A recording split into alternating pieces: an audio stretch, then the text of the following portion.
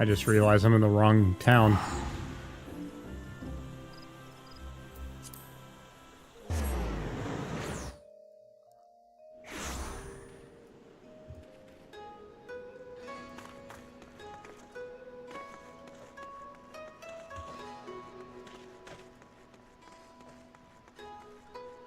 Actually, it's going to be a bit before we do the quest because the stream just started and I've got ads playing on Twitch now.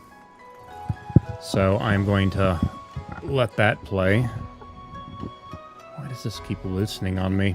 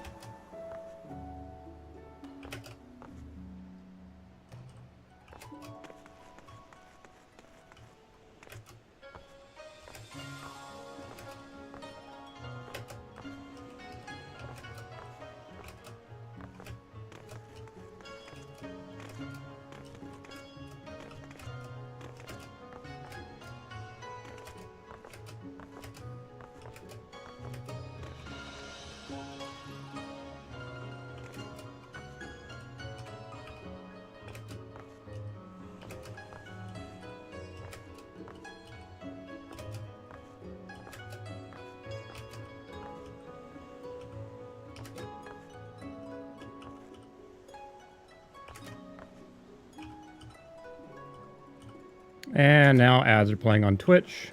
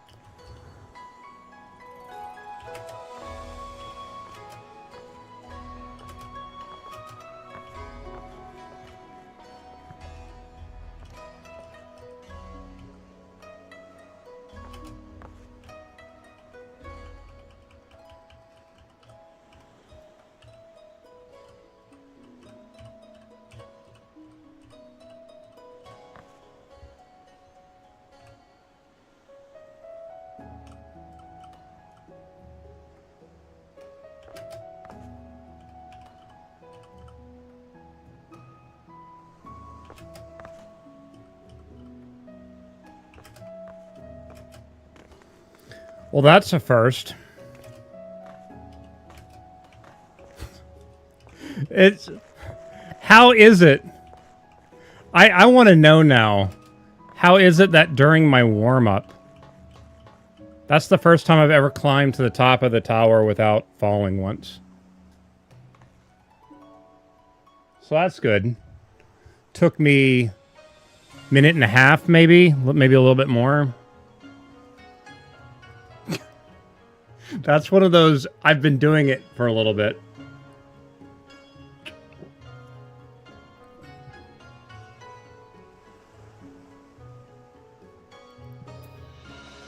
Still have about a minute left on the ads before that's ready to go, but yeah.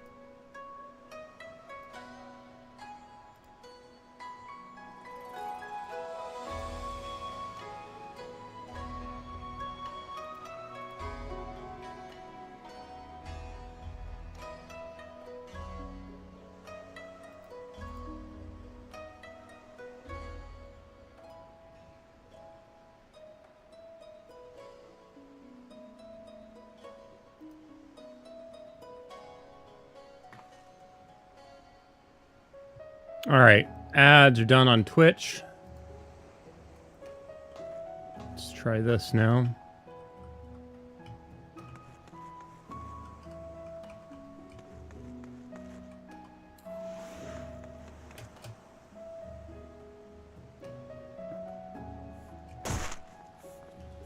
Ow. All right.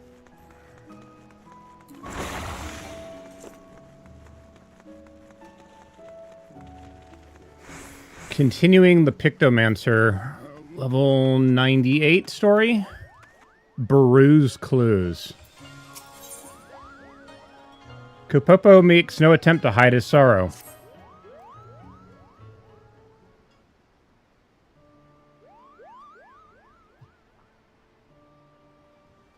Oh, it's you, Kupo. What is it? I wanted to see how you were faring.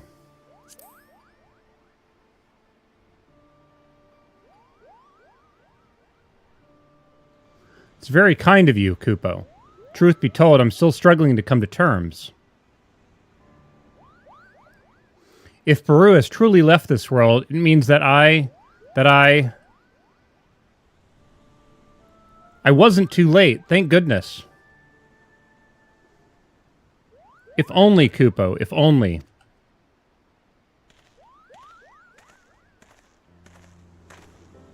Oh, it's you, Mr. Art Dealer. What brings you back to us?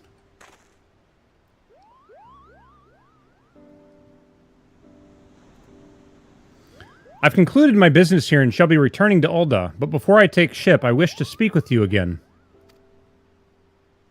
'Tis plain your friend's fate weighs heavily on your mind.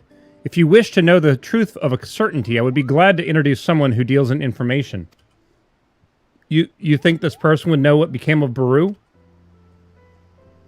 Oh yes, this man would make it his business to know everyone else is in Ulda. At the very least, he should be able to tell you if your friend yet lives. He also happens to owe me a favor. I shall personally ask him to assist you. Once you arrive in Ulda, head to Emerald Avenue and look for a bespectacled man with a self-satisfied grin. That'll be him.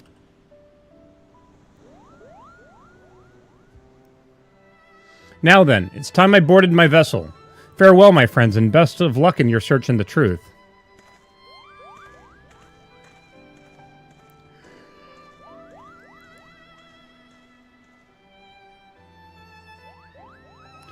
I want to know Zali, desperately, but at the same time I'm so scared, Kupo.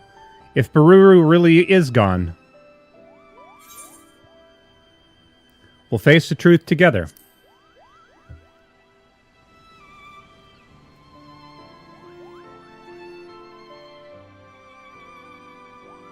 Shining the light of hope for me, are you? You've grown so much as a Pictomancer, thank you.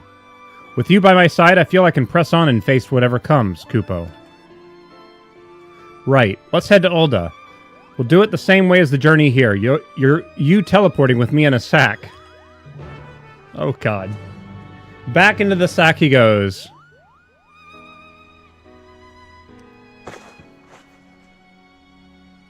You're now carrying a Kupo-sized sack. It would be prudent to handle your burden with the utmost care until such time as you reach Ulda. It's like, let's go and do a savage. Yeah, right. Alright. Ulda.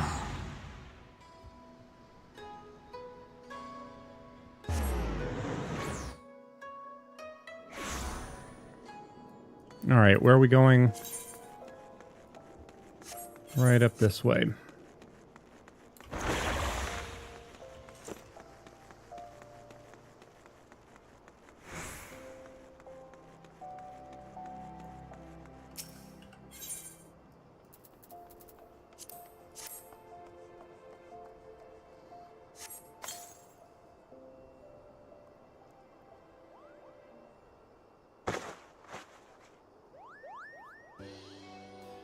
Ooh, that was a lovely little nap, and just like that, we've arrived. The towering cityscape, the dry desert air mingling with the scent of Gil. There's no mistaking Ulda. Now then, we should find the fellow who deals with information, Kupo.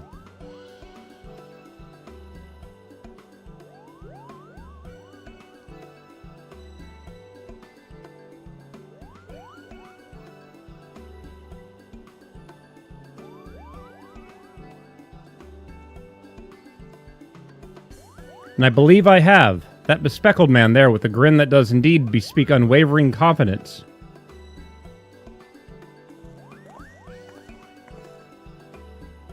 Well, well, if it ain't the pair of the art dealer called about. You could tell who we are just like that? You really do know things, Kupo. Aye, well that's true enough. To be fair, I do have to be blind as a bat to miss a Moogle traveling with the savior of the bleeding realm and then some.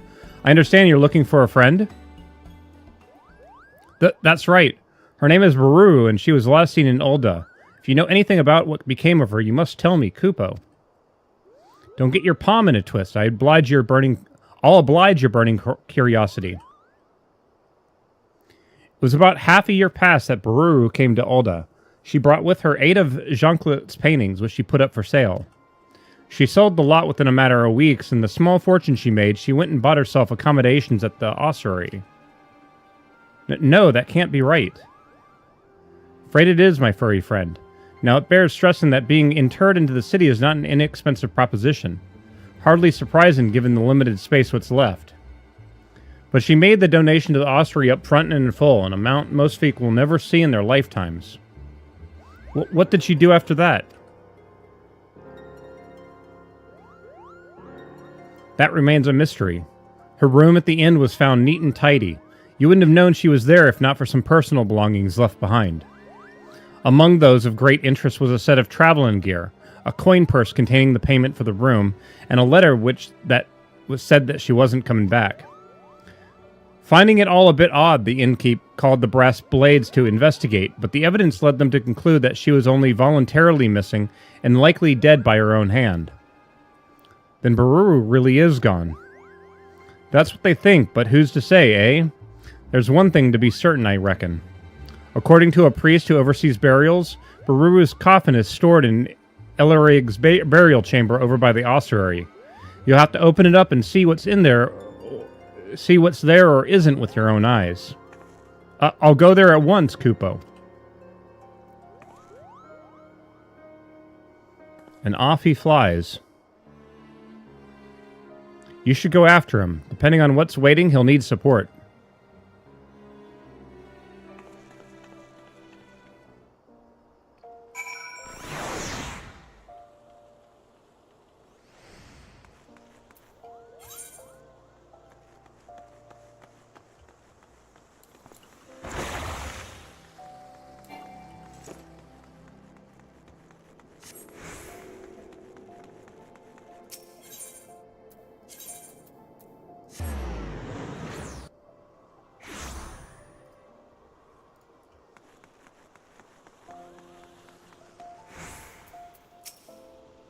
I beg you, Kupo, it would only be a little peek. That does not make it any less of an act of defilement. We cannot allow you to disturb the dead. Zali, this priest says we can't check Baruru's coffin. Please explain the situation to him.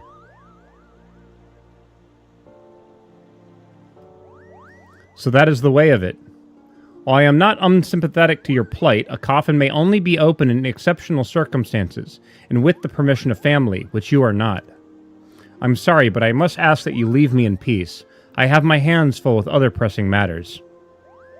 Oh, and what matters might those be, if I may ask? In order to address the shortage of burial space in the city, works have been underway to expand Ellerig's burial chamber downwards. Alas, the excavators inadvertently unleashed a horde of zombies from an unmapped ruin, and it's fallen to me to deal with them. Oh ho, this sounds like another opportunity for Zali to put her pictomancy to work. Pictomancy? You mean the art created by the fable Archon Realm who'd roamed the land lending aid to those in need? None other, Kupo. The matter of the tomb can wait. Let's tend to these zombies first. Why, I would be most grateful. The zombies have taken to prowling the Sideran excavation site in central Thanalan. Please see that those tormented souls finally know rest.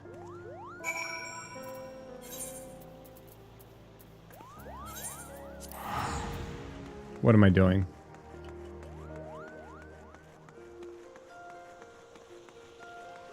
That's the gate of the Sultana. Which one was the north one? Nulled, I hope? Yeah, nulled.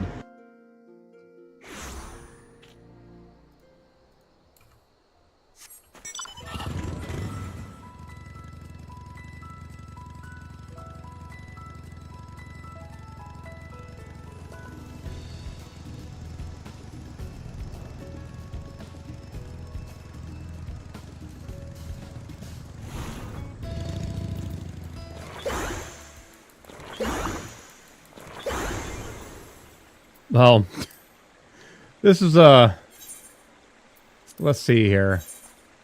It's a level 88 quest. I'm level 93. Yeah, this is going to be quick, I think.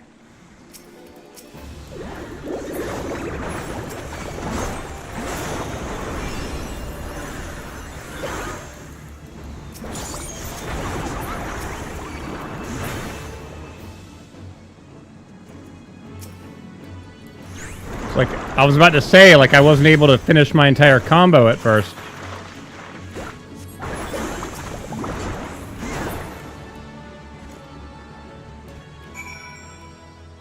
Still didn't even finish my opening combo. Dang, okay.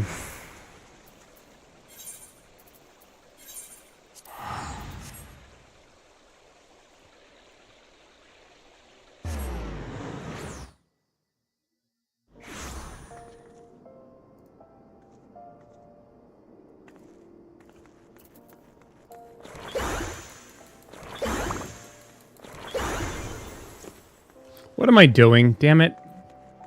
Need to teleport to the thing. Instead of walking all the way through town. It's a lot easier to do that. I am at 167 tomes. I think I need 1,000 right now. The zombies have been dealt with. Wonderful. You have my heartfelt thanks, good Pictomancer. While you were away, I spoke further with Kapupo about his relationship with Mistress Baruru. I understand now that they were a family to one another. In light of this, and also in recognition of your service, I will allow you to examine her coffin, if you would follow me. Now, given that this isn't the level 90 quest, there's got to be one more quest. So, this is either a closure of identifying that it is them or not, or...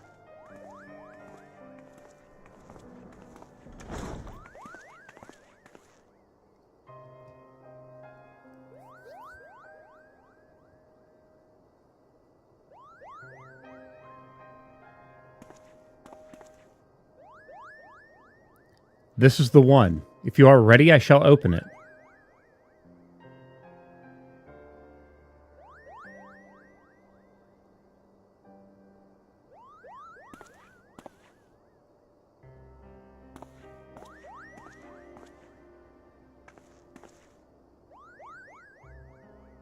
Very well.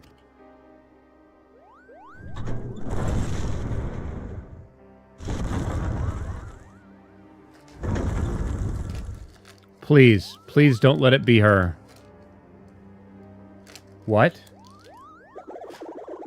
What is this, Kupo?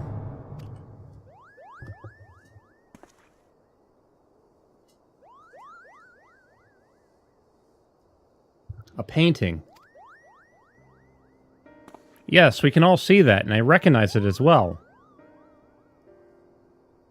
This is Jacqueliette's final work, the Imperial Palace. Why was this painting in the casket? If Baruru isn't here, then where could she possibly be? I'm afraid no one in the Order knows where she has gone.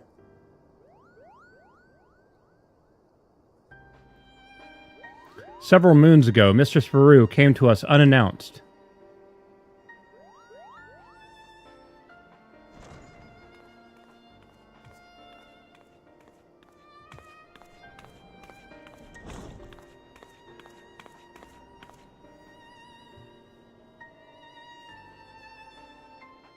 Pardon me, is anyone there? Greetings, my child. Are you come to pay your respects? No. I was told I could purchase a tomb here. Ahem. Tombs are bestowed upon pious souls who make donation, yes. Water sucks. It really, really sucks. And Dietrich, hope you're doing well today. Good morning. Ahem. Tombs are bestowed upon pious souls that make a donation, yes. Oh, I see. In that case, I wish to make a donation. My master's paintings fetched a high price, so I believe I have sufficient funds.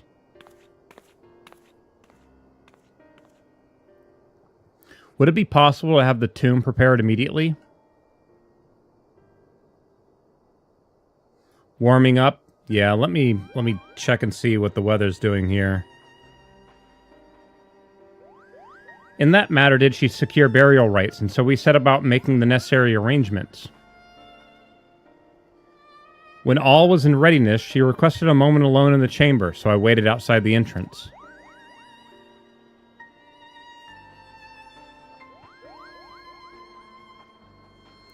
When she did not emerge after a time, I went back in to check on her, only to find that she was gone.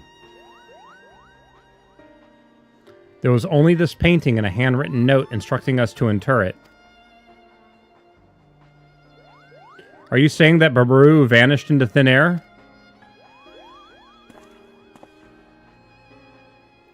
So far as I could tell. As you can see, there is only one entrance to this chamber. I organized a large-scale search, thinking she might have wandered into the lower levels, or even those under the excavation, yet we still found nothing. At length, the search was called off, and without answers, what else could I do but fulfill her final wish? I placed the painting within the coffin, where it has remained ever since. Curiouser and curiouser, Kupo. And that is everything I know. I am sorry I could not tell you more. Now, if you would excuse me, I must return to my duties. Yes, of course.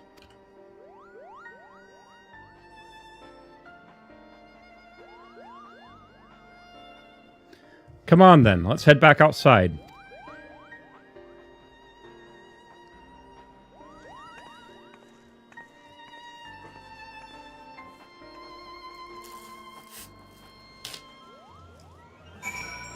Bear with me one moment, guys.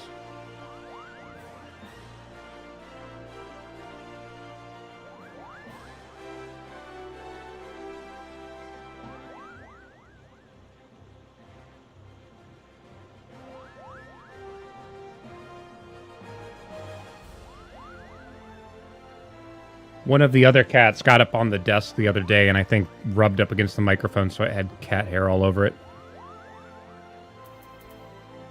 Alright. Interring Jacquelette's painting and vanishing without a trace, I'm not sure what to make of Baruru's actions, Kupo. What about you, Zali? Do you have any thoughts?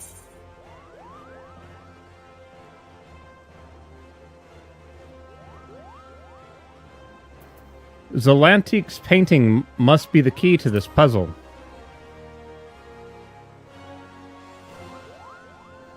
I hope so, Kupo, because if the painting can't help us find answers, then I have no idea where we go from here. I suppose it's back to the search. I'm going to take some time to ponder things and see if I can't think of other leads to pursue. Meanwhile, please continue to train. Think colorful thoughts, keep your brush arms supple, and come and find me when you feel your artist aura has grown further, Kupo.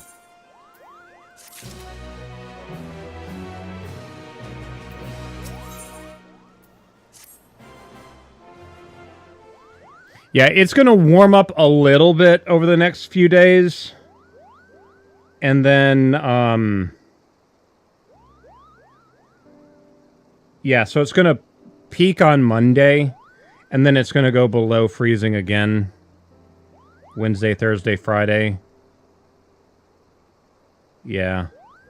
I don't know. It always... Let's see.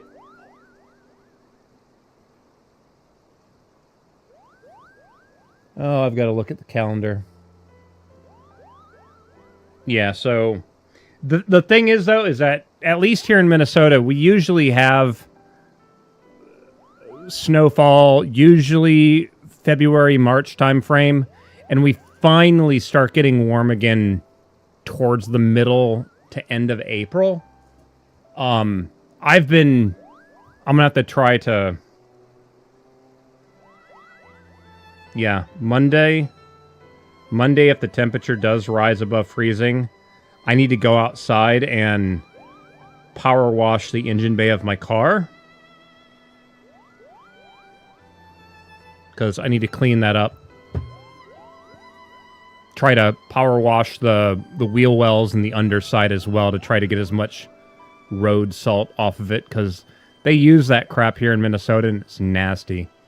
Like Utah, they let the snow fall and then scraped it off. That was it, right? But in Minnesota, they put down like this salt crap. It's super corrosive. So like whenever I can, I try to go to the car wash. They've got a thing that sprays water straight up from the bottom, and you drive over that really slowly as you get into the thing. But I've got an actual pressure washer attachment that lets me just go to town and clean everything on the underside. When it gets into actual springtime, I tend to pull my car out, jack it up, put it on jack stands, take all 4 tires off, and completely clean the undercarriage. Like, lift it up as high as I can and just really get it really clean. Get all that corrosive crap off. One of the things I want to do is the pinch welds on the bottom of the car are showing the hints of rust. So I need to grind those until it's all down to bare metal and re-weld the entire seam weld. I've got a MIG welder, and I'll just go to town doing that one day. And once I get that all completely cleaned off, repaint it again, make sure it's really thick to make sure that water and gunk is not getting in there. I mean, my car is an 87. I want it to continue to last. Like, I don't drive the car every day, and there are cars that were made like in 2020 that are around town that the fenders are completely rotted out because of all the rust. Like, it's horrible. Well, my car, because I clean it regularly, yeah. Vera, I hope you're doing well today. Wyzali, I can tell you've been applying yourself to your training. Ah, yes, the enigmatic aura of an accomplished artist is unmistakable. I'm put in mind of Jean-Philippe as he was in his prime, Kupo. It's a whole 2 a.m. Day is just beginning. Now then, imagine a great big canvas that has yet to receive even a single drop of paint. That, unfortunately, is the state of my search for Baruru. I can't find any new clues as to her whereabouts, and I'm at a loss as what to do next. You're going to bed? My sleep schedule has been absolutely screwed the last several weeks. I think I ended up going to sleep 2 or 3 p.m. yesterday, and I woke up at around 11 my time central. So I've been up for a little bit. I've been doing, like, I got some food, and I've been doing laundry and stuff like that, but then I'm just like, it's time to stream. I have a job. I retired in 2013, dude. So I am at home, and this is what I do. So that is one of the reasons why my sleep schedule is just so screwed up. One of the other reasons why I'm awake now is I have a medical appointment today, and at around 8 a.m. I'm going to get an alarm going off, and then I need to end the stream and, you know, go and take a shower and get ready for that kind of stuff. So Dittrick, yeah, I've also got a car wash near me that has those sprayers that you drive over them. They're spraying straight up.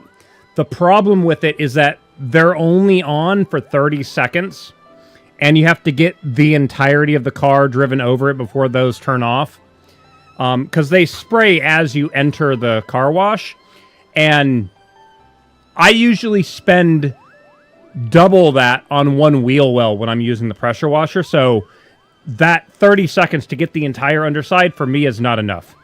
I've got a pressure washer with that special attachment on the front that spins that thing in a cone that just, it takes everything off. I need to get some copper tubing and plumb hot and cold water into my garage, because in the garage, I could run that during the winter time, and I could clean the bottom of the car during the winter, and it would just drain into the drain in the center of the garage or something. And then that way, during the winter, I could keep the crap off of stuff. And I could run hot water through it, which would, oh my god, that would cut through grease so much. Yeah, the problem is that, like, where I am, the car washes, they have garage doors on either side, so you pull in and it shuts, because otherwise, like, the car wash has to be heated, because it gets so cold here. I think we had,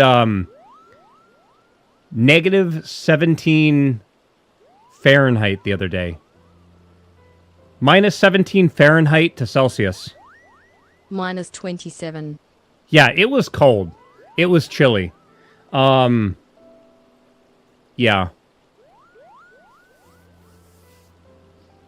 Yeah, it was a little bit cold the other day.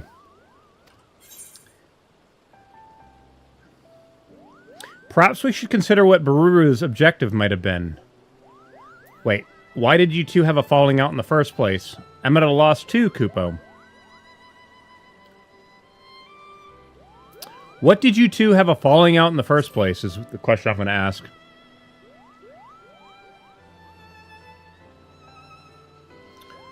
I was reluctant to disclose the events of that fateful day, but perhaps I should have.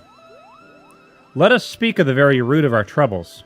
The argument that led Baruru and I going our separate ways. On that day, the two of us returned to Limsa Lominsa after a journey. The first without Jalanik's company. Old age and long years on the road have taken their toll, and we made the decision difficult to leave him in the care of a sanatorium. With a smile on his face as he lay abled, he had wished us well on our coming adventure, and reminded Baru that she mustn't...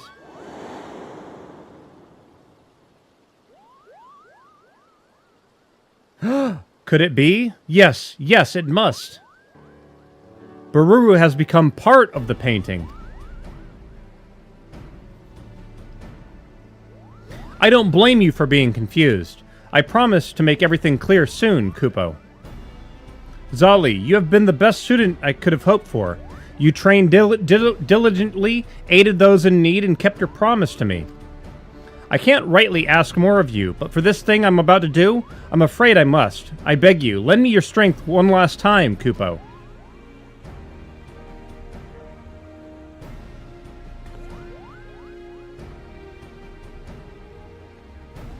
Pigeon, good morning. Hope you're doing well.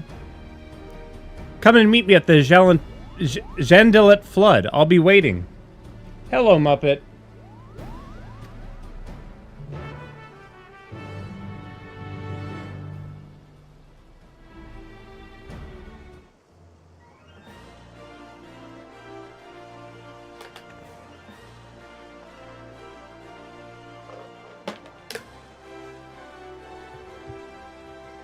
All right. Somewhere only she knows. Black Shroud. Yep, it's about 3 a.m. where I am as well. I do not maintain a very good sleep schedule at all.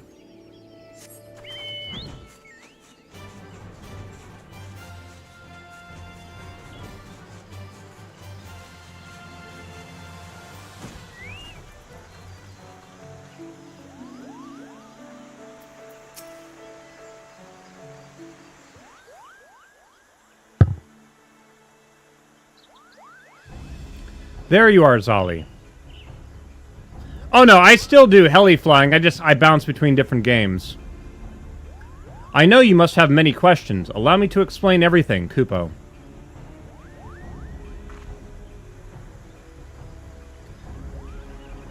It took a few pretty pleases, but I convinced the Ossusary priest to let us borrow the painting. Baruru inherited it and other works from Jacques Lanick after he passed away.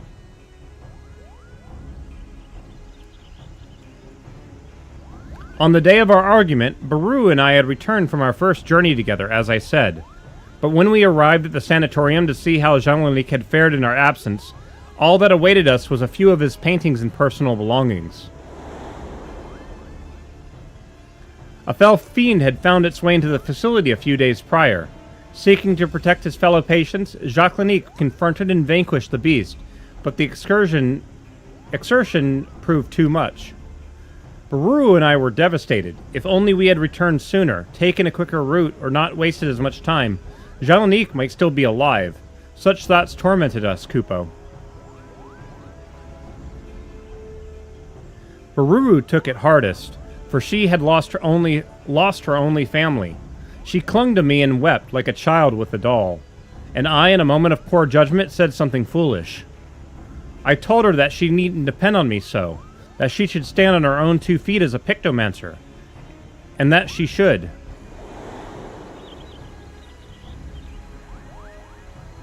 She shoved me away in anger. One unkind word led to another. We shouted at each other till our throats were hoarse. When there was nothing left to say, she stormed off alone, cradling Jacquelette's paintings in her arms.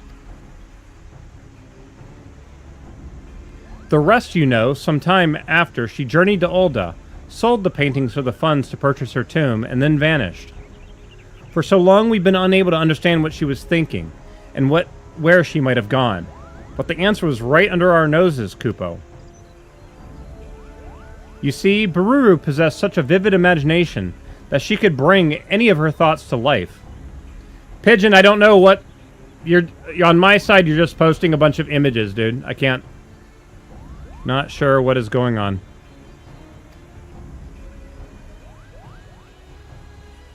But in her grief, she did just that. She made herself one with this painting.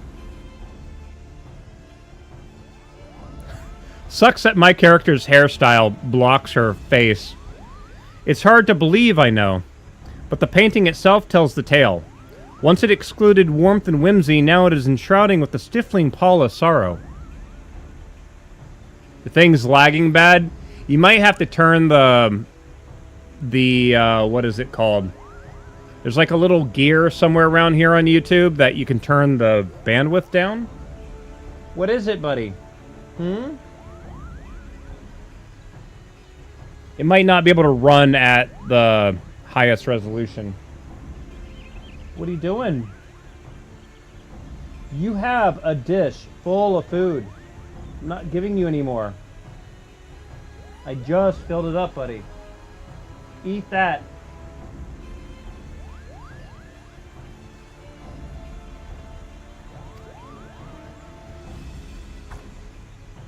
And this brings me to my request. Using my own magics, I want to enter the painting and save Baruru, but I don't know if I can do it alone. Can I rely upon your aid, Zali? Your dog will eat the cat? Your dog would be absolutely messed up by... This cat is aggressive as shit around other animals. What is it, buddy? Huh? She's got knives on all of her paws. She will rip you up. I'm in your debt. Be warned. The painting will be in a world where one's imagination is made manifest. That's to say, anything can happen, so see to it that you're fully prepared. One of my neighbors has a Great Dane. That Great Dane's scared of this. My other neighbor has a pit bull and a boxer. Both those dogs are scared of that cat.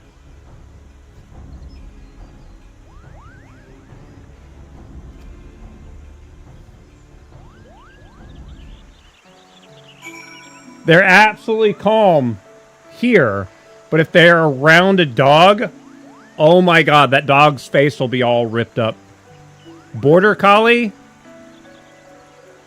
I think a Border Collie would be a little bit more calmer around cats, to be honest, but I don't know.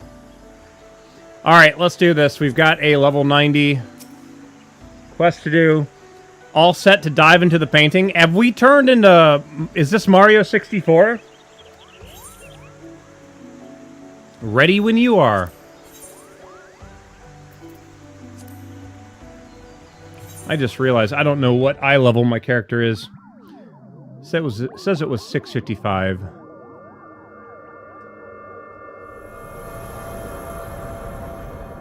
What are you doing, Muppet?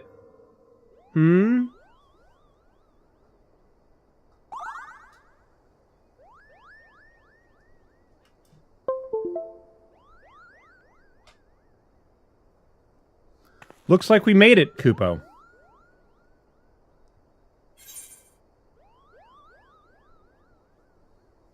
The Grand Cosmos, but how?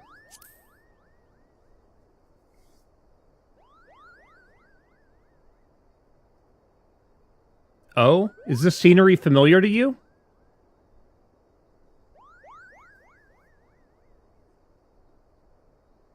You've been to such a place in another world? The mere thought of it boggles the mind, Kupo.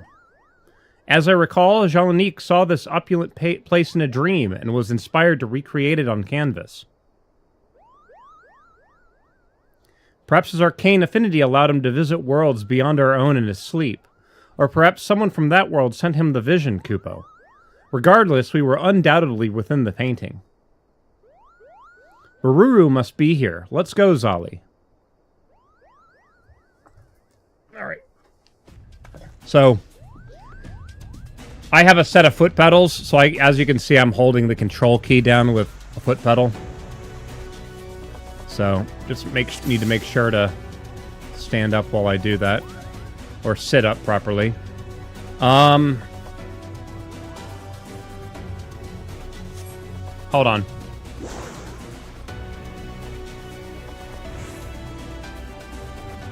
There it goes. Okay.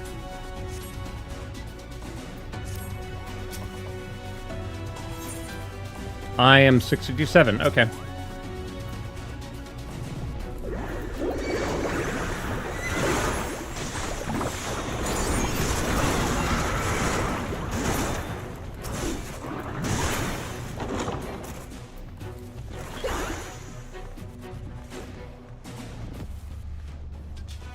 Oh, I think I'm way overpowered for this place. Holy shit, that's a big griffin.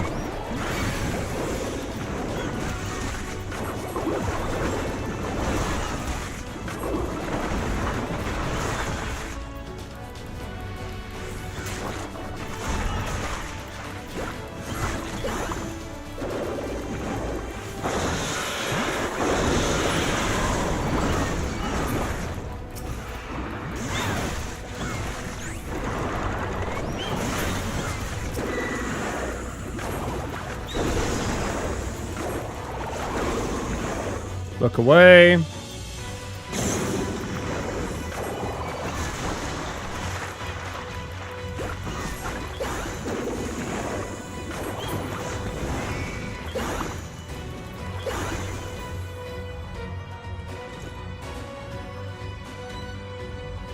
It's kind of neat how they're using old dungeons for these places.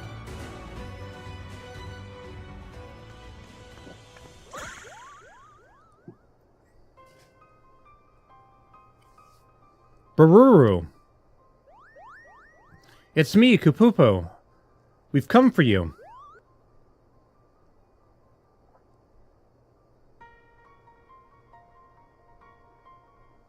You've come for me? No one would do that. No one. Master Jean-Lanique is gone because of me. Because I was too late. You mustn't say that, Bururu. You're not to blame. Even Kupupo has abandoned me, my only friend. That isn't true. I'll always be your friend, no matter what. Please, Bururu, please come back to me.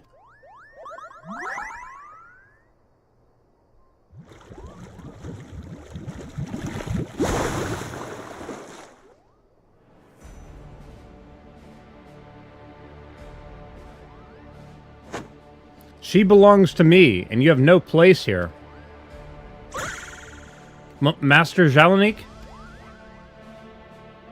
No, you're just a shade born of the imagination. That you should call me a shade, Kupupo. Such insolence cannot be borne.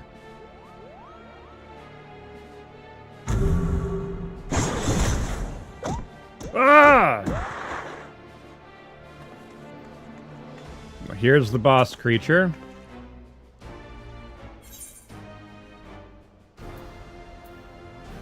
The real Jean-Lanique would never harm Kupupo.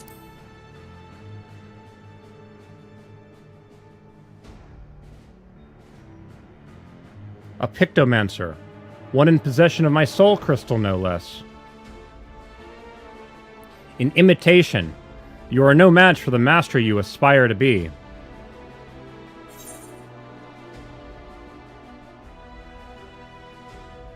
My imagination is my own, and it's more than a match for yours.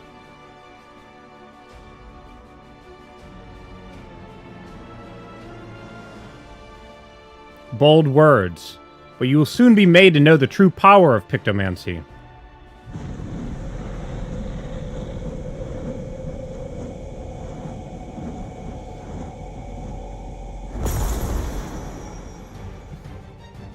Oh, dang.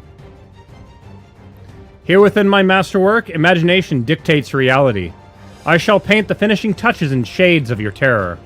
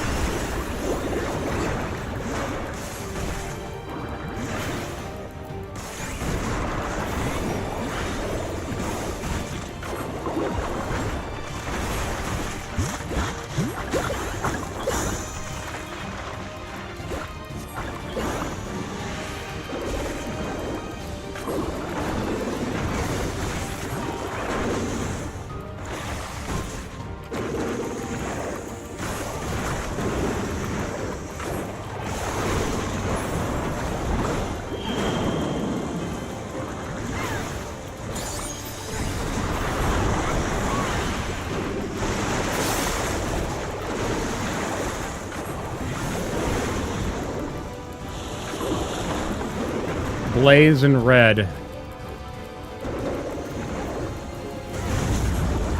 Ow. Okay, so blaze in red is when I need to use my shield. I'm probably going to end up failing this.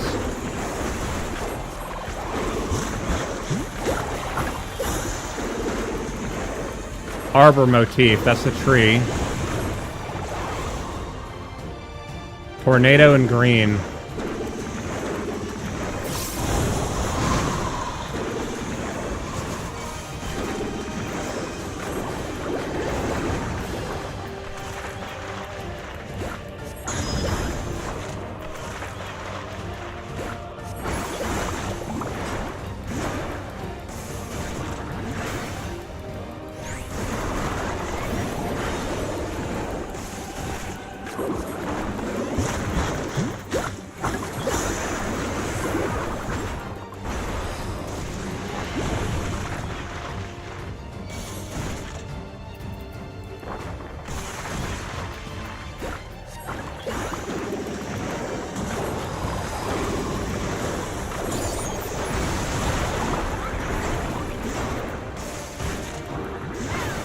There we go.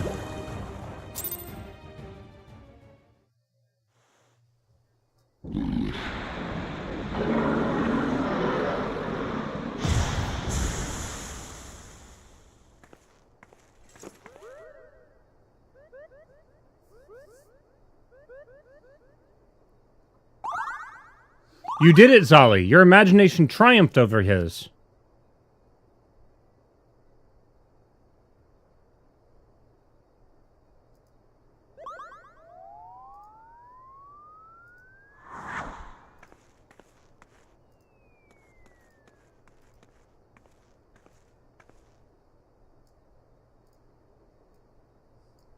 Baruru, wake up, Baruru.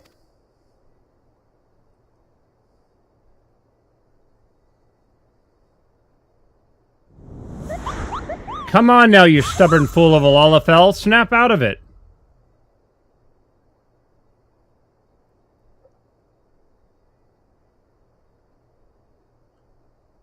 Kapupo, what are you doing here? We came to bring you back, Kupo. We've been looking all over for you.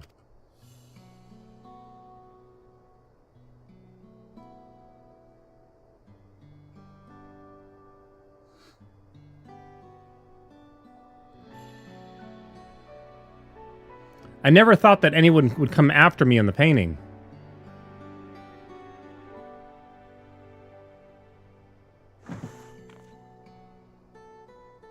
Zali, was it? Thank you for accompanying Kapupo on his journey. It's a Pictomancer's duty to help others.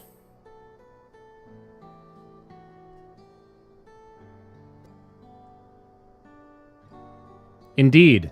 Master Jalanik taught me that the very same, and I strove to live up to our duty.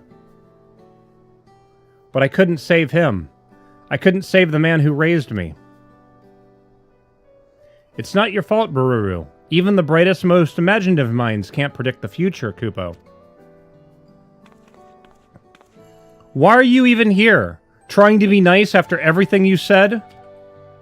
My best friend, and you abandoned me when I needed you. Told me to make my own way. You know why I said what I said, Kupo. I'm not real.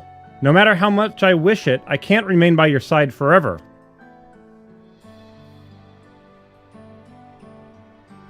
Like the Jalanik that was defeated, I'm a product of Pictomancy. Your imaginary friend and nothing more.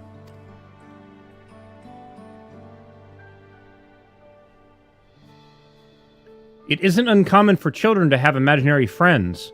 They create us in their minds to help cope with their struggles. But children grow up, and when they do, we disappear, Kupo. You don't have to disappear, though. I painted you into being, my very first creation. Just like I painted Master Jalanik so I could fix my mistake, and so I wouldn't be alone.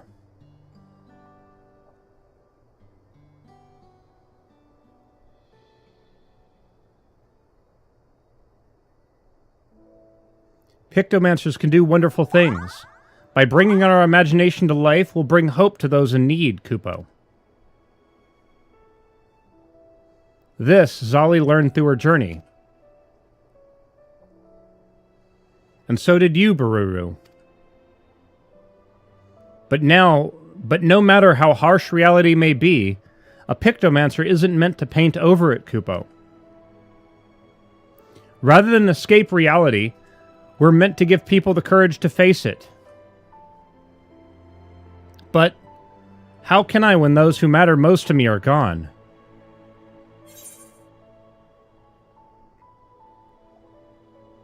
If you carry on for them, they'll always be with you.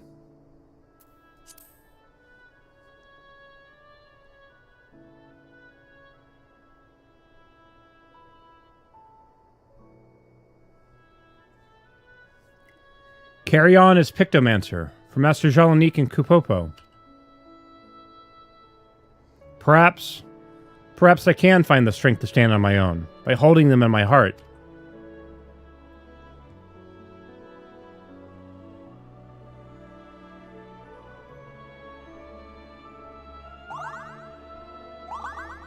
You will, Kupo. You absolutely will, and you'll be just fine.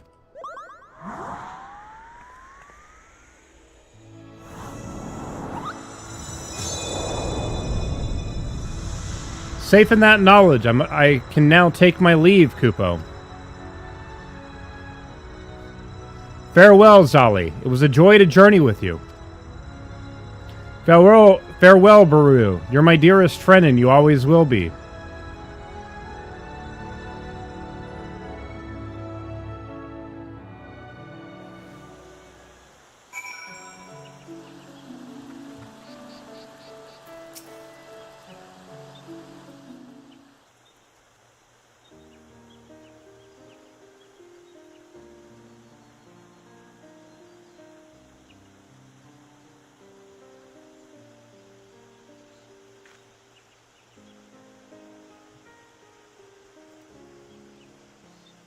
Zali?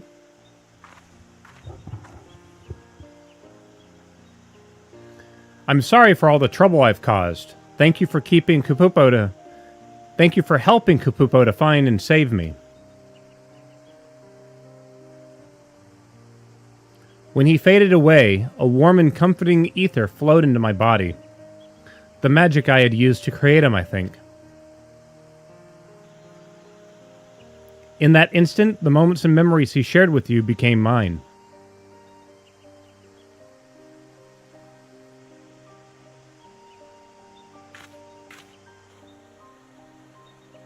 The shade of the shroud, the chill of the Catharthus, the brilliance of Kagone, the two of you have traveled far.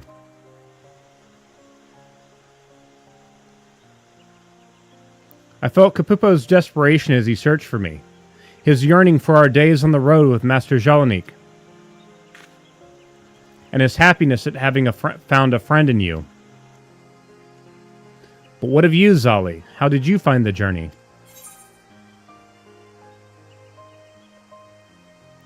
Kapupo was a wonderful travel companion.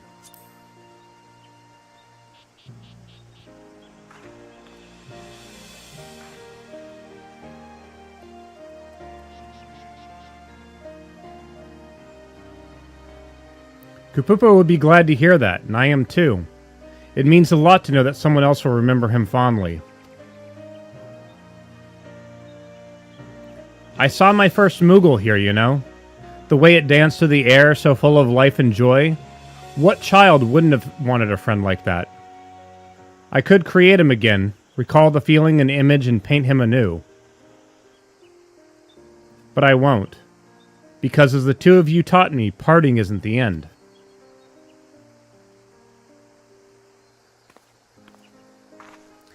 Thank you, Zali, for everything you've done for Kapupo and me. From here, I will set out on another journey as a Pictomancer. Wherever I go, I vow to paint a path of hope as Master Jalanik once did. And just as you continue to do, I'm sure.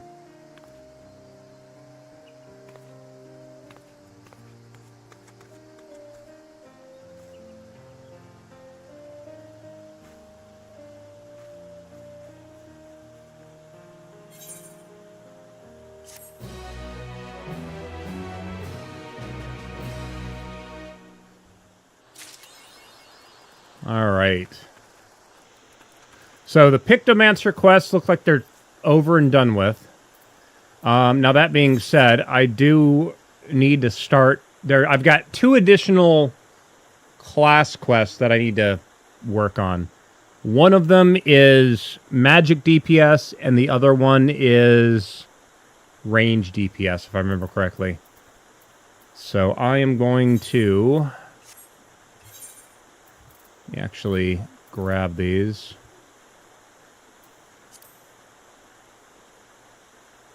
Not that.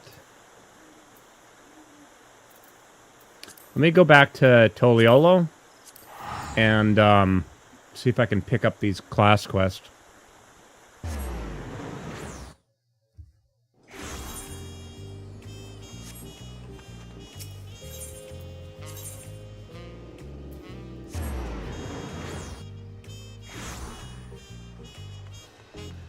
And the reason why I'm doing the class quest now is I had already done the tank, healer, and melee class quest. We did those on stream.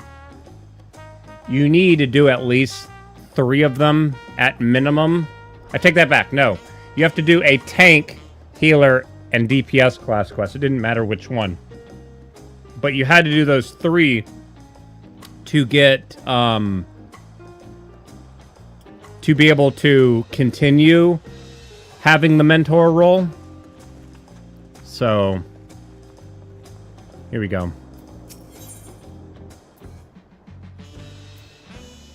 Toshu seeks an adventure with a pennant for the magical. Oh, hello. Did Baruch Evu send you to help recover our stolen treasure? Thank the heavens, and judging by your accoutrements, you've learned in the arcane arts, yes? If so, we've need of your power and wisdom.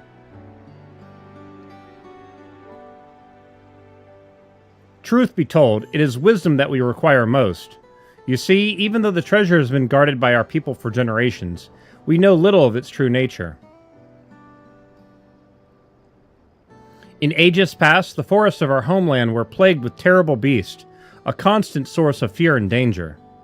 To combat this menace, our mages spent many moons researching the treasure, known as the Perch of the Apex. Upon unlocking its secrets, they were able to drive the monsters from the woods, bringing peace at last. With the threat all but eradicated, our forebears forbade any further use of the treasure and enshrined it within the village.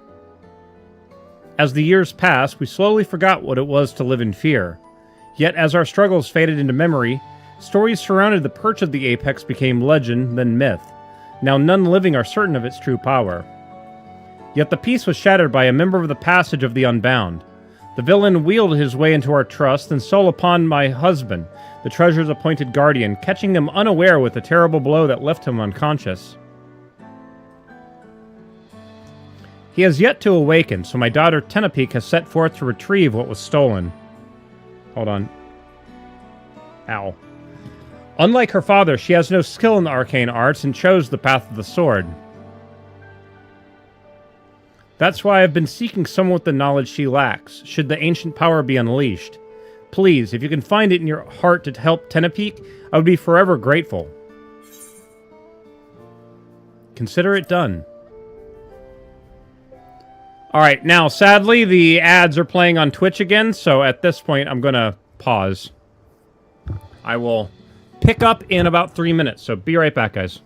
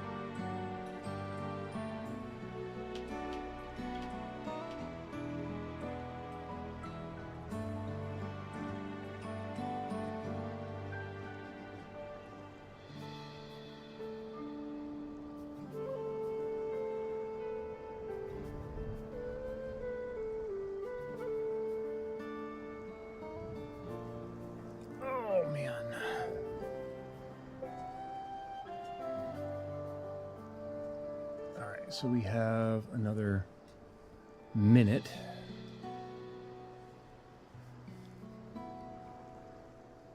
I'm actually going to change this alert.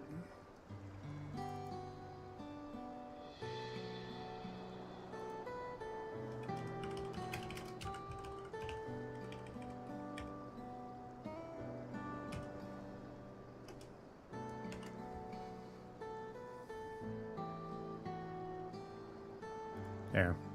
Change it a little bit so those on YouTube know what it is.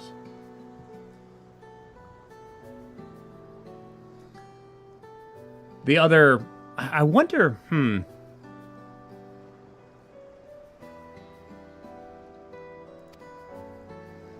Oh shit, I pushed the button. Damn it. Hold on.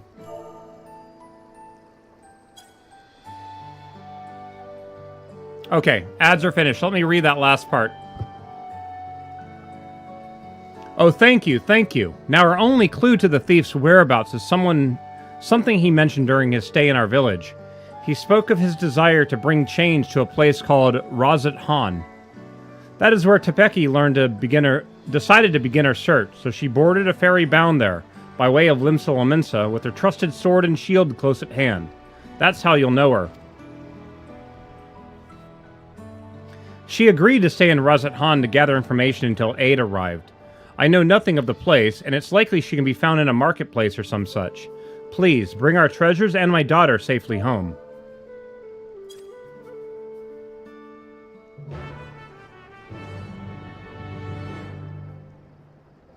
Makes me wonder if I can go through my live video after the fact and edit out those 3-minute ad breaks so people aren't having to wait through it if they want to watch it. Maybe. Let me check something.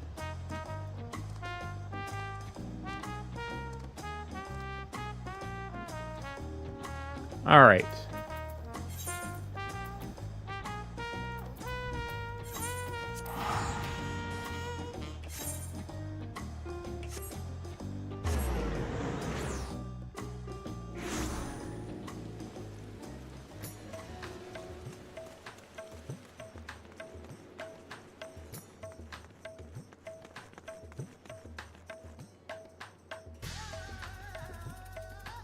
Wait a minute. Hold on.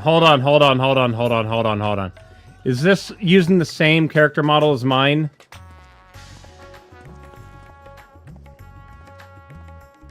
No. I've got a mooncat. Mooncats have round irises and fangs. Suncats have the cat style eyes, but they don't have fangs. So, slightly different. Same hairstyle. Almost black. So, slightly different.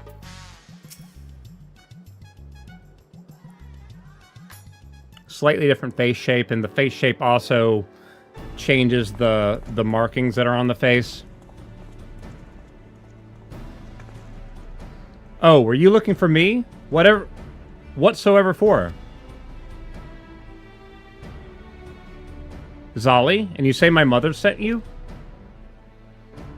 I take it she's already explained the details, such as how we know next to nothing of the treasure and its capabilities.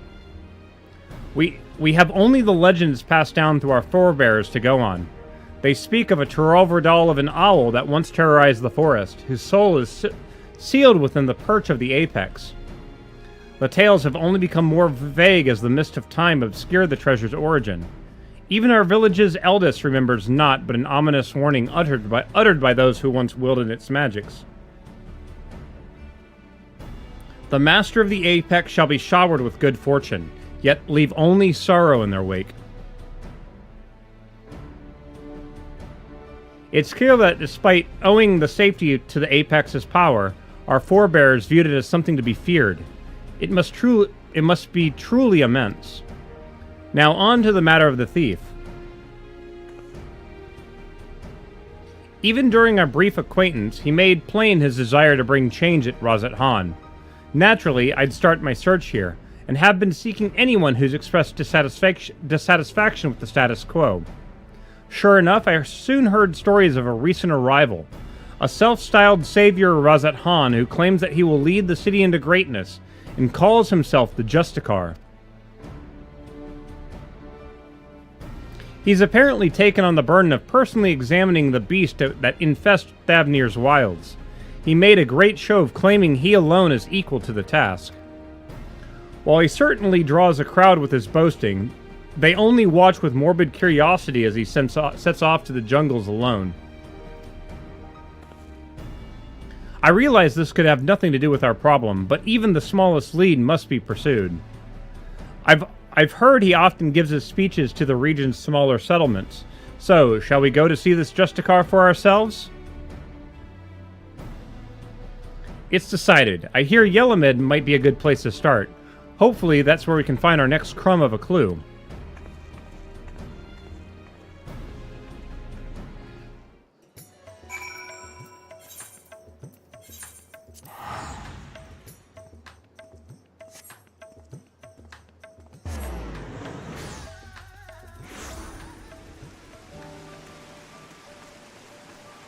I swear, it's always raining when I come to this area. Zolly, we're in luck. The boy saw the very man we seek.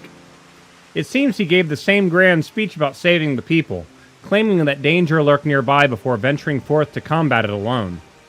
Yet the radiant host could not well stand idle if there truly was beast afoot, so one of them followed him. All we need to do is pick up their trail.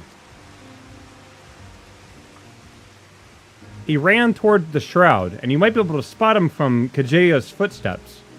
You can see the whole forest from there. Thanks, you've been very helpful. So Zolly, let's head there and see what we can see. I do have to say, The paintbrush, having that bit of shine on it, does make the paintbrush look a lot better. It should look wet all the time, personally, but that's just me.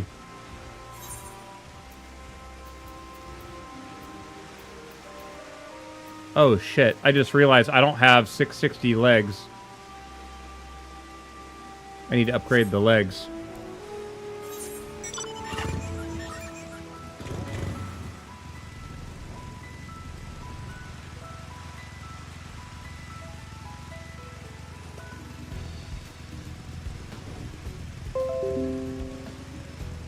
What the hell? Hold on. Why is my computer saying it needs to update? Why is...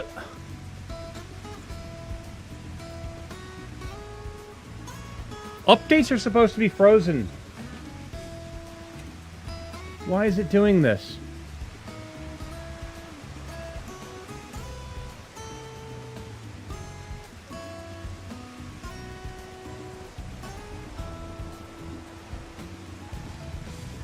That's annoying.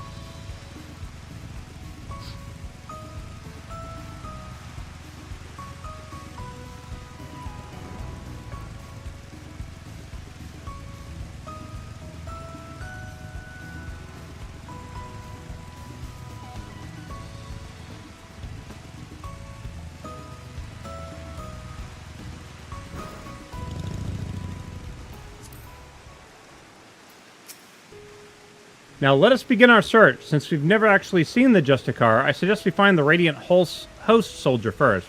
They do all wear similar armor after all. Search your surroundings for the Radiant. You may move the camera as well as zoom in and out. Target the soldier and inspect him with the left mouse button. Alright.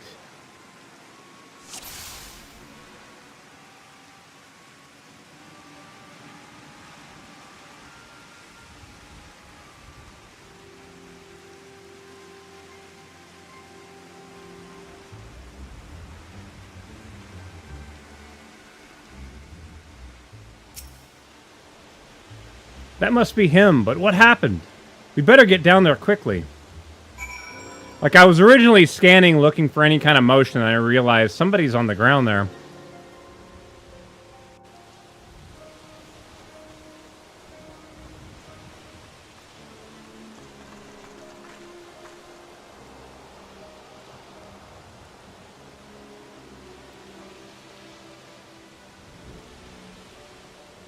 Not to worry, Zali. He's unconscious, but otherwise appears unharmed.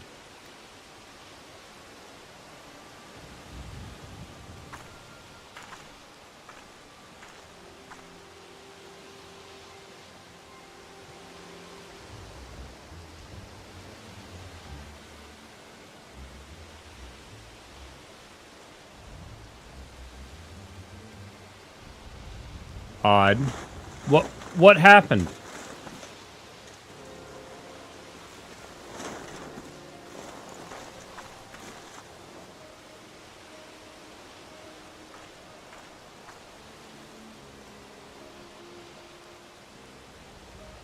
We heard you came in pursuit of the Justicar. Do you remember anything? Yes, I eventually found him. He was confronting that fiend that now lies dead. The Aura scales look so much better since the Dawn Trail update.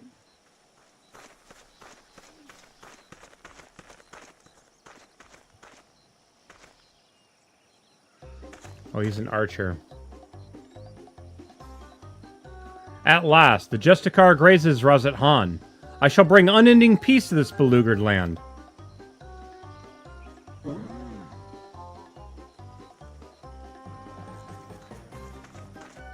You are brave to follow in my path. Few indeed possess the mettle to even consider the terrors that threaten our home, let alone stand against them.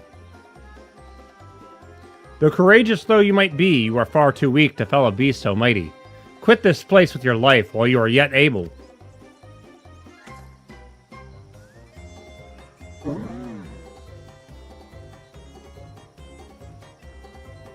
I am of the Radiant host. If I ran from such meager prey, I would become a laughingstock. How bold to look death in the eye without flinching. I doubt not your conviction to hold RYZEN, yet I believe it pales before mine.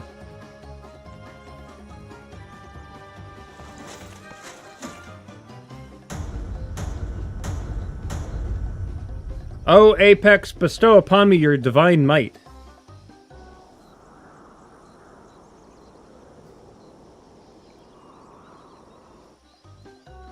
They really need a cricket sound. Do you not heed my call? I require your power more than ever. Is something supposed to happen? Why? Am I yet unworthy? Or mayhap there is a button I must press.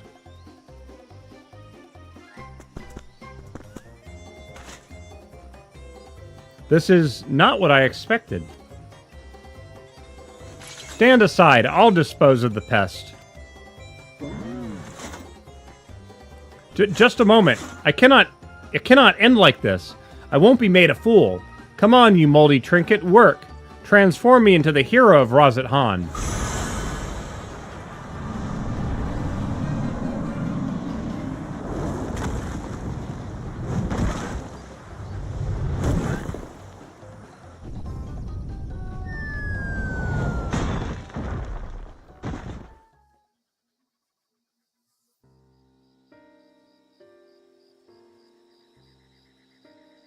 I just realized this is an aura without the eye lenticular rings, too.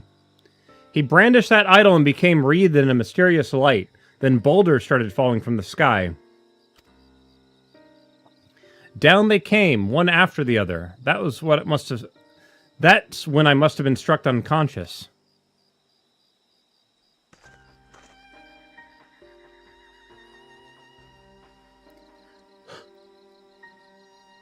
I recall only faintly, but I think I heard the man mumbling, quite excitedly, as if he had come upon a sudden revelation, as if he was overtaken by madness.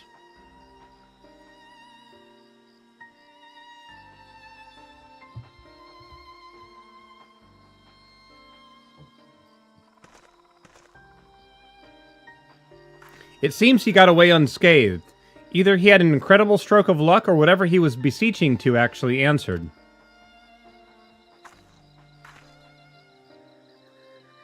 Then it's as I suspected.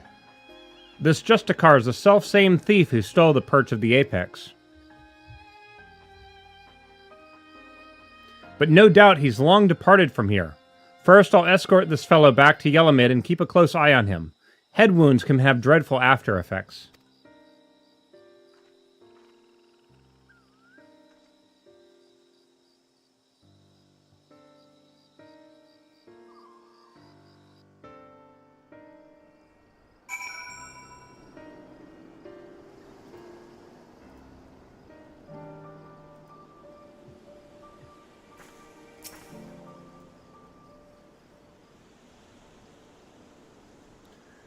The soldier made his way to RYZEN to make a formal report, and what an odd report it will be.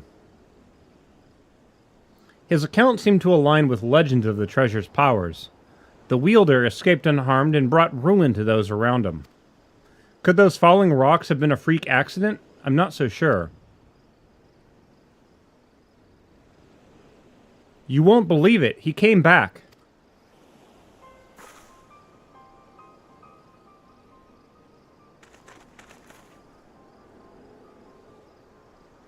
Who came back? The Justicar?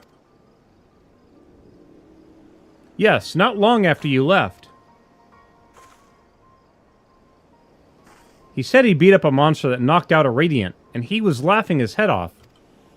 Did he really do that? Is he really stronger than the Radiant?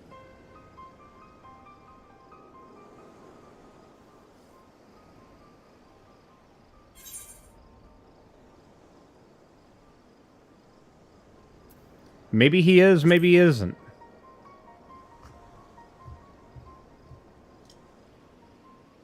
Well, my mate can't stop talking about him. He wants to be just like the Justicar. His mom and dad aren't happy about that, though. I'd advise you and your friend to look for a different role model, but we thank you for telling us what happened. Bear with me one moment, guys. I do need to check something here.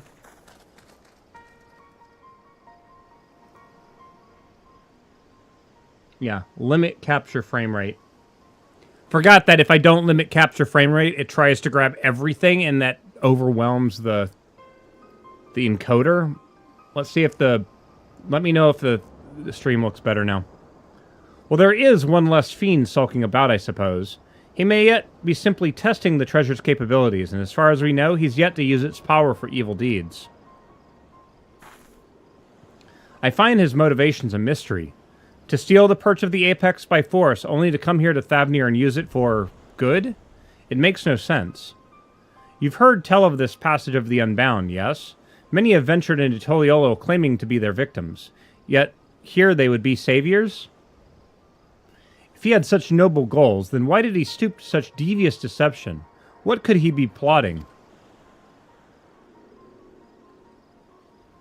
But that's neither here nor there. He stole from my people, and that misdeed cannot be forgiven. The perch of the apex help us win peace.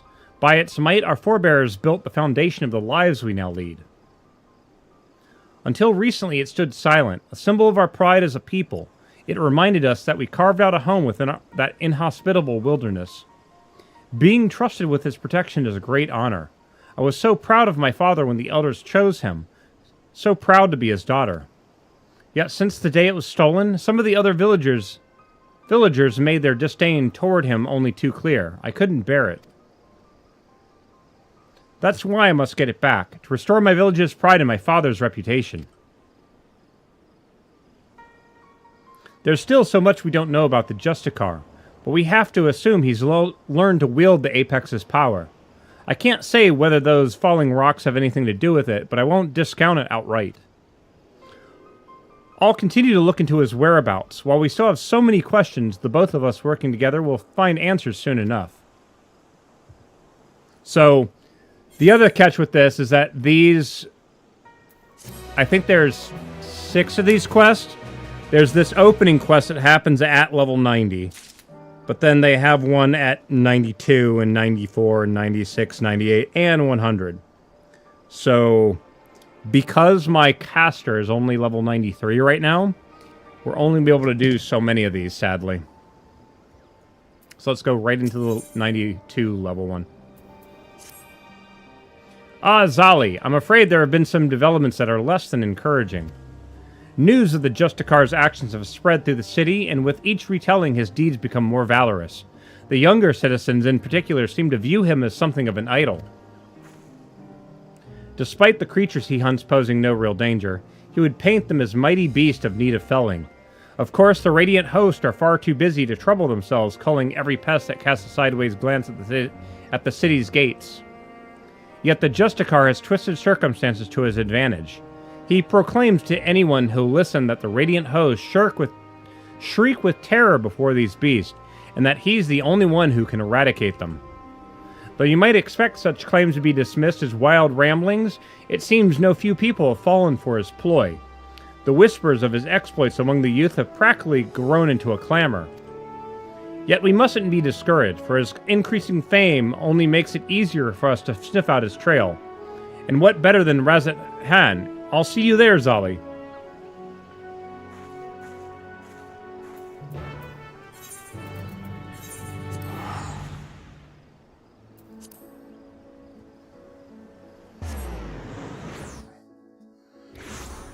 Bear with me a moment, guys. I swear this chair had an adjustment that... Let me sit it up. There it goes. Okay. I feel like I'm slouching way too much right now.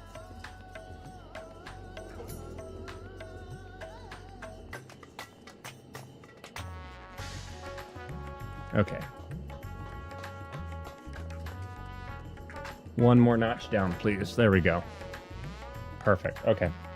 Yeah, it's got like this adjustable slider on the side that lets it only go so far back before it stops, and I'm like, feel like I'm super reclining in it. Felt really weird.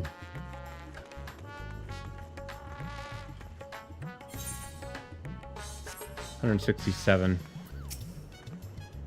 Given how large the city is, let's split up to cover more ground. I already have a destination in mind, the High Crucible. I hear the alchemist that can concoct all manner of tinctures and powders, including those which help in detecting traces of energies left behind by magics and enchanted tools. Fallen rocks have invariably marked locations where the Justicar has performed one of his feats, and I believe an alchemical mixture can help us determine if their presence is the work of the treasure. I'm hardly an expert in such concoctions though, so I'll seek advice at the High Crucible. While I'm doing that, I would ask that you go to the Hall of the Radiant Host and see if they have any new information on the Justicar's whereabouts.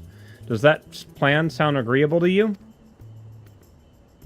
Great. Now that we both have our tasks, let's get to them. I'll meet you back here once my business is done.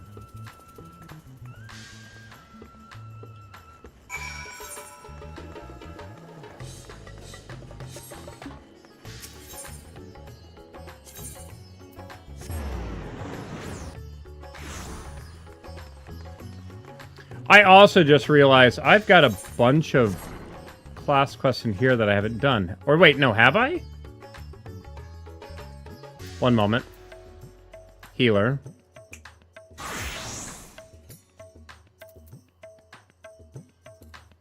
Tank. Have I really completed all of those? I must have. Range DPS. Melee. I guess so. Shit. I didn't realize I had completed all those. And back to Victim Answer.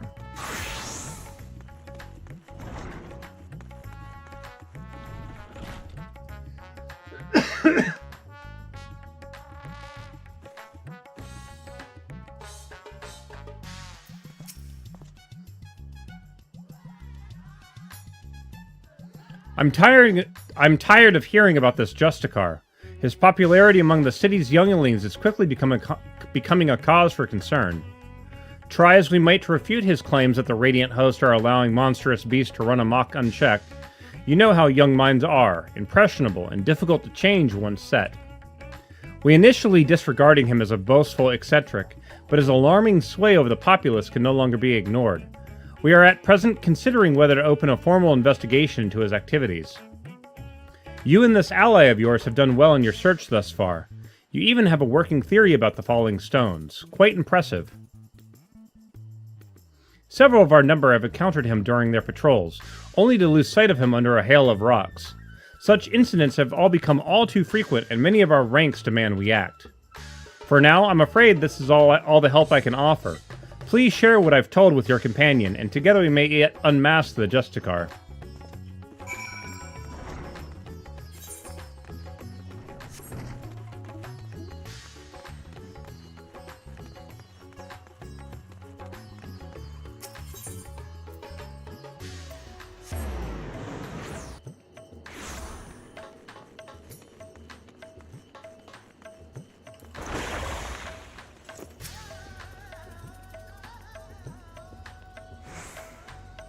It's heartening to know that the Radiant Host are taking this seriously.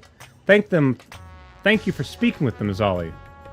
I have good tidings as well. I explained the situation to the alchemist, and they have provided a powder that should help detect traces of magic in the surrounding environment. I say help because the powder reacts only faintly on its own. To function properly, it requires the skills of one practiced in the arcane arts. Luckily, I have you. I've committed the locations of all sightings to the Justicar to memory, and its closest to us was at the perfumed Rise. Let's hope this powder works as intended.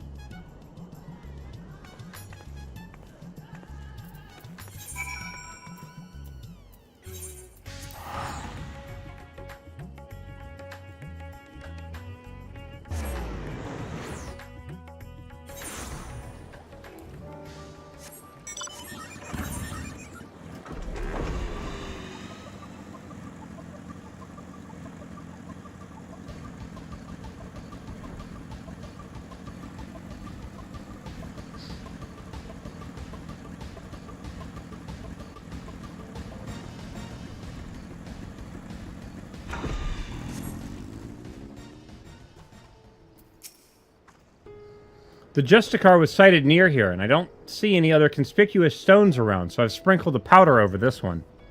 Now, concentrate your focus or inner eye, or whatever it is that's the locus of your power, and see if you can't detect any unnatural forces.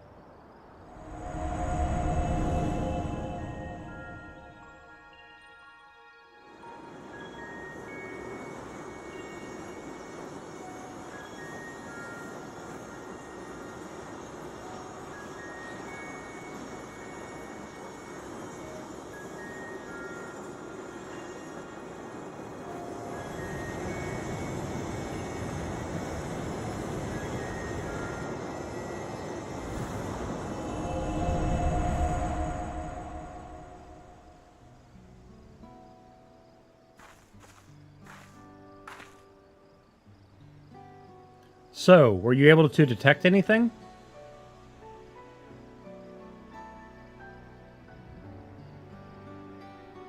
I knew you could do it. So because there are no crystals in the rock, the energy you detected must be the remnants of some kind of spell. Is that right? And taking the story of the Radiant we must rescued previously into account, we conclude that the Justicar uses the treasure to call down those stones from the sky.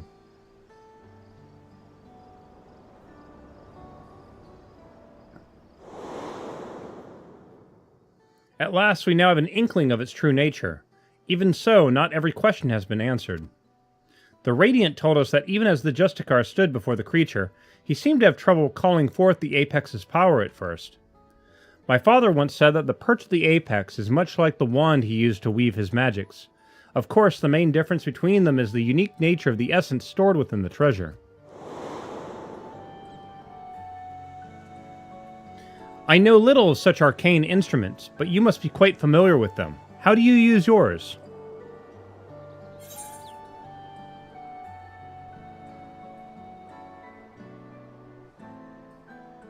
I channel ether into it.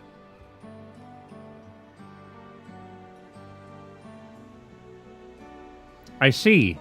Even with the right instrument, spellcasting requires the use of specific techniques. The Justicar seems to lack any such experience, so how did he tap into the treasure's power? I suppose the perch of the Apex possesses some unique method of activation. When I spoke to the representative of the other tribes about their treasures, no one mentioned special techniques being required. Not that the relics should have much in common to begin with.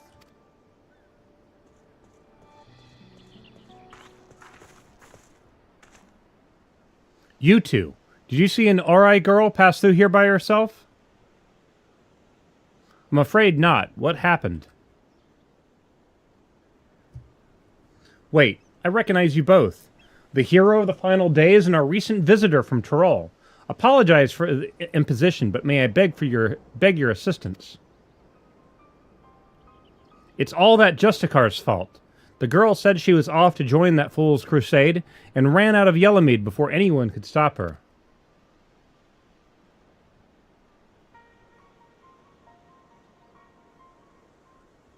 Her mother begged us to find her, but if she's following the Justicar, she could be anywhere.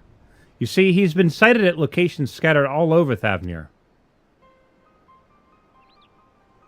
We can't just stand here looking at rocks while a girl is in danger, especially if the Justicar is involved. We have to help.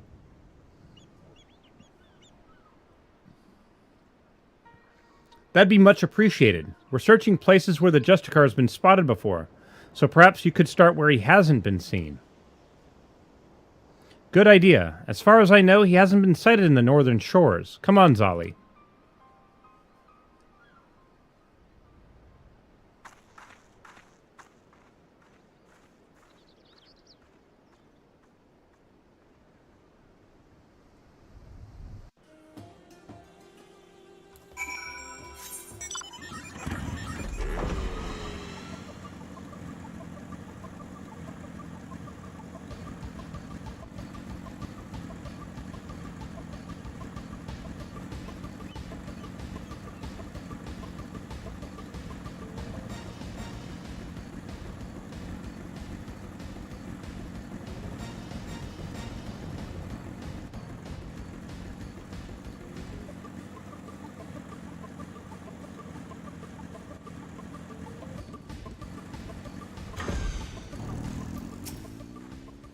I don't see her anywhere. I hope she's safe.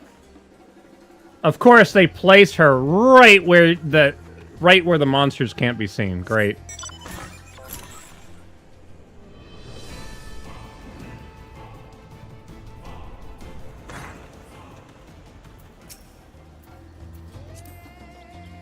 There are more pressing matters at hand, the game says. Okay, let's get my chocobo out. Make sure the chocobo is in free stance. And let's paint all our things so we're ready for the battle to begin. And let's go.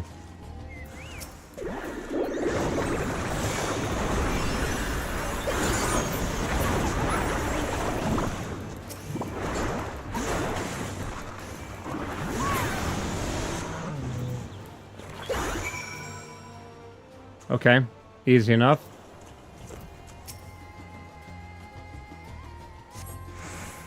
That was quick. I heard fighting, so I came as fast as I could. It's a good thing you arrived in time to save the girl. Thank you, miss. Thank you. I'm glad you're safe, but your mother was worried sick. You shouldn't wander off like that, especially not look for a trickster like the Justicar. What? You mean he's a bad man? Yes, exactly. He stole an important treasure from my village, and now he's using it to make himself look brave.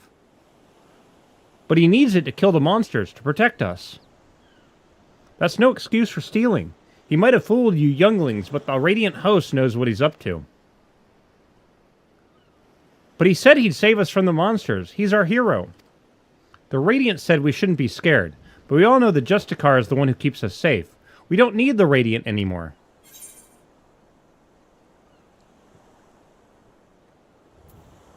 They would be very upset to hear you say that.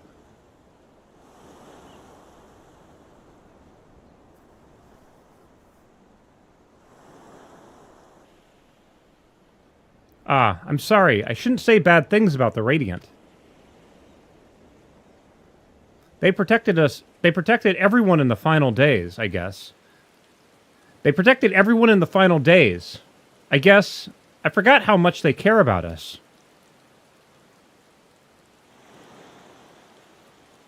I'm sorry, too. I shouldn't have spoken to you like that after all you've been through. You said that Justicar is a thief and a trickster, but I hope it's not true. He's my hero. Well, I'd best escort her back to Yellowmead. I'll meet you there. There later, Zali. All right, since we're in this zone as well, we might as well do the dailies. Get some more experience. Might be able to get the... Like, usually by doing all of my dailies, that's usually 3 to 4 levels, maybe?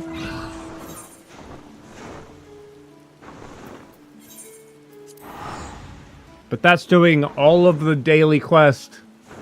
All of the daily class quest. I don't know. We'll see.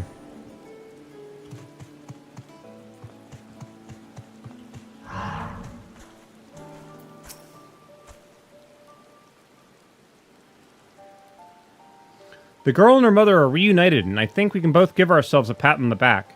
They're on their way now to inform the Radiant Host that all is well. I would like to apologize for before. I let my emotions get the better of me, and Hangrid the poor... Harango the poor girl when she was hardly to blame for anything. I really should be scolding myself.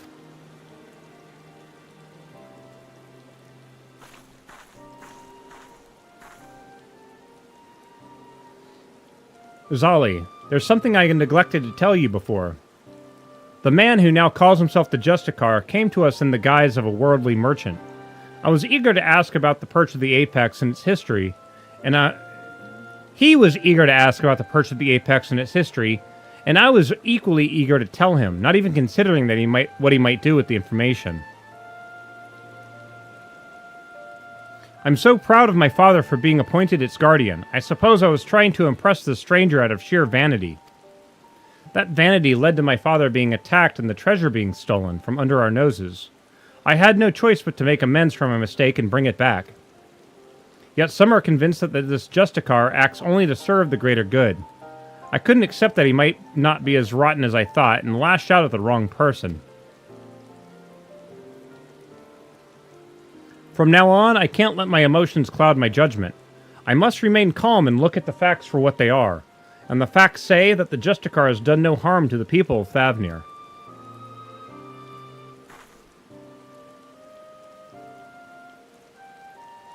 Even so, the organization he serves, the Passage of the Unbound, is evil to its very core. If his actions on my village are not villainy, I don't know what is. The situation is fraught with contradictions. I still don't know what to think. What about you, Zali? There are still too many unanswered questions. Or, even if he hasn't attacked anyone, his actions are stirring unrest.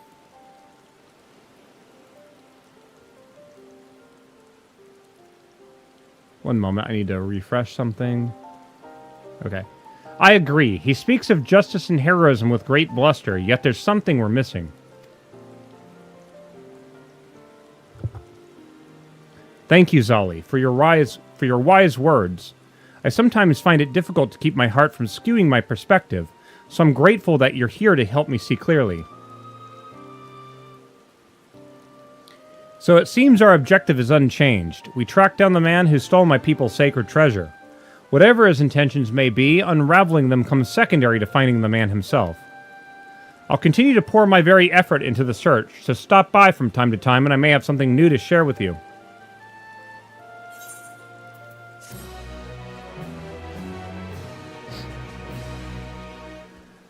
Alright, so we got some stuff there, and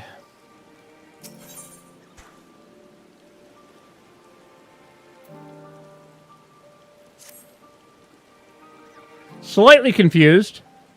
Hold on.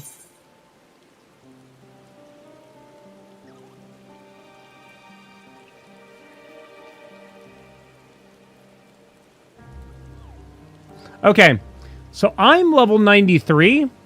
The next class quest is level 94. It's making me wonder if the reason why I'm able to do it is because Summoner is up at 100, maybe?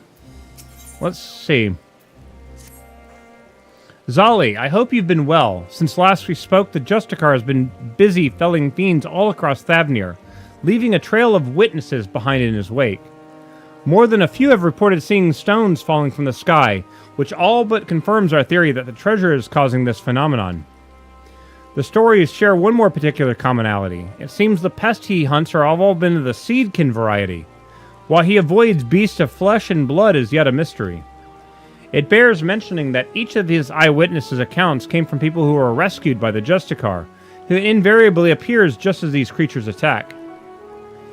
In fact, the Justicar has been there to save the day in every single instance of seedkin-related mischief. Awfully suspicious, if you ask me, and I'm not the only one who thinks so.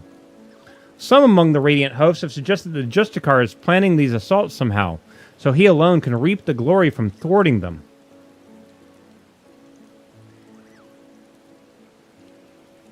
I agree and think this should be our next avenue of investigation. And Bunnycat, good morning. Hope you're doing well.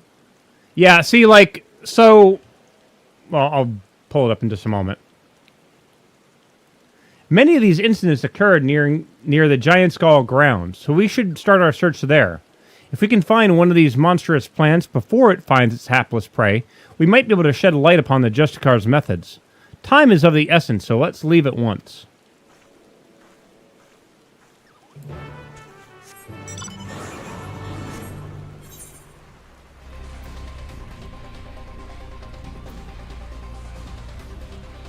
Yeah, so the only reason why my Summoner is even level 100 is because Scholar drug it up with it. I did not do any leveling of Scholar from 90 to 100.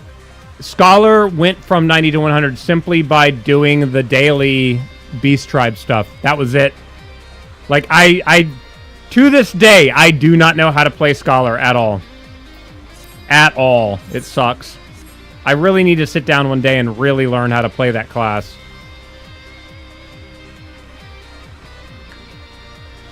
Same with Summoner.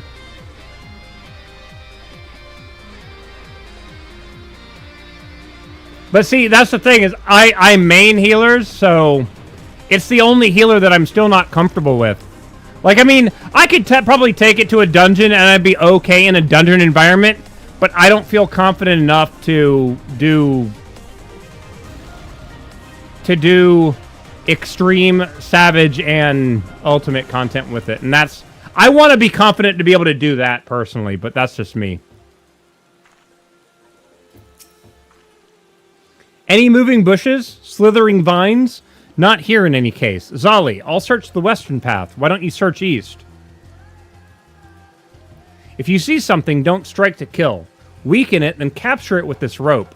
We'll learn much more than a live specimen. Now the problem is me not killing it.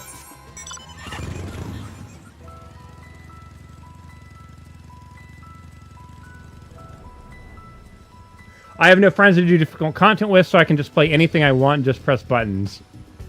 We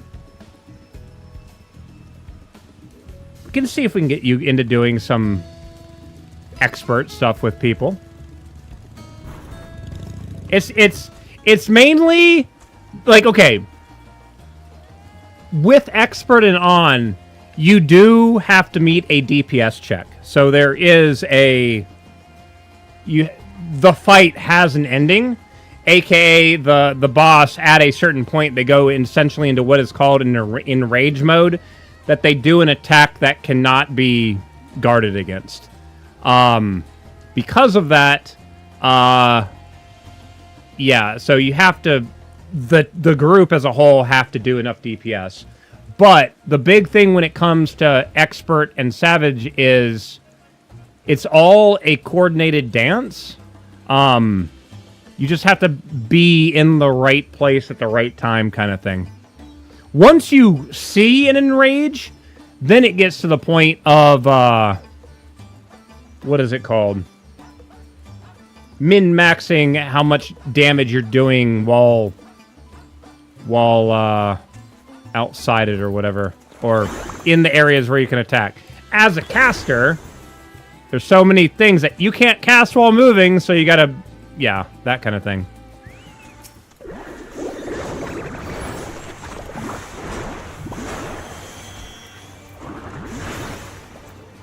Okay. Now we just gotta hope that the... Bird! Withdraw!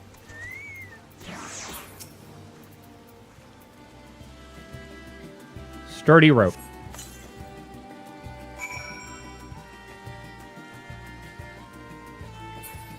Okay. That took a little bit long to vanish, but alright.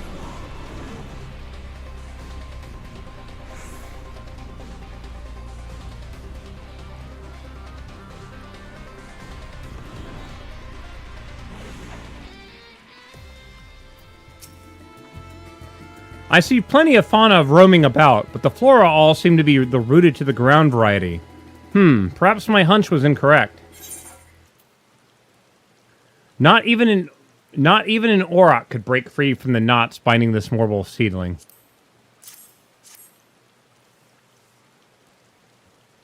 You found one. In fact, this is exactly as an eyewitness described. Why don't you keep it for the time being? Bring it to the great work, and I'll ask my acquaintance there to examine it with all haste.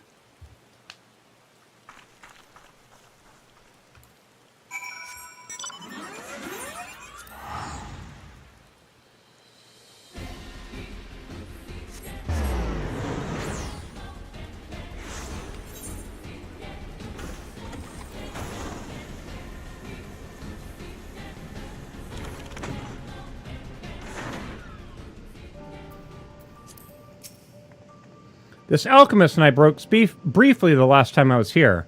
Give her the little seedkin you caught, and we'll see what she makes of it. Miss Tepikini told me what to expect. Well then, let's see the thing.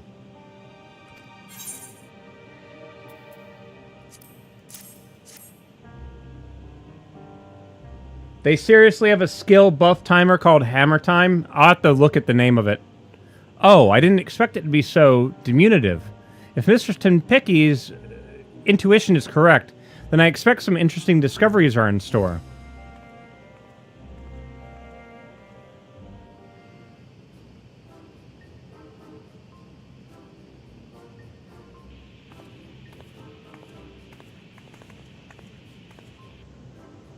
You've brought me quite the fascinating specimen, indeed. I can say for certain that the creature's growth isn't natural in the slightest. Biologically, it's still but a sapling, as you can tell by its size, yet it is the result of a specific alchemical mixture that is used to spur the growth of seeds and mycelium to an unnatural degree. The agents have a side effect of making the creature more aggressive, which explains why such a small specimen would so boldly attack beings larger than itself. Yet the solution requires ingredients most rare, and the cost of procuring them enough to synthesize it would be beyond the means of most. So whoever is behind this, they are likely well heeled.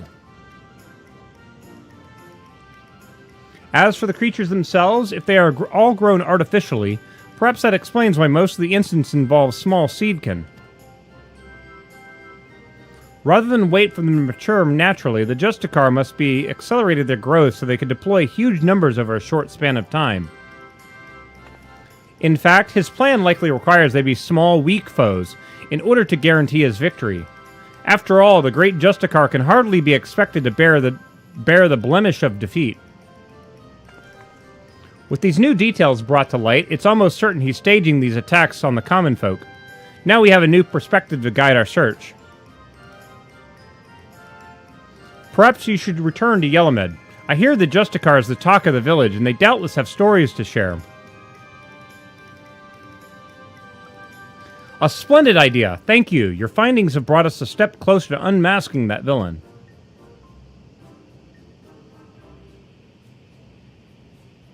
Let's hurry to Yellowmed. The more accounts we have of the Justicar, the better our chances of predicting his next move.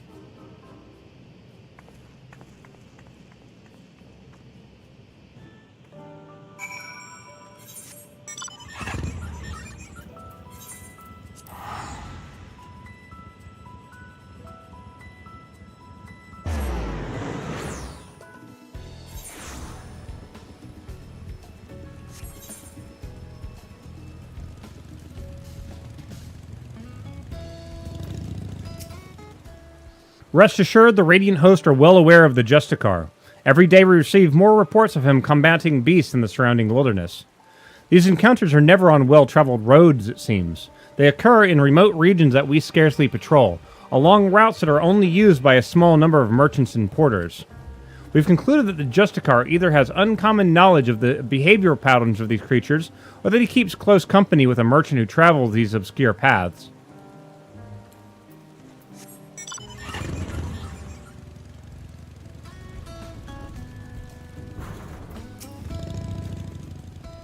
Oh, you're hungry to learn more of the Justicar? He's amazing. I was lucky enough to catch a glimpse of him on the road leading here, facing down a fearsome creature. I didn't know how he did it, but he called down rocks from the sky to knock the thing flat. The Radiant hosts were away on patrol, so if he hadn't come to our rescue, that brute would have marched right into our homes. He shouted that he was the savior of RYZEN and even waved at me. Oh, he looked so impressive with the sun shining behind him.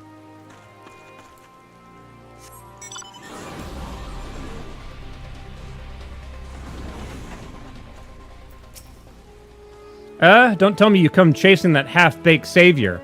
The younglings may have been taken in by his honeyed words, but anyone with experience can see he's nothing more than a charlatan, and I have a story to prove it. A merchant I know took a tumble as he was transporting his goods. Not long after comes the Justicar, looking chivalrous as you please in his shining armor. But did he offer a helping hand? No, he ran off with nary a glance backwards. He may go about slaying beasts, but a real hero would never ignore someone in need, even if they were just suffering from scraped knees and a bruised ego.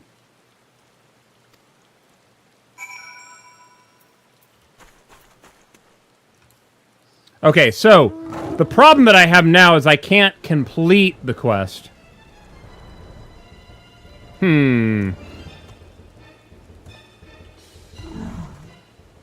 So, it looks like that quest is just on hold until I hit level 94. So you can start it, you just can't finish it. Okay, makes sense. All right, the ads are also about to begin in about 5 minutes. So, let me do a real quick check on some things here.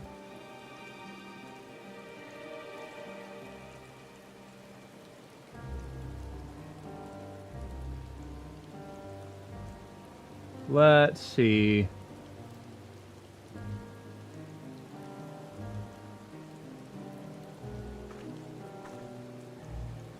Okay. Sorry, it's saying that somebody's messaging me. Who the hell is messaging me?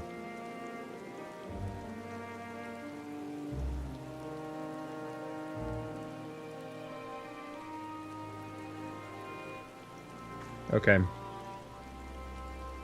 Okay, cool. There's that.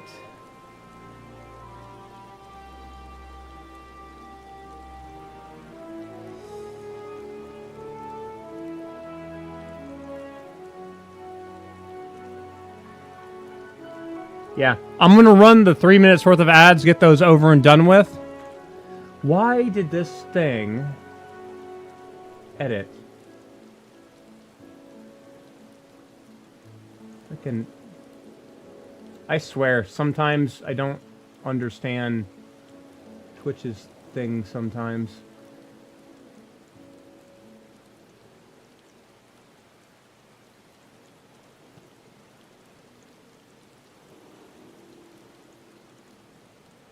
Okay. All right. So real quick, guys, 3 minutes worth of ads. I'll be right back, and then we will continue.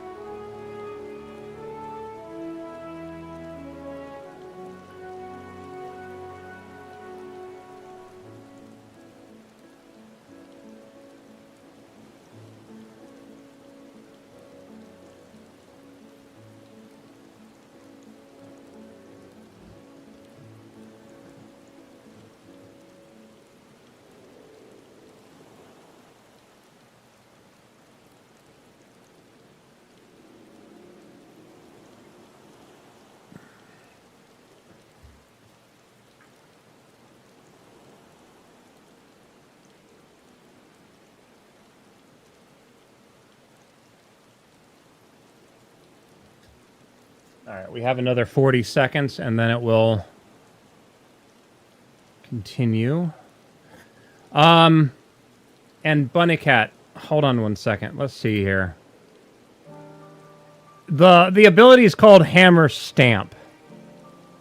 So essentially, you use your hammer motif and you paint your hammer, and then that allows striking muse to be used. And then you get, let's see here. Yeah. It renders a mighty hammer, granting 3 stacks of hammer time. Yes. So the thing the beneficial effect you get is called hammer time. Yes. And you get 3 of those, so essentially you can use hammer stamp 3 times.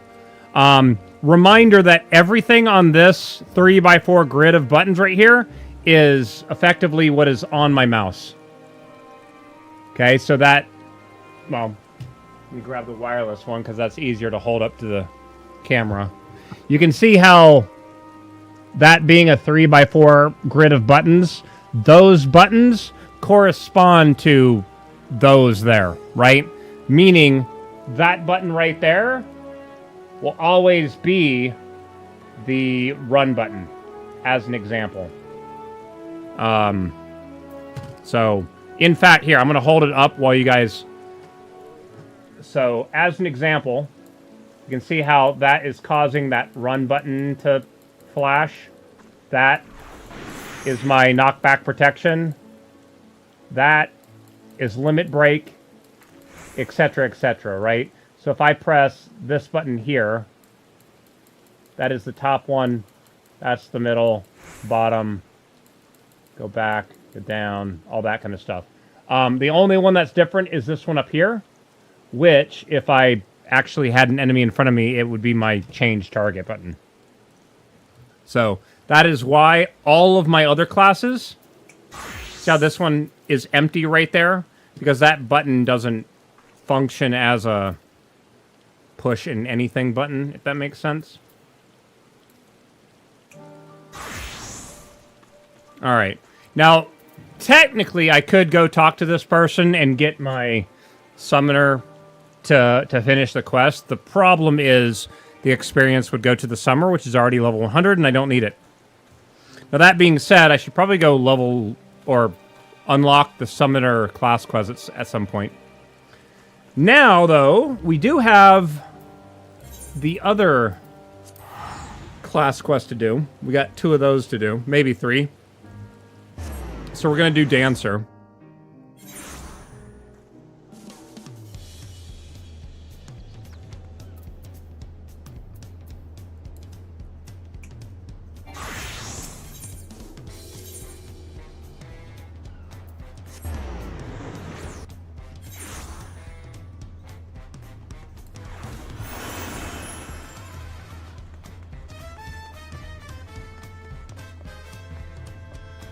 Probably should have just jumped off the outside.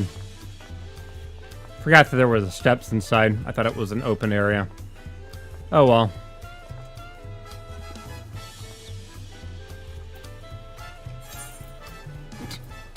Take that damn helmet off for a moment. Alright. Waljo's eyes are full of expectation, or is it dust?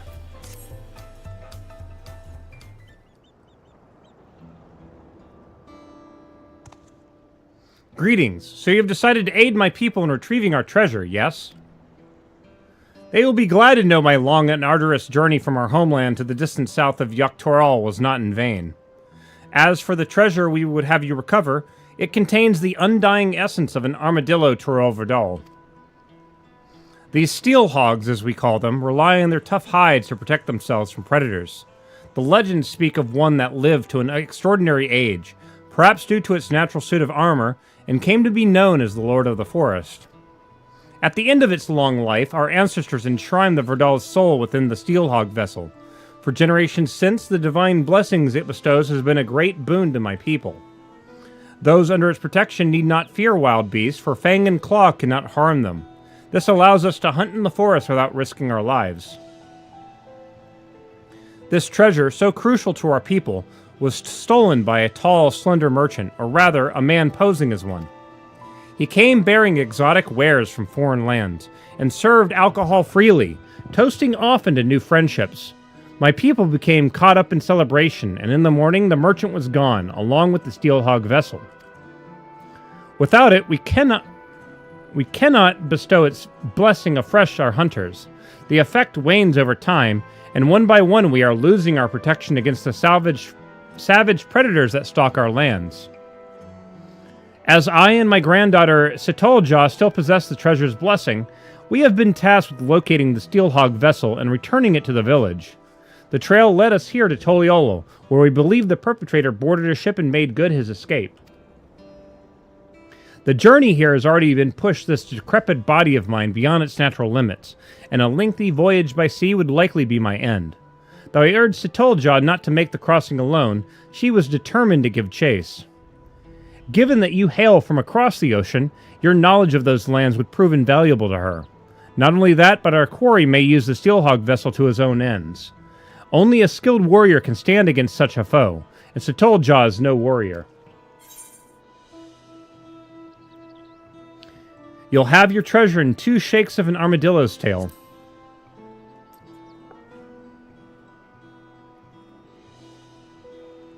I am truly grateful. My granddaughter's first port of call is a place called Alamigo. You see, as the thief took all his wares with him, the only clue he left behind was an empty bottle of whatever grog he was serving.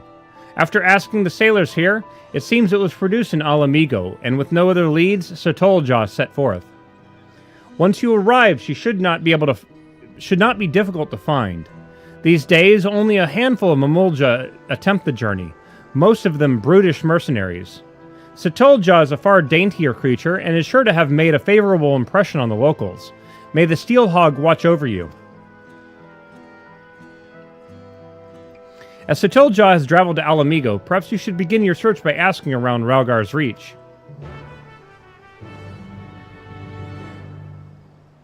I would have gone directly to Alamigo, but that would have been... I would have been incredibly confused why I couldn't find him.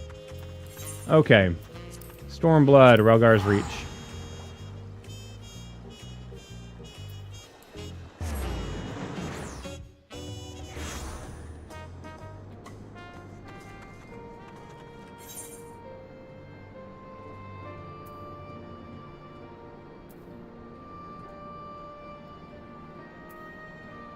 Oh, gather information. Okay.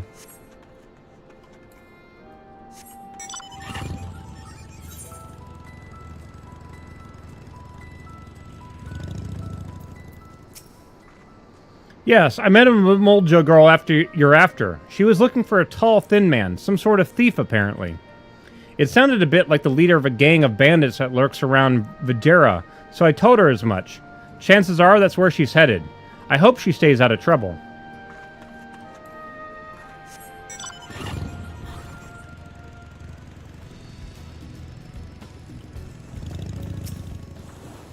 Mamulja, you say? As it happened, she came over while I was cleaning the cannons. She showed me an empty ASRock bottle and said she was looking for a bloke that it had belonged to. Thing is, that brand's found all over Alamigo, so I wasn't able to help narrow down her search.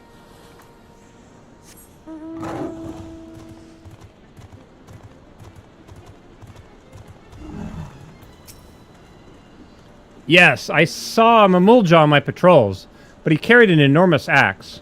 Not at all like the person you described. Interesting.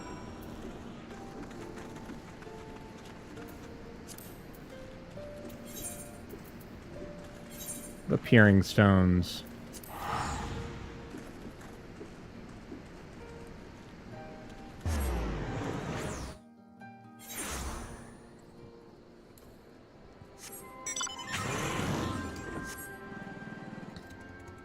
How fitting is it that I get this mount right outside of where you first meet Alpha?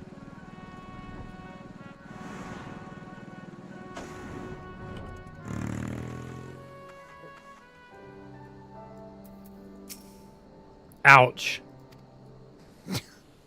The bird's like just staring at him.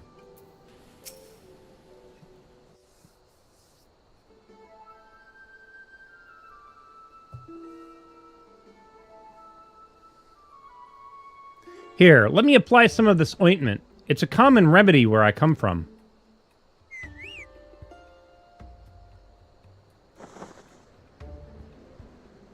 Oh, are you here to lend a hand? This poor soul was attacked by highwaymen, and I could use help tending to his wounds. Don't worry about me. It's my escort who's in trouble. He's in pursuit of the thieves, and I fear he's bitten off more than he can chew. Please, will you aid him?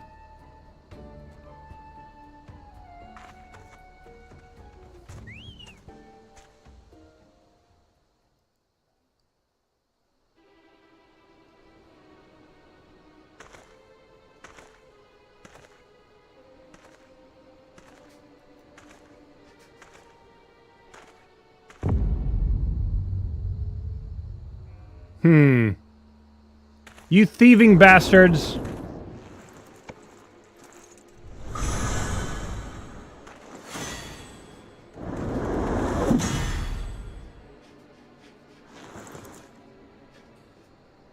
What? But how?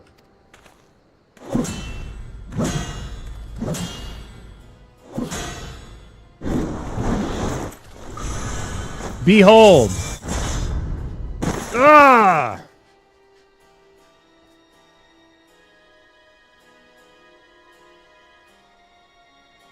Ah! Nothing like a bit of divine intervention to tip the scales in my favor.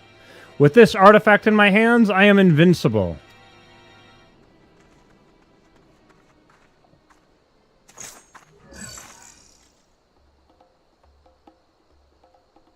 Another one, eh? Not that it matters. Kakulja, it's time you earned your coin.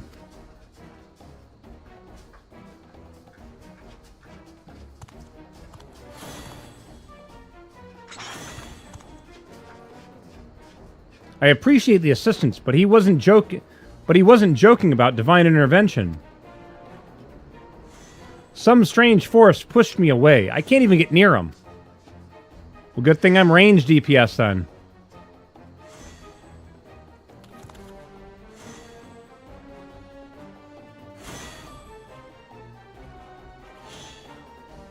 The Steelhog vessel. Return it at once, and the stolen goods.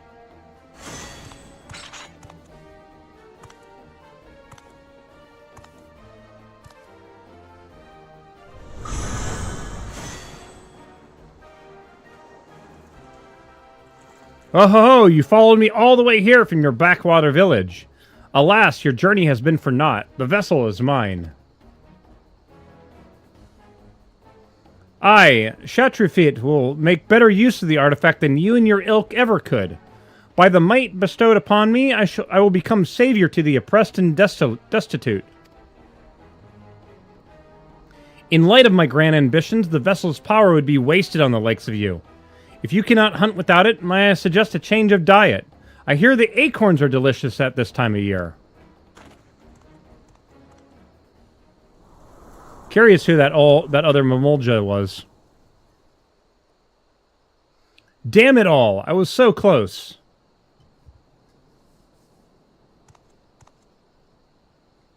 But now is not the time for regrets.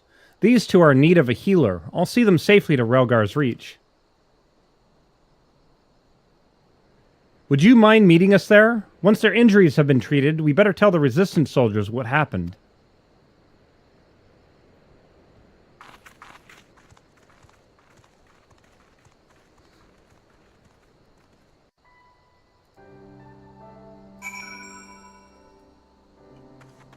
All right.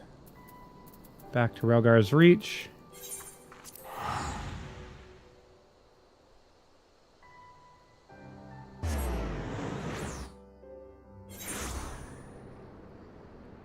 I am really considering doing a big rearrangement of my room right now.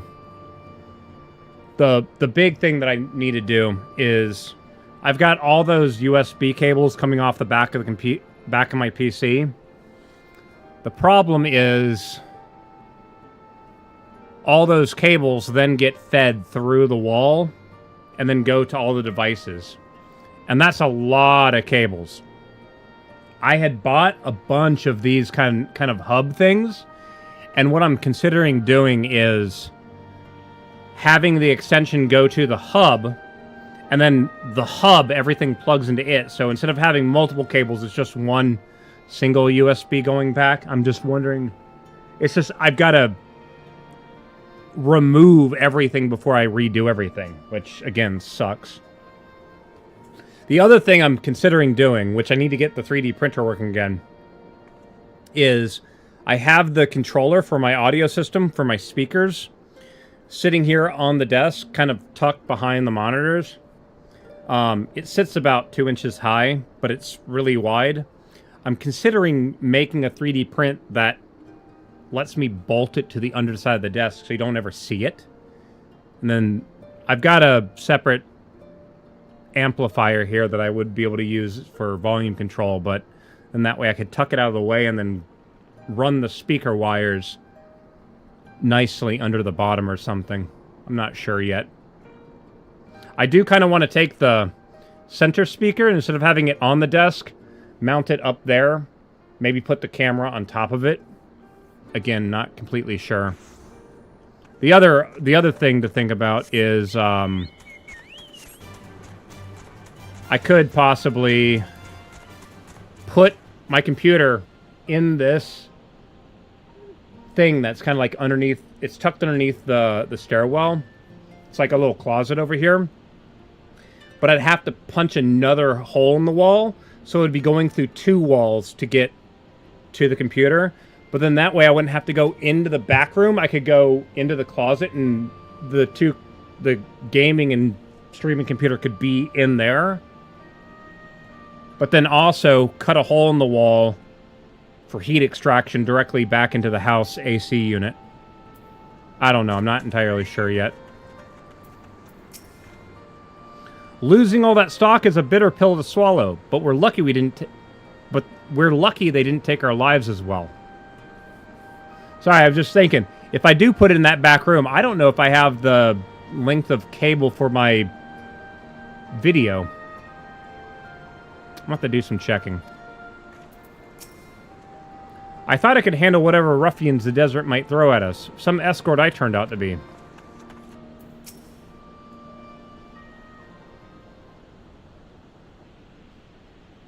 And Estidian, what's up, dude? Hope you're doing well today. Don't know if you're still there on YouTube. Well, I'm glad we made it to safety without. Well, I'm glad we made it to safety without any more trouble. Those bandits wouldn't dare step foot in this place. Ah, how rude of me. I never asked your name or how you chanced across us, and for that matter. You came all the way from Toriale at my grandfather's behest? I can't tell you how grateful I am. As for the highwaymen, they possess a steelhog vessel, a treasure from my village. Not only does it grant protection from harm, it also produces a potent blast when the barrier is dispelled. As long as our enemies have the vessel, attacks at close quarters will be extremely risky. Although, as we say in my village, cracks form at even the mightiest of shields. Knowing this, we are careful not to rely too heavily on its power. But now that the steelhog vessel has been stolen, the self-same power is being turned against innocent people such as yourselves. I only hope you can forgive me for allowing this to happen. There's nothing to forgive. If anything, we should thank you for coming to our aid. That Shelfanite and his lackeys have a lot to answer for. Indeed. We'll give the resistance our testimonies, and with any luck, the information will go some way into clapping those bandits in irons. I'll go with you. The soldiers here need to be warned about the vessel. No, leave that to us. We'll relay what you told us, word for word. After all, you'll need to move quickly to have any chance of getting your artifact back. While you catch those robbers, give them one from me.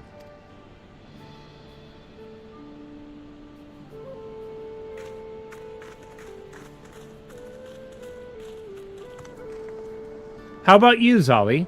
I hope I can count on you to be there for whatever else comes next. Haha, I knew it. I sense you're eager to get started, but I need time to plan our next move. Bandits aren't known for being found easily.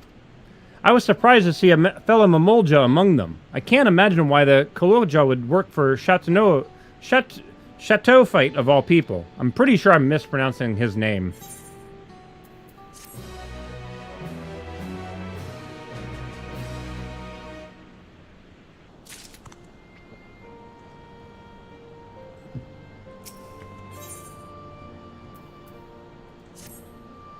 Zolly, I heard something that might help us. One of the soldiers has been contending with the same bandits who stole the vessel. I'll go and find him. Give me a moment, would you?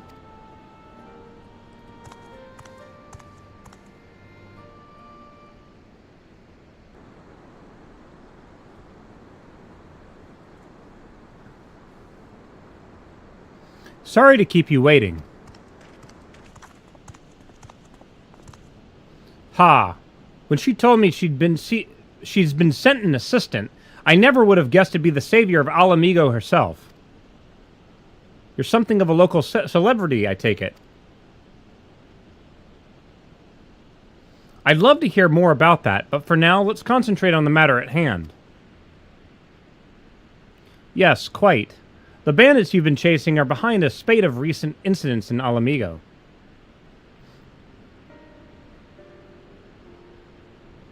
What's more, it appears that Schaffernight is part of a larger network known as the Passage of the Unbound, which is spreading its mayhem far and wide.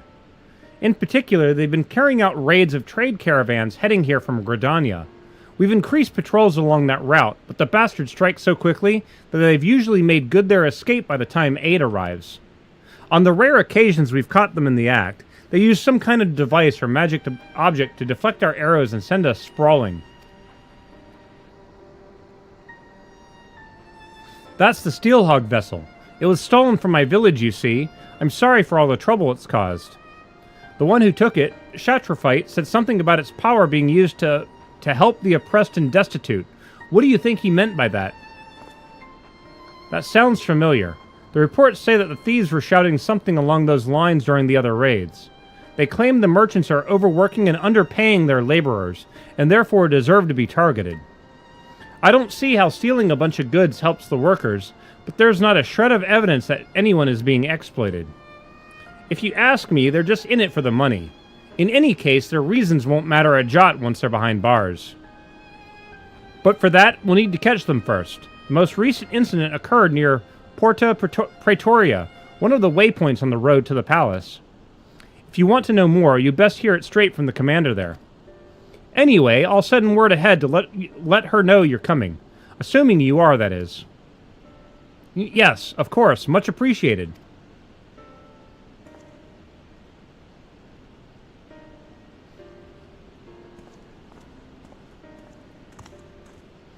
That sounds like a promising lead. The soldiers here would be good enough to explain the lie of the land around here, so I shouldn't have any trouble making the journey by myself. I'll see you there.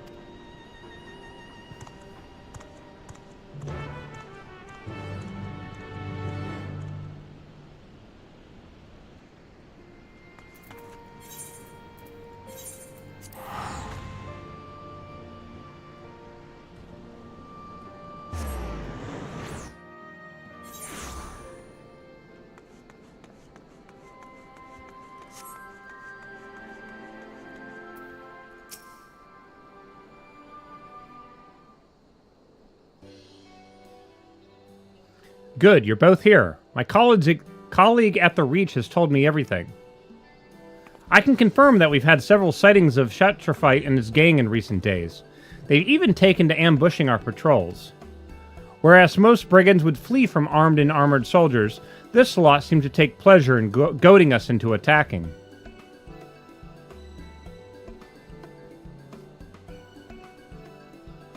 The treasure they carry makes them invulnerable. They can also emit a devastating blast, but that's only effective at short range.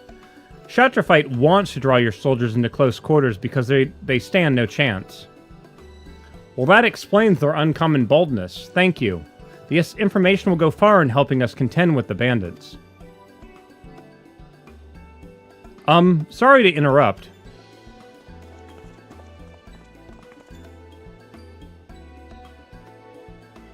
Is this not him? Who might you be? Like, he's got the purple hair. I don't believe... These look like the damn people that were attacking us a moment ago. Oh, simple peddlers, my good lady. I am myself of a Gridanian stock, and after learning my craft in the markets of Ulda, I now deliver all manner of finery to eager patrons throughout Eorzea. But enough of that. I hope you'll forgive me, but I couldn't help overhearing your mention of a gang of highwaymen. Like, this looks like the... We've heard similar tales from other traders passing through, and it seems some stretches of road are more dangerous than the others. In fact, the bandits are most often seen at a specific location not far from here. If you like, we can take you there ourselves. Please, by all means. Wait, Zolly can take care of herself, but I can't allow any more civilians than necessary into an area believed to be teeming with bandits. It seems I've no choice but to ask you to go without me. Sorry, if those highwaymen did turn up, I wouldn't be much good in a fight. While you head off to investigate, I'll see if there's any more information to be had here. Yeah, look, this guy's all... His eyebrows are all furrowed. This guy looks worried. Like he knows who I am. Then it's settled. I shall leave our newfound friend in your capable hands. What? Oh, if you say so. Yeah. I suppose we should be on our way then. If we do run into these highwaymen, you'll protect us, right?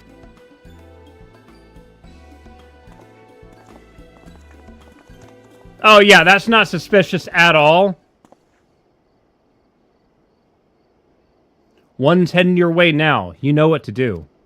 What? Unacceptable. Either you do this without my help, or I find someone who can. Show some backbone for once.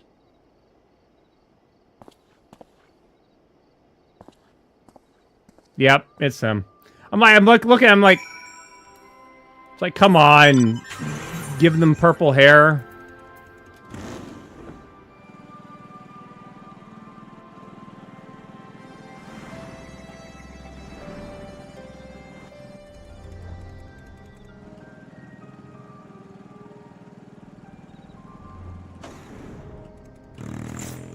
Well, now I get to do dancer things. Ack, did you hear that? Thal's balls must be my imagination. Let's not dally here too long, eh? We're almost there. It's just the other side of this gully.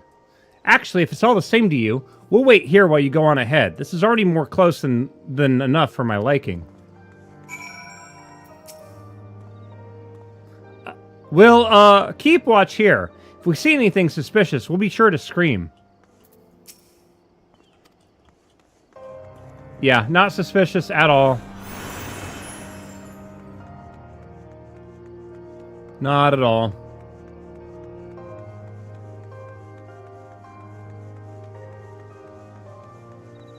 And of course, because I'm range DPS and this thing, they harm you by getting close to you. That means I gotta stay really far away.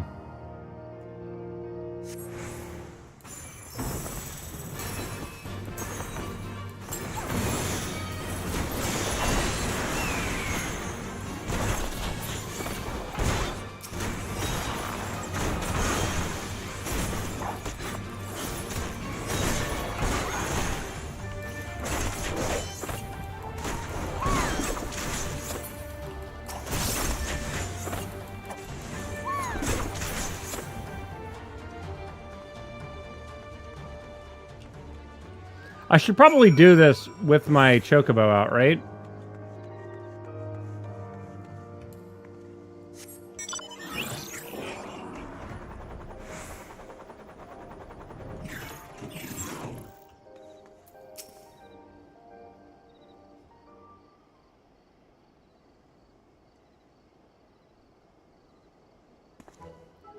You beat them?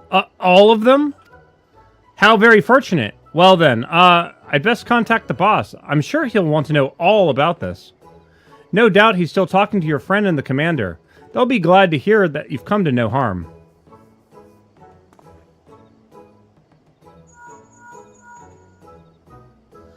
You'll never guess what, boss. She trounced a lot of them. Ah, yes, understood. I'm not quite sure why, but he said he'll be here in a jiffy.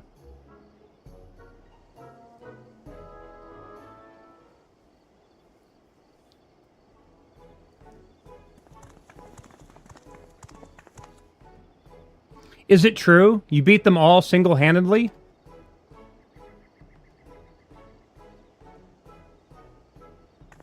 Gods be good. I'm glad you're on our side. Anyway, I'll take it from here. My, very impressive. And how jolly convenient for those villains to appear exactly where we thought they would, too. But above all, I'm glad no one was hurt. Well, no one important, that is.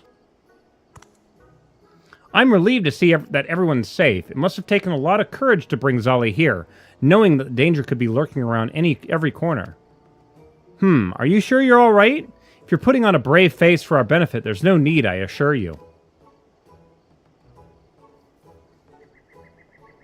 No, we're fine. Couldn't be better. Well then, I'd say that's enough excitement for one day.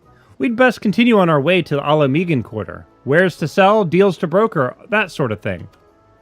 I dare say it'd be some time before any ne'er-do-wells have the gall to descend upon this neck of the, desert. As for you, my friends, I'd advise you not to stray too far from the beaten path, if you know what's good for you. Ta-ta. Yep, not suspicious at all.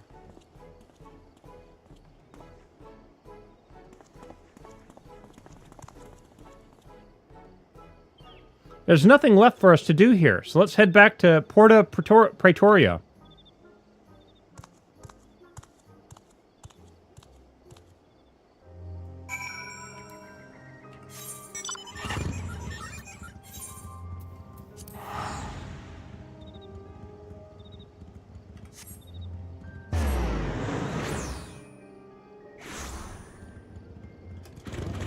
God, I just realized I still have quests here that I haven't completed.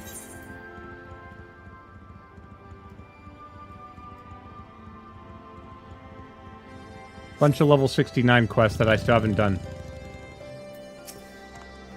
Well, that was all very strange. One moment they're helping us apprehend criminals, and the next are wasting off to peddle their wares elsewhere. Merchants certainly are a busy lot, aren't they? Not that I'm complaining, of course. With those suspects in custody, I'm sure the Resistance will be able to wring some valuable information from them. I expect all that wringing will take a while, though. It certainly looks like we've been giving an opportunity for a little rest. You certainly earned it.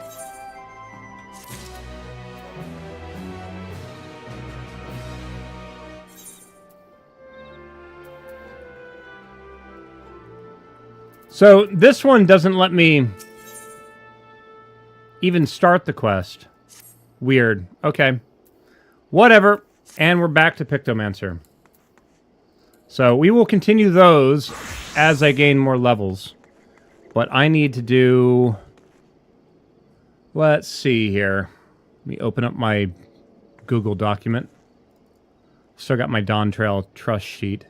I still need to do a run of the second dungeon as a DPS. And also as a tank. I don't know. Can I do that run as a Pictomancer? It's level 93.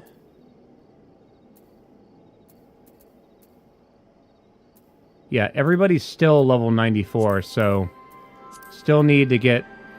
Yeah, okay. So this is going to be... Thancred, Urianger, and Kryl. So we're going to do it as a Pictomancer.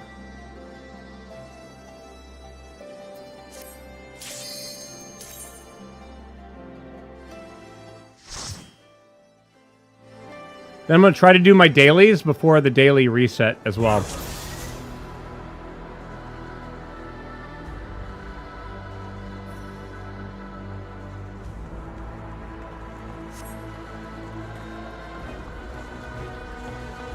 Now, I have found that these trusts, you can actually grab 2 groups of them and they do enough damage to take them all out.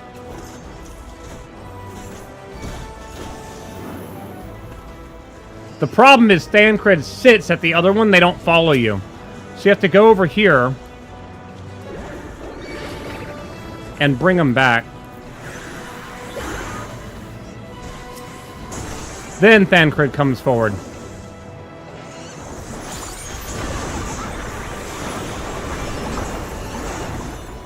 And then as a DPS, you just unleash hell.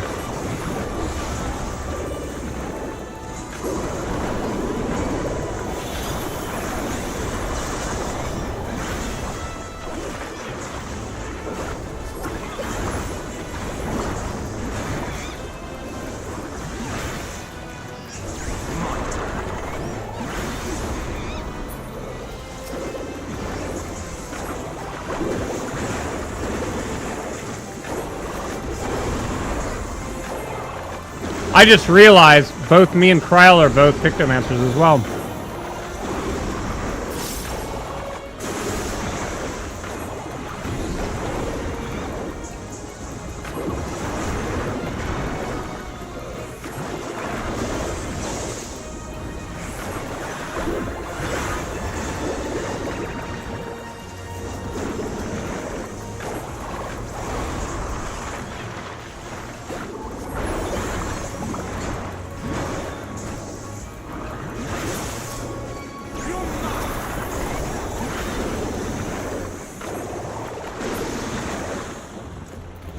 Then in between everything, make sure to paint all 3 of your paintings, get those ready.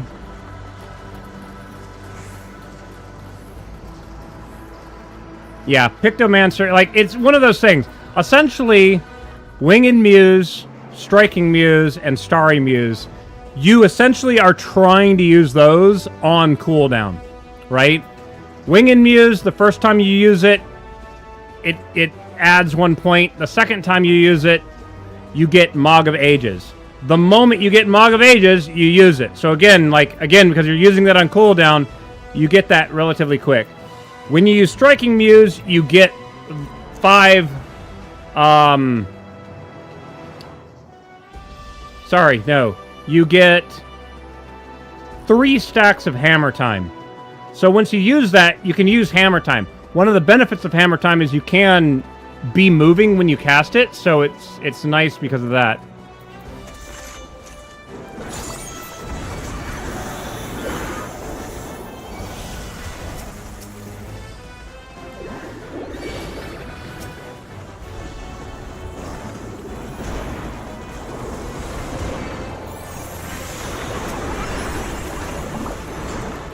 Wait for them all to get together so I can unleash my Hammer Time.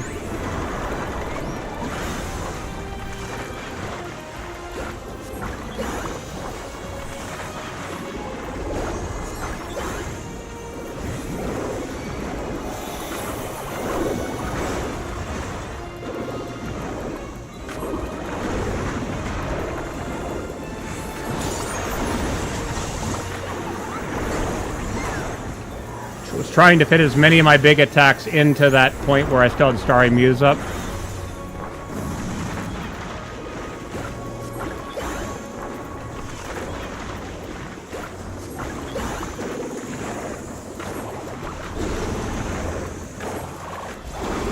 Holy in White and Comet in Black. 99% of the time, you never use those in your standard rotation.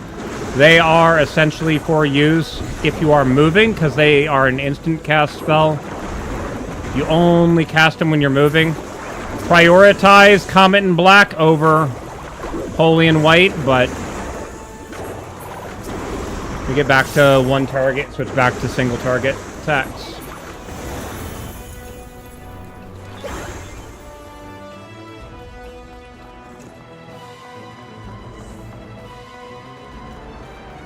And first boss.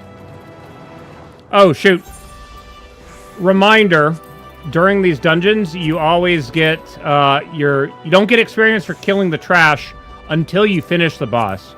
Then they give you all the trash mobs experience and the boss together.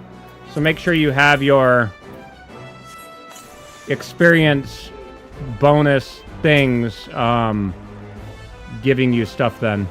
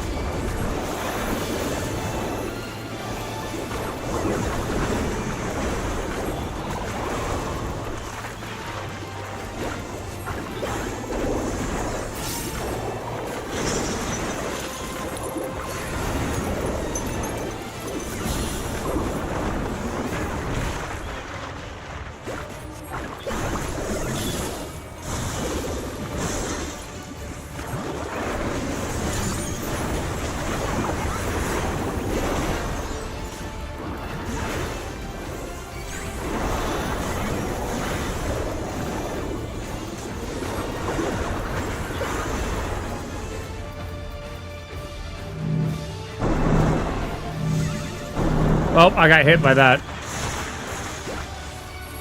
Ow.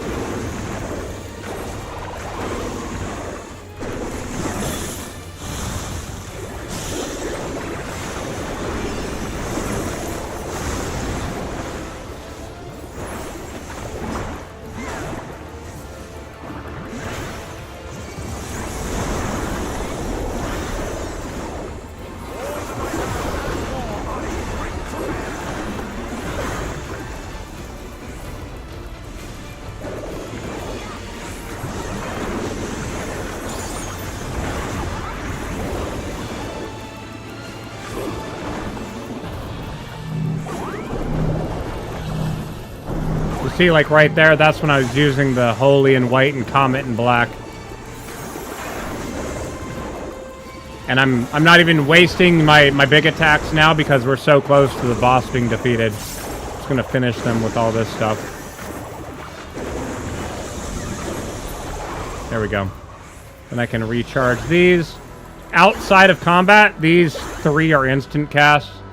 During combat, they... yeah, take 3 seconds to cast.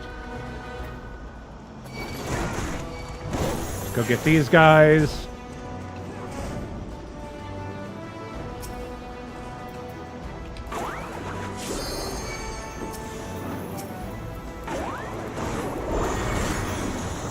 Wait until the enemies get down here.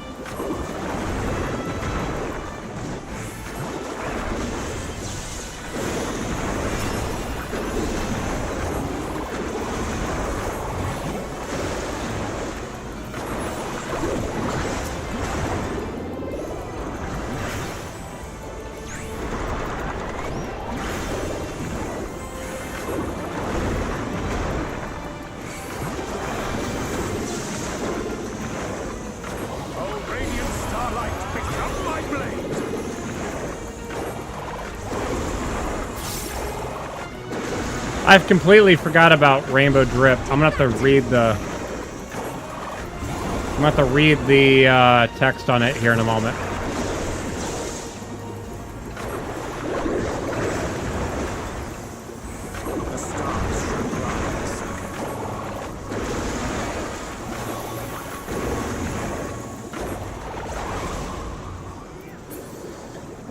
Deals unrestricted damage to all enemies in a straight line before you with a potency of 1,000 for the first and 85% less for all remaining enemies.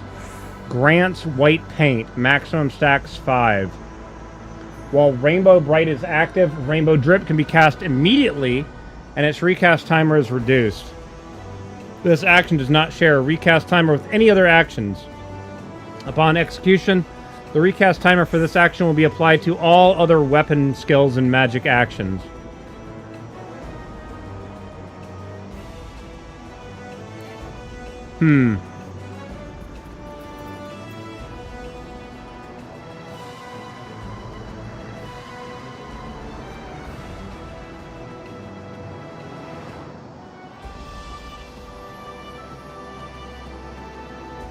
Hold on. Rainbow Bright. What gives me Rainbow Bright?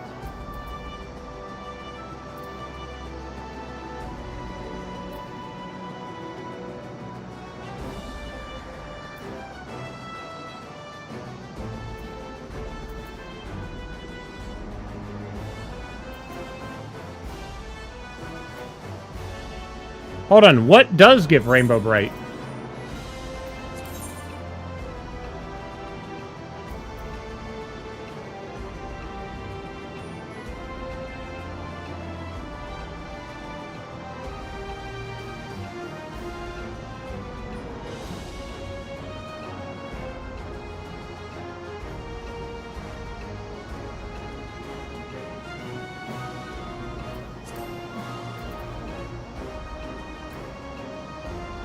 I feel like I'm missing something here.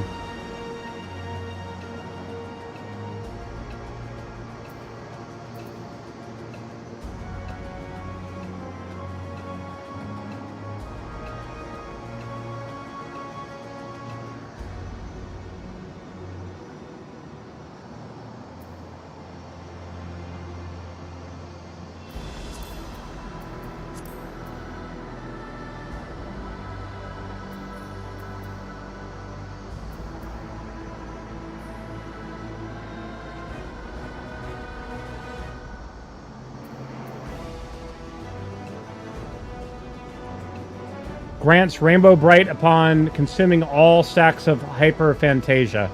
Stacks may be depleted by casting Ether Hue spells. So those are my Ether Hue spells.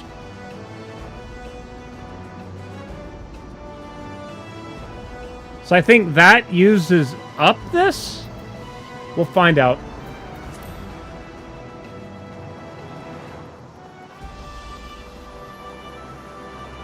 I'm just trying to make sure I'm understanding how I get the requirements to use it.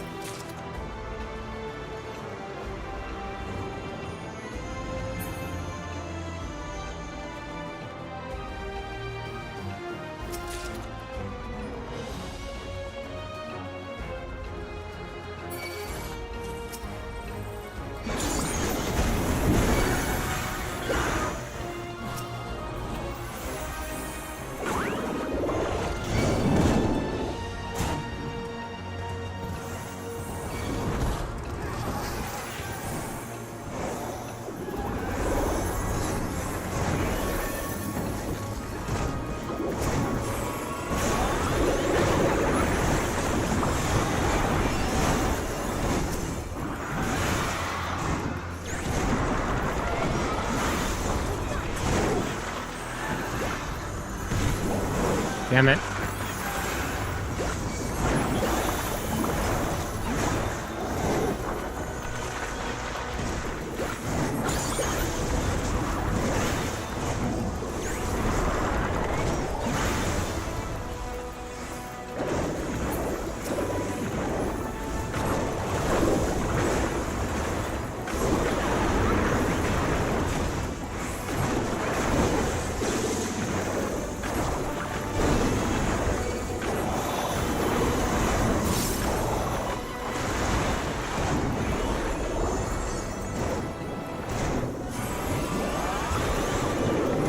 I'm still...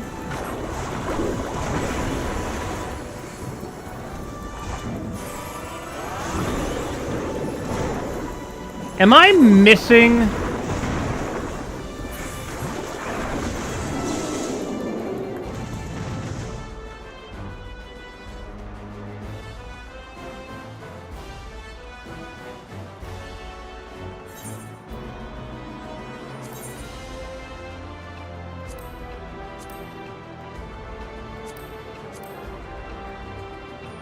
No, there's nothing additional to that.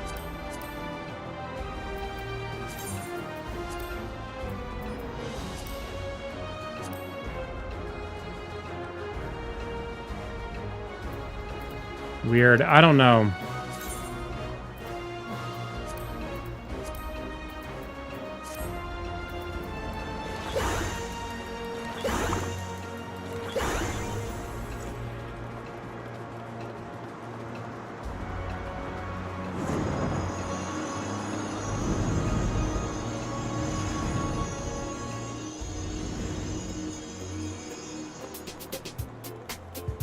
Twisted Harlock, good morning. Hope you're doing well. The House of Circles. This is a flat, so it's a half circle until there's a flat area there. Another quarter of a circle, flat there. So not a perfect circle.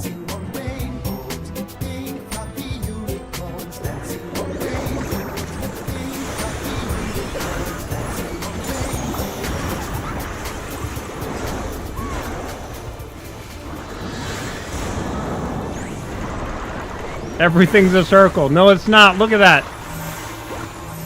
See, look at that square-shaped thing that they just put down. Look at it.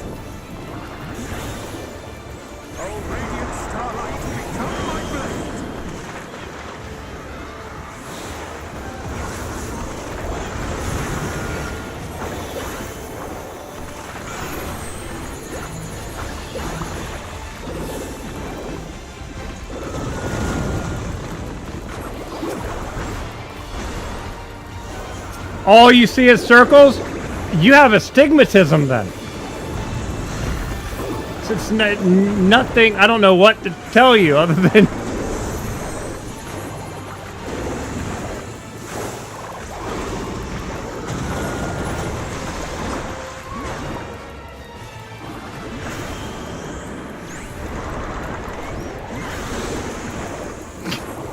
You do to this game?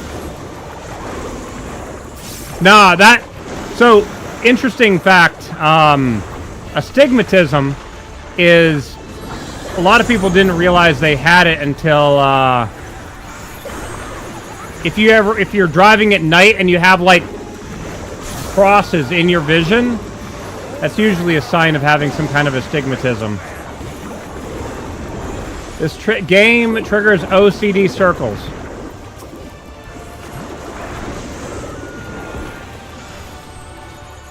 Oh, I'm in trouble. Yeah, I'm dead. Damn it. I didn't attack the thing fast enough. Damn it. Oh, well. That is actually the first time I've died in this zone in a long time. Alright, let's try that again. That was clearly an oval on my screen.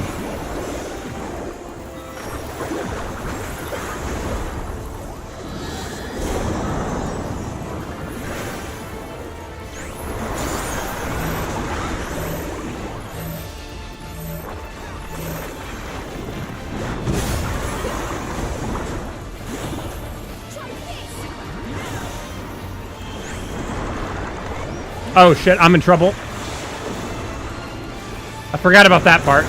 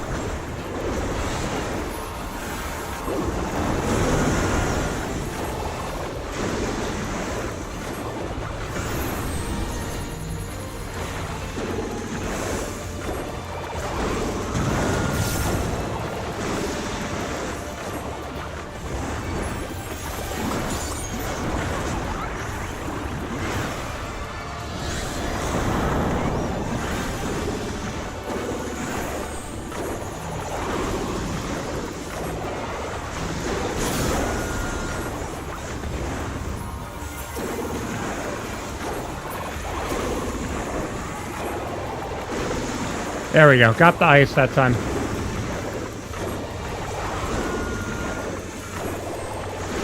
The class is called a Pictomancer. Essentially what they do is they use Pictomancy to generate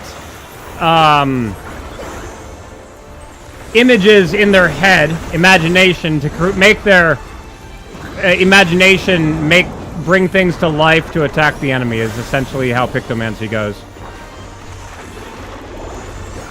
It's a different type of summoner, essentially.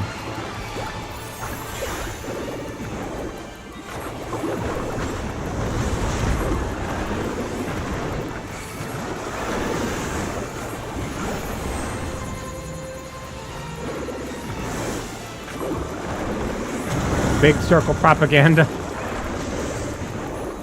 Sure, if you say so.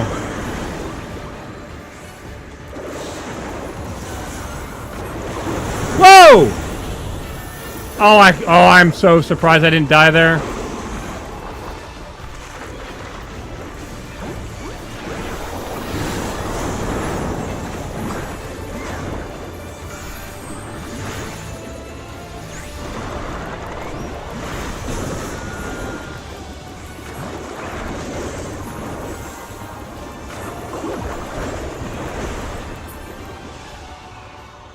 Of course, I'm stuck in the ice. There we go.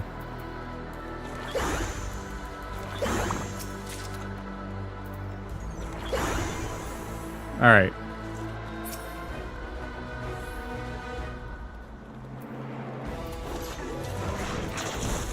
Badprin's gonna attack that. I'm gonna grab one of these guys. Oh, radiant starlight, become my blade!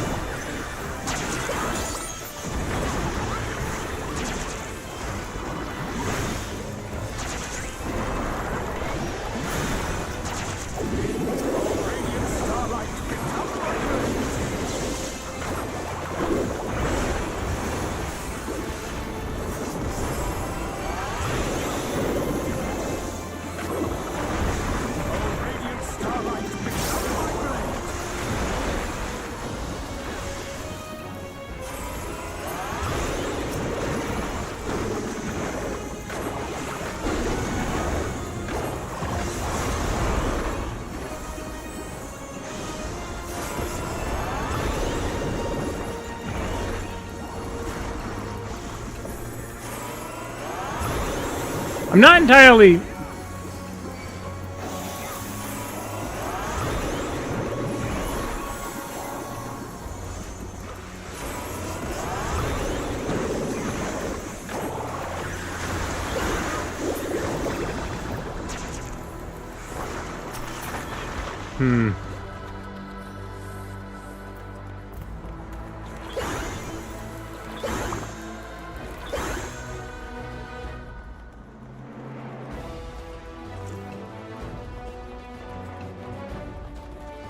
Muppets eating food again.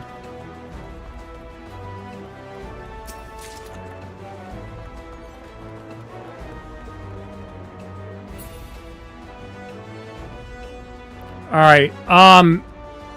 Ads are about to start in 25 seconds.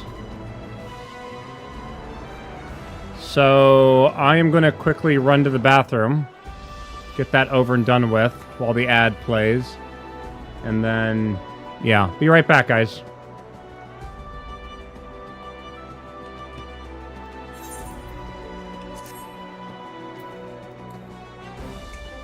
Did not mean to do that.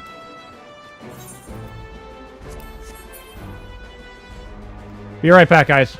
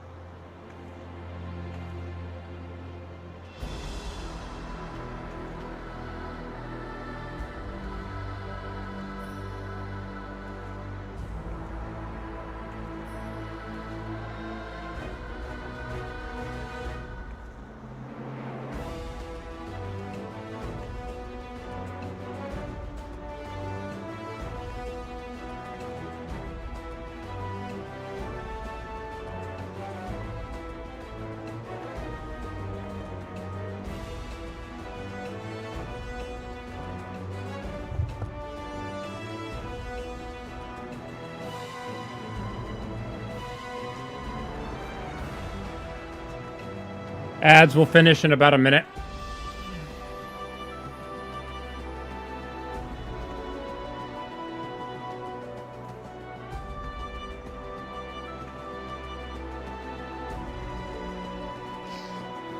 The bot's right. Yeah.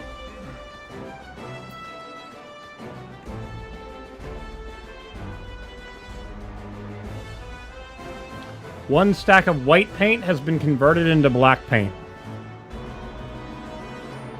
So that's essentially the Comet in black. Okay. I don't want to progress through anything that I'm doing until, so if you're watching on YouTube, yeah, you're not going to miss out.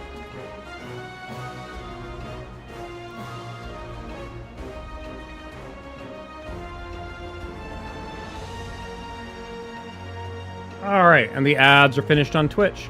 Let's go.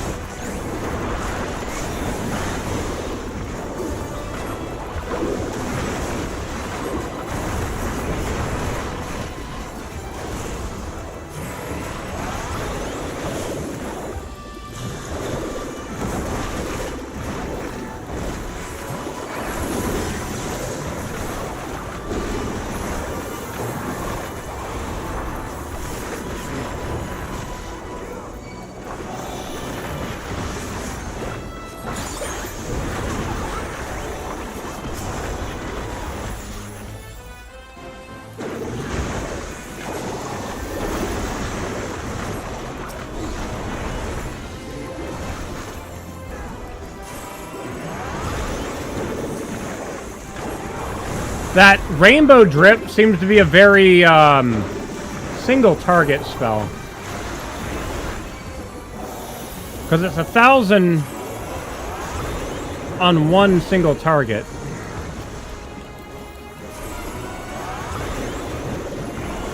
And it's got a pretty long recast too. I'm really curious how you're supposed to use that attack. Hold on, let me check the rotation for Pictomancer.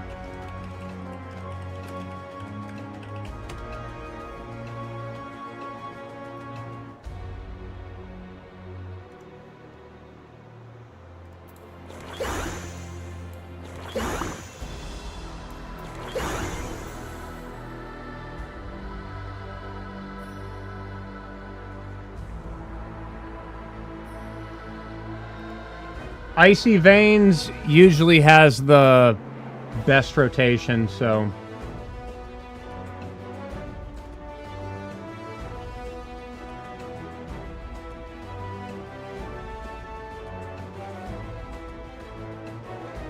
Okay, so essentially Rainbow Drip is used at the very end of the attack because something in that series of buttons gives you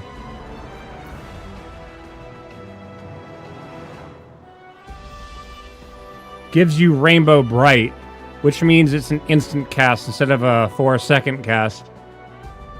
So, interesting.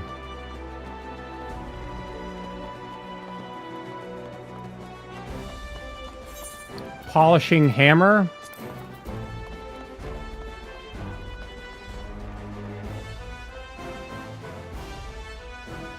No. Hammer Brush. No. Hammer Stamp.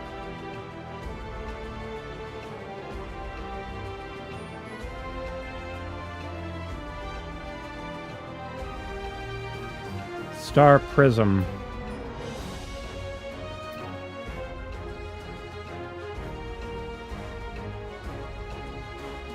Retribution of the Medine. Renders your Medine portrait to life, dealing unaspected.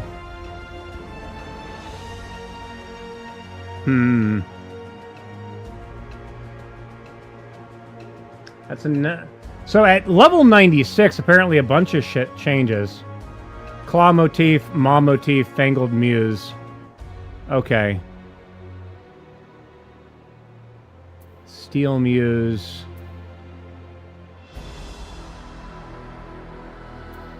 Scenic Muse. So when does Scenic Muse upgrade?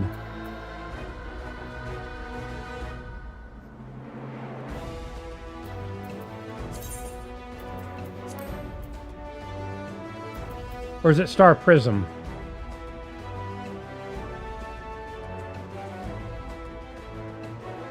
Can only be executed under the effect of Starstruck. That's a level 100. Yeah, I'm still not completely understanding how Rainbow Bright activates.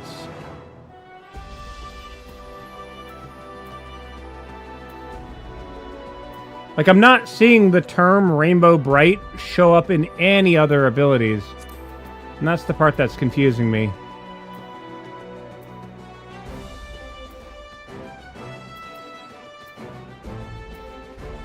Looking for Rainbow Bright.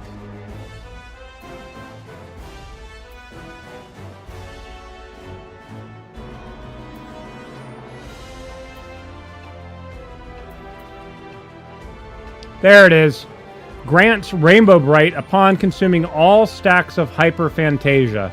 Stacks may be depleted by casting Ether Hue spells. Oh, so you have to use all 5. Interesting. Okay, that makes sense.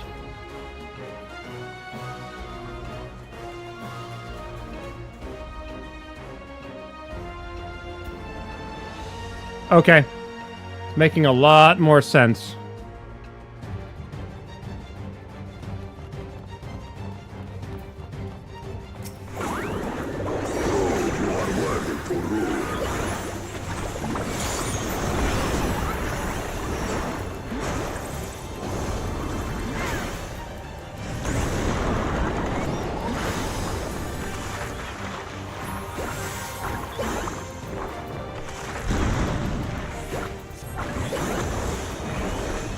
Chronicles of End. Recount the fury of erupting beasts.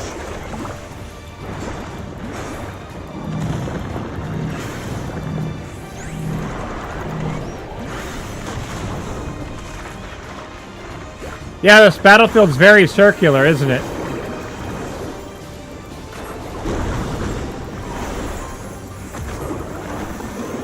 Chronicles of End.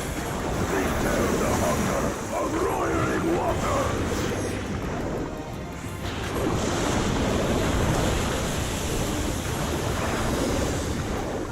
I will take the measure of your resolve.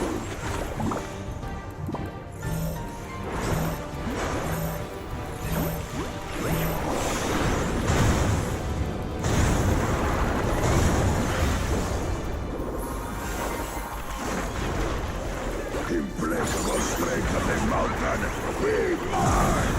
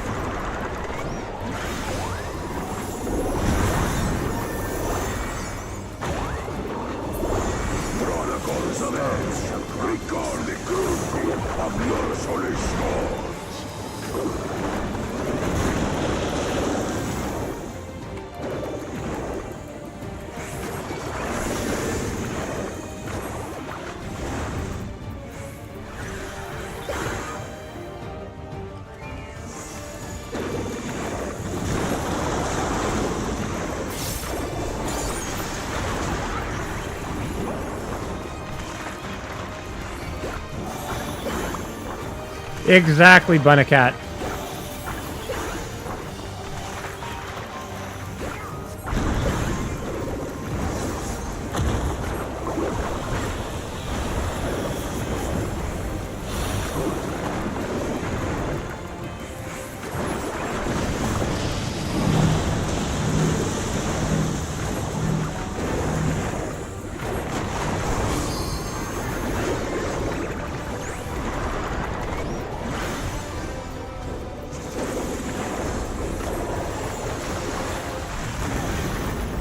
Now notice, because I've been popping these essentially on cooldown, these numbers are very, very close to each other.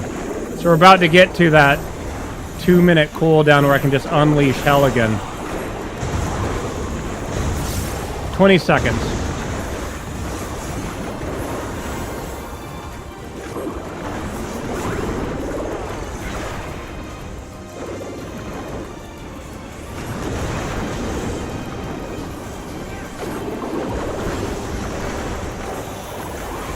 Here we go.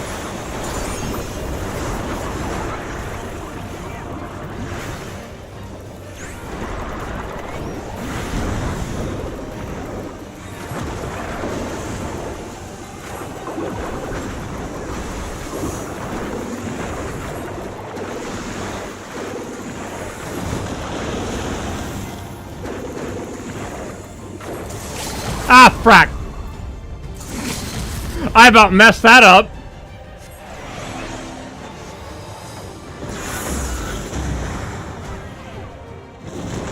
No! No! No! Ooh.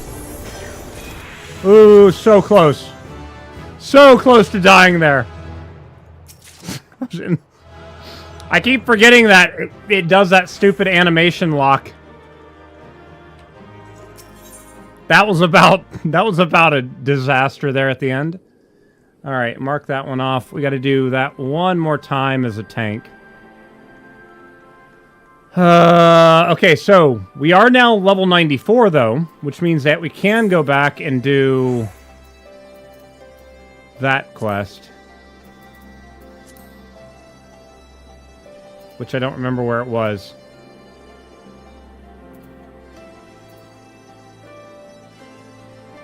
Yellowmid?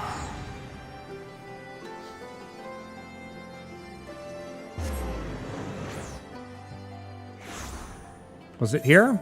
Yes, it was.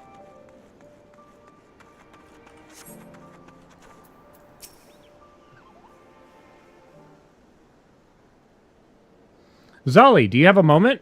I'm having a little trouble here. I sought this merchant out because I was told he dealt with the alchemist in the great work. I thought he might know something about the Justicar, but when I asked, he's been like this ever since. Apologies. I was just surprised that you would ask me about that madman. What connection would he possibly have with me? The fiends he fights are grown with rare alchemical materials, and we think he might be staging those encounters. Since you deal in such wares, I wondered if you might know how he came into their possession. I don't know what you're talking about. I've never spoken to that man. I very much doubt that. Perhaps he'll be more receptive to questioning from you, Zolly.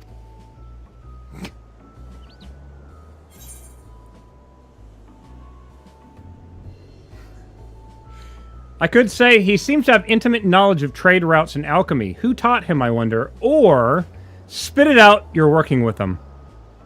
Second one. Oh, I thought she was going to do the thing. Damn it.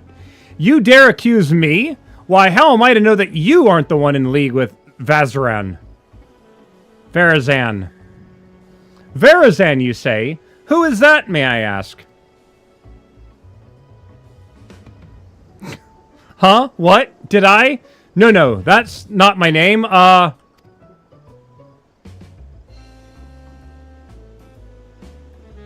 Mama Fishy, what's up, dude? Hope you're doing well. I'd be a fool to continue this charade any longer. My son Vazaran is the one you know as the Justicar. To be suddenly confronted with the litany of misdeeds, I quite lost my composure. You're his father? Then do you know how he came into possession of such rare materials and knowledge? Woke up somewhere near Indiana. He stole them from me. My most valuable materials and my precious maps.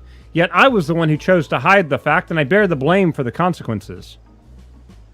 What can you tell us about him as a person? Vazaran is obsessed with tales of legendary heroes, even from a young age.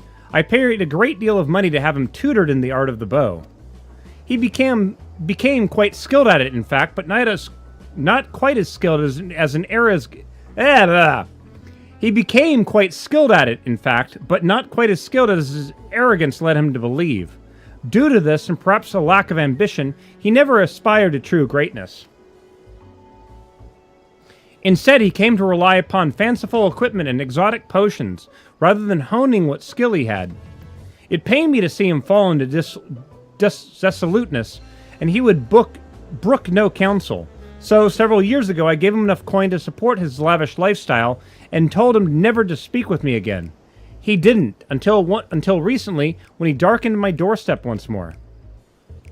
And that was when he stole your goods? Though I would have willingly given them if he had asked.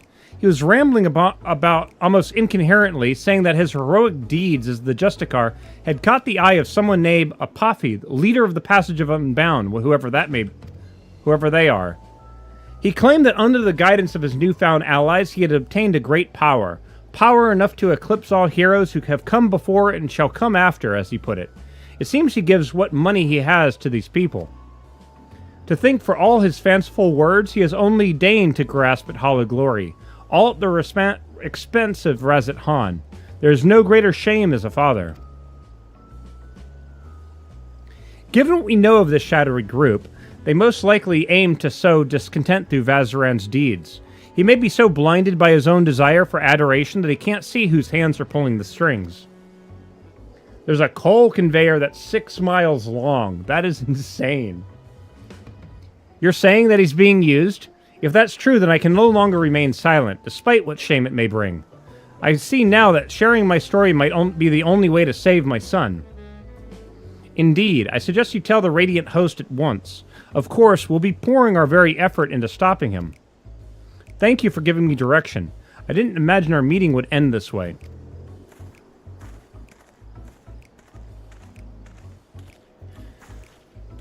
Truth be told, I'm not entirely unsympathetic towards Vazaran. I basked in my father's reflected glory while having none of my own to speak of. The glory Vazaran seeks is similarly false.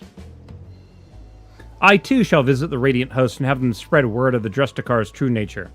If the people are wise to his trickery, they will be far more likely to aid us. He'll soon learn that a legend built on lies is no match for true heroism.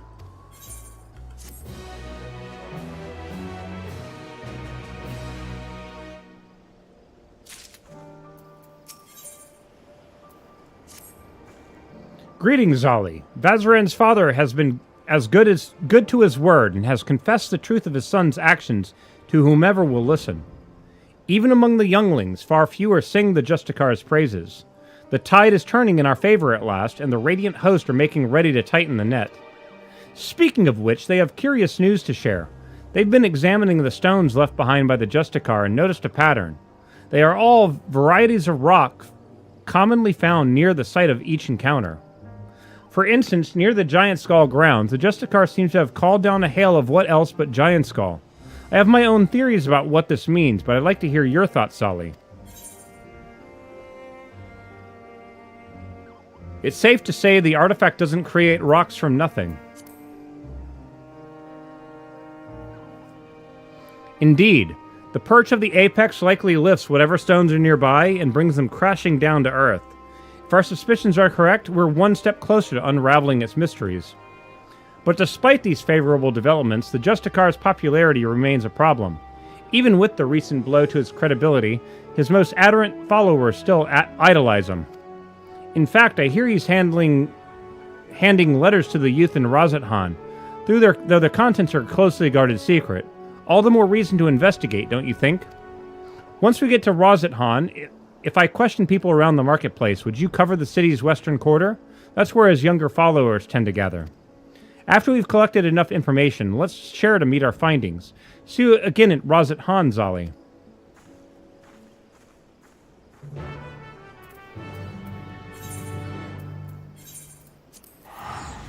Actually, no. While I'm here, let's do the Beast Tribe quest. Societal Relations quest, sorry.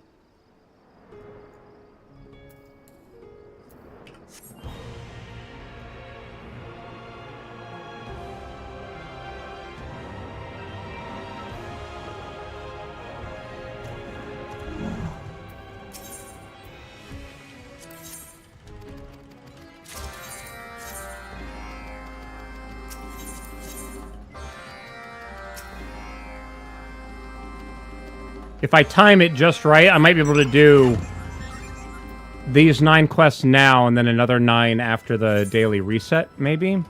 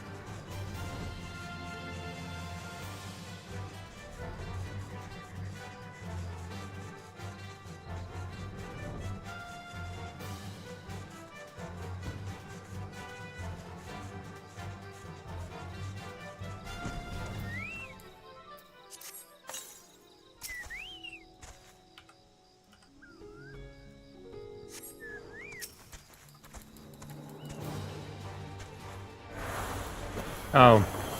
Never actually... I forgot to use... I can't do my opening. Because I stupidly didn't paint them yet. Now that I'm out of combat, let me do that. See how slow that fight was? Because I didn't have anything available. Now I have everything available. This guy's gonna go down quick. See? That's how it should have been. Alright, so those are the 3. Oh, man.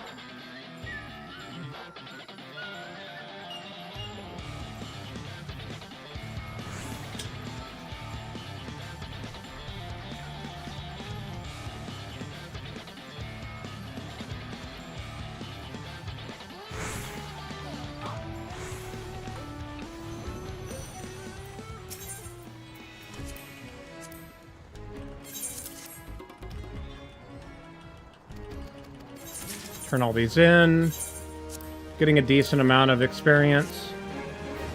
This might be the previous expansion's combat job quest, but it still... It fills up like a good, like, quarter of the experience bar. About... okay, maybe 1/5 of the experience bar. Dr. Poga. So 1.1 million experience per thing there.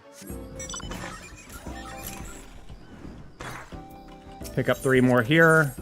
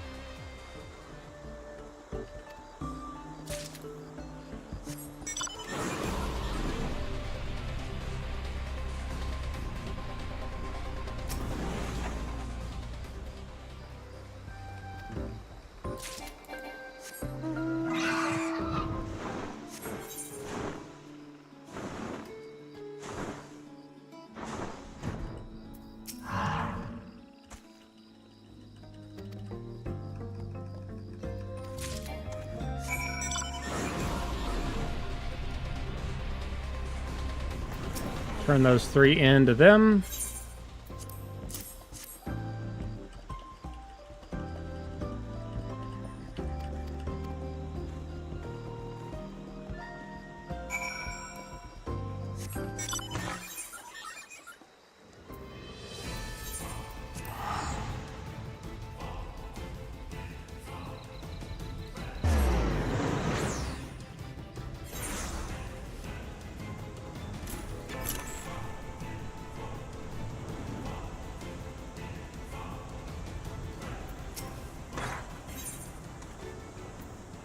That's not the quest.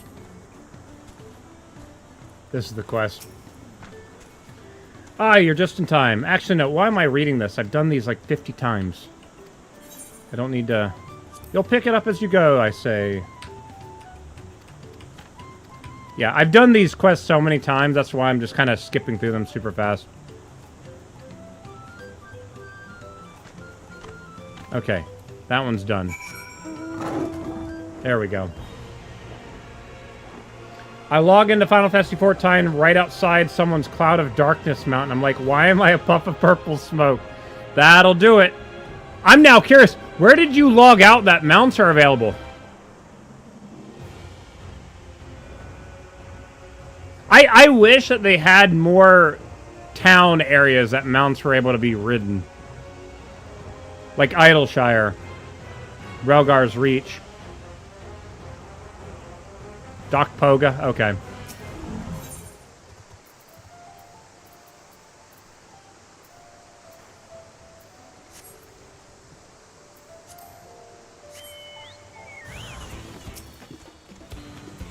I did it again.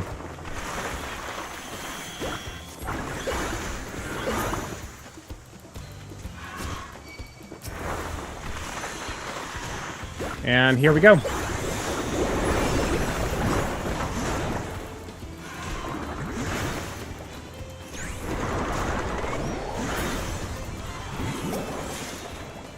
Alright.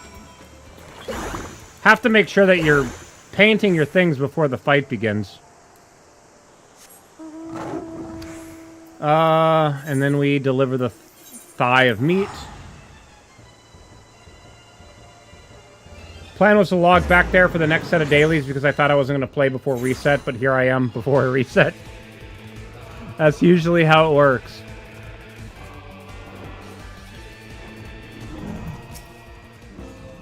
Since they did that update on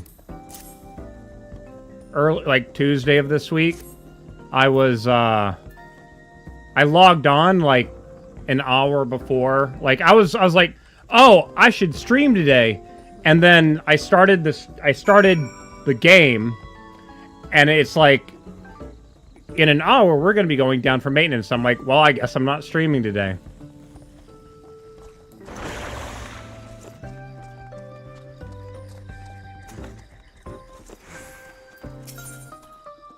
Alright, let's turn all these in.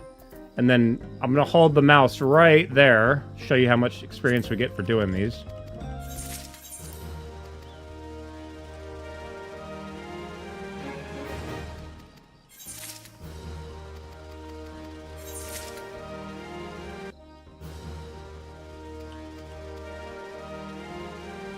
So yeah, I mean that's a good 1/3 of a bar.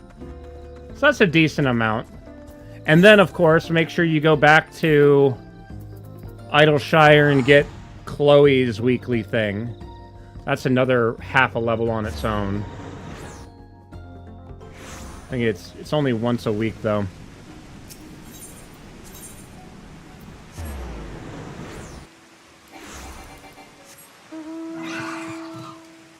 Of course, you can't fly here.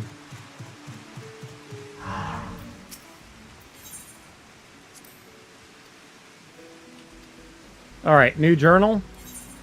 What do we have? Alliance raids, second coil of Bahamut, Eden's verse.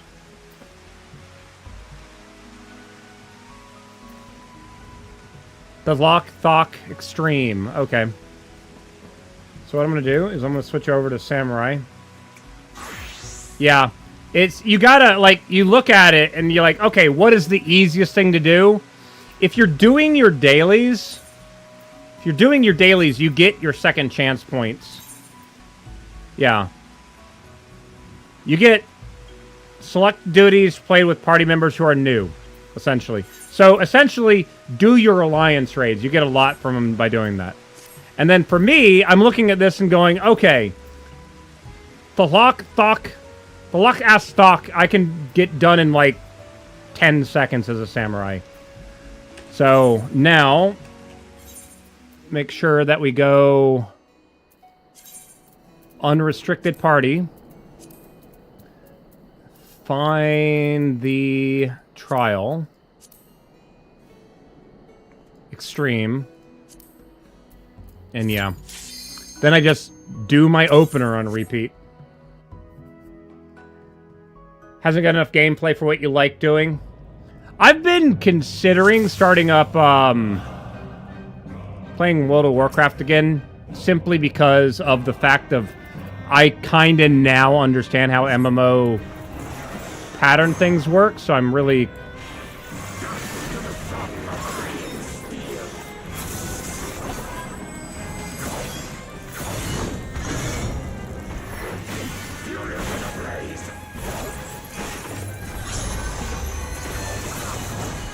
"29 seconds.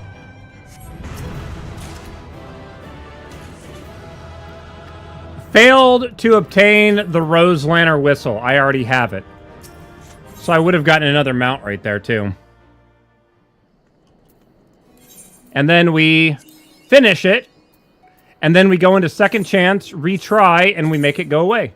And it moves the thing to another one. And I just do that on repeat now.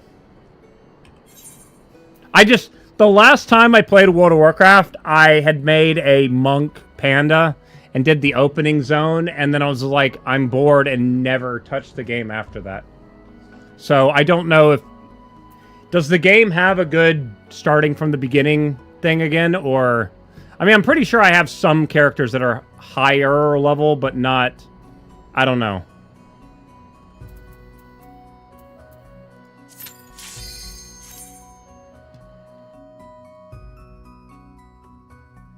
Thank God that Samurai doesn't have a whole bunch of...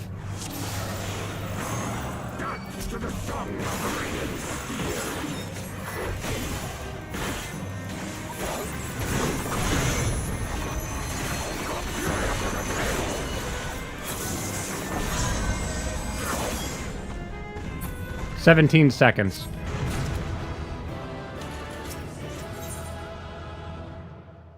So I just do this on repeat for a little bit. Accept it. Second chance. Retry. Do it again. Last time I started a new character was to replace a Death Knight that was a gnome. I ended up disliking gnome animations. The new Death Knight was max level in a week, so no idea what the new character experience is like when you rush through it. Were you still playing on US servers?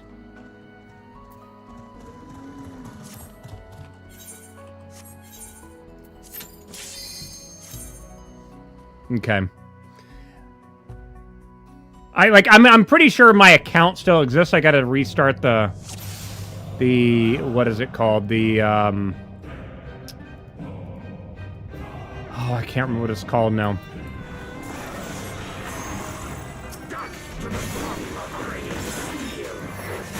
I'm not even going for positionals because I'm using True North.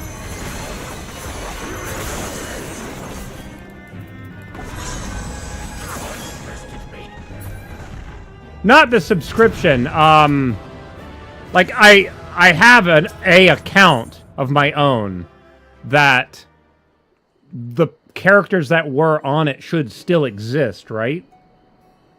Have they added any like new races or classes or anything like that?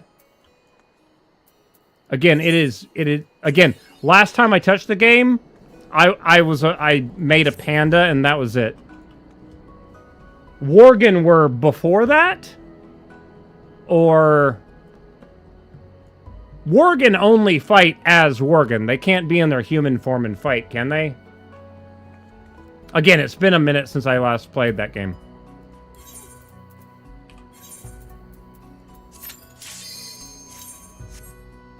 Hello, Muppet.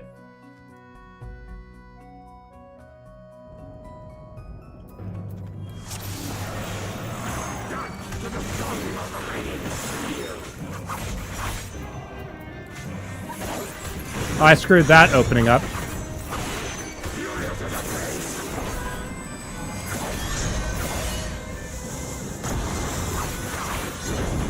Whatever. Since Pandora, they've added a bunch of allied races. Interesting. Oh, I am such an idiot. Because you can also farm from materials, what I should be doing is opening the Hive weapon coffer every time. But then, because I already have a katana, I need to desynthesize it. Use that. No, I didn't want... Oh, damn it. I didn't mean to equip it. I'm an idiot. Well, get that out of my frickin' Hive katana. I meant to desynthesize it. Okay.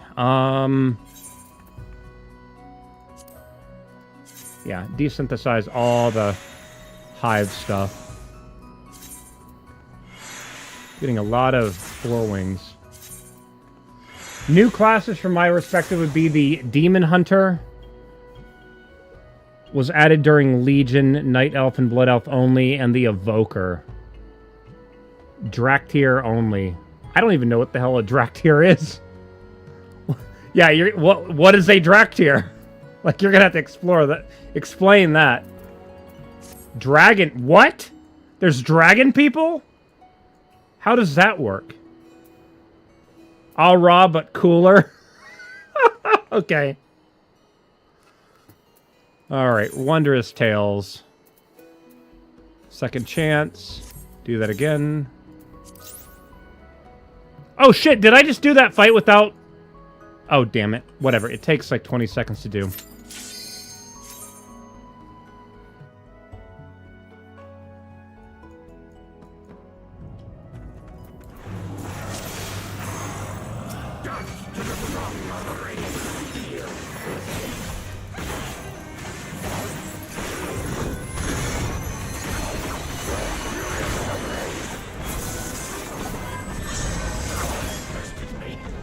Deathwing created them long ago, locked them up in stasis. In Dragonflight, we needed to wake them up, or they woke up on their own. Boom, new player race. Can you start a new character as that, or is that one of the races you have to unlock? Because that sounds like something I might do if possible.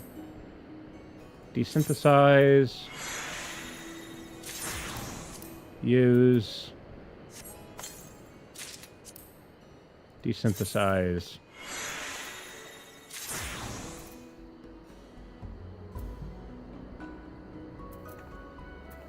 Wondrous Tales.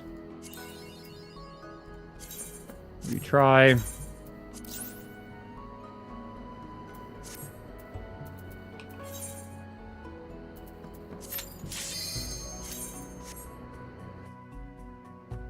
Okay. I might have to try it out at some point.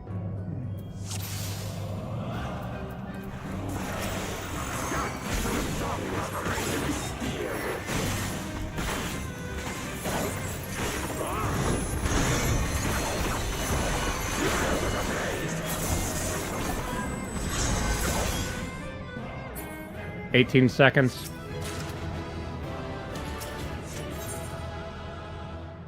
Do you by chance have this Lana whistle? Because if you have a character on my server or something, join so I can run you through it and maybe get you it.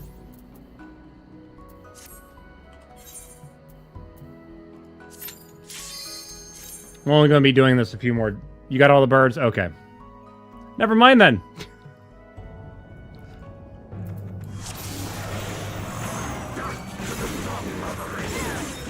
Except the one from Chloe for a golden ticket. Oh, yeah, I don't think...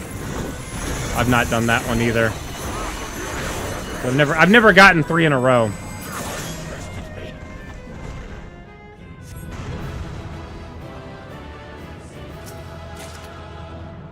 I did it again. I didn't desynthesize the coffer. Damn it. Desynthesize. Desynthesize. Use. Desynthesize.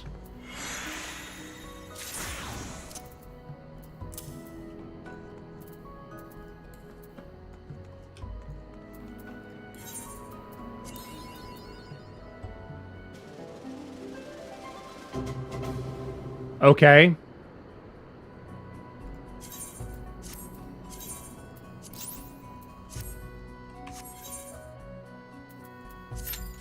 I haven't actually seen a entire line in months. So, just the fact I got one is nice, I guess.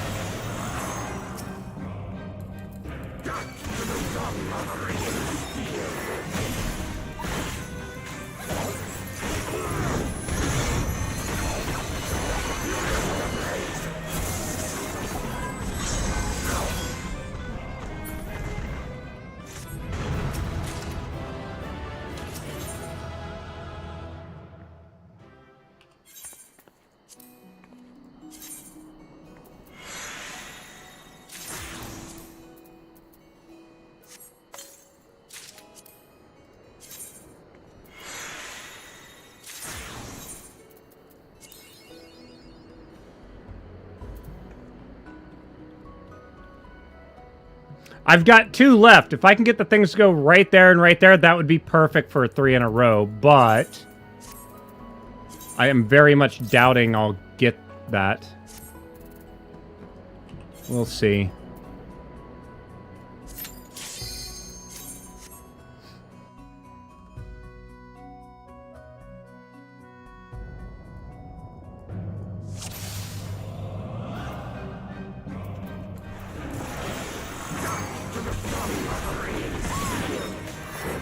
So the samurai, as an example, I'm using True North as I'm running towards him, so I don't have to worry about positionals for the first few attacks either.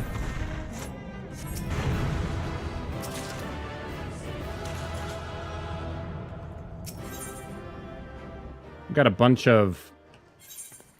What was that? I've already got both those songs, too.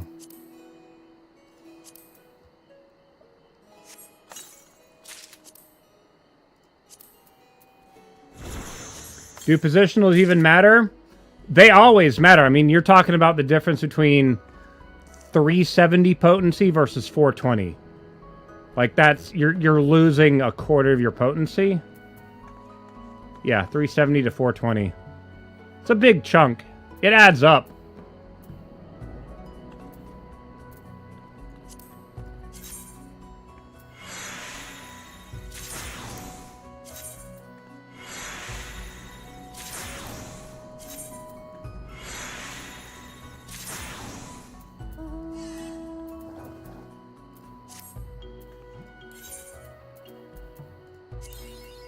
Oh, and right there, everything goes to shit.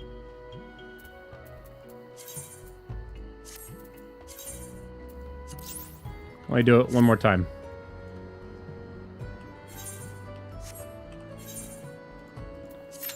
Then we can turn it in and get more experience for our Pictomancer.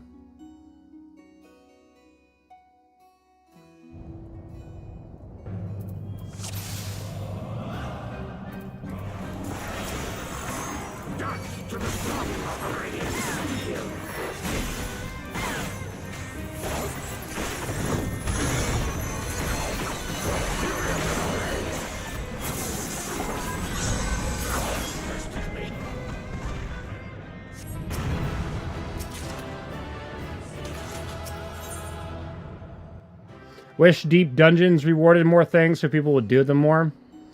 Yeah, the deep dungeons are a little bit... like, they really haven't added much to that. Have you done the V&C dungeons to completion?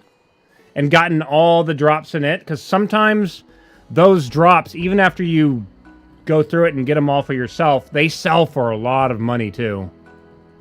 So that's something else to look at. Have you gotten, the Necromancer title by chance? The getting to level 200 solo? I did the variant dungeon only enough times to get their mounts for doing all 12 paths. Okay, yeah. A lot of people just do that, but there's a mount inside of each one. There's a minion inside of each one. There might be multiple minions, to be honest. See, now you're going to make me go check. Hold on.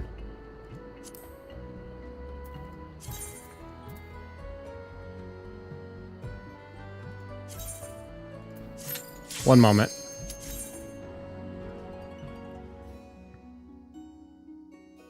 So, Severian Subterrane. Yeah, there's a Sewer Skink and a Sponge Silky minion. And then there's 3 cards available here. Also, if you follow where your companion wants to go to, you get 2 chests at each point instead of just 1. So if you're just doing it just to get items, follow them. So there's 2 minions here.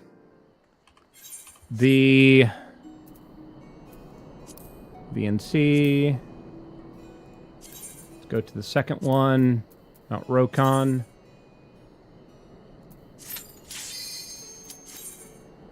But extra chest never gave me anything better.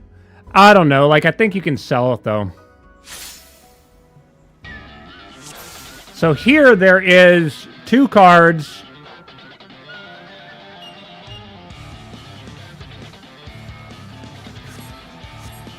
Sorry, I apologize. Hold on a moment.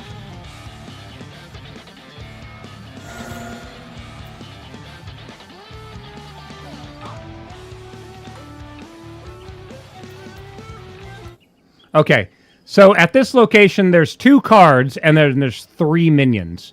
There is a purple dog, dog in like a purple wizard's outfit called Shoramaru. It sells for 5 million. There's also a Akuri Chokodin, which is one of those ghost lanterns. It sells for about 90,000. And then there is Kuromaru, which is a black and white dog, sells for about 180,000 gil. So, yeah. God, I thought there were mounts here.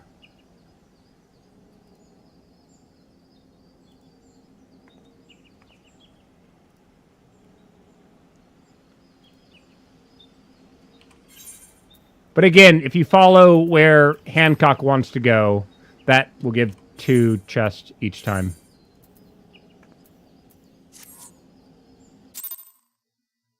Yeah, I don't know if it was just me, but I greatly enjoyed the VNC dungeons. Like, going through it and reading all the clues, like, to me, it was fun. Let's see what the last one had. I hope that they do more, because those were extremely fun. I liked them.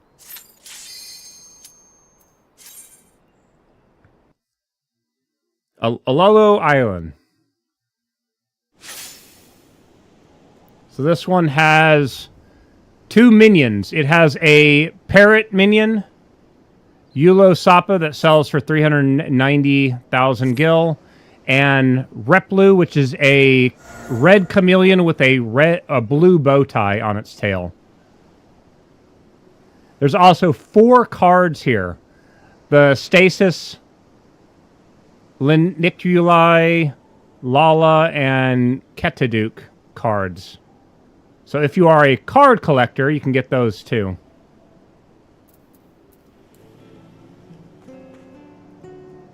Yeah, if they do it again, I'll definitely be streaming those, because those are fun, especially working with people. Now, this music is the music that plays in this dungeon normally. It's all calm and Hawaiian sounding.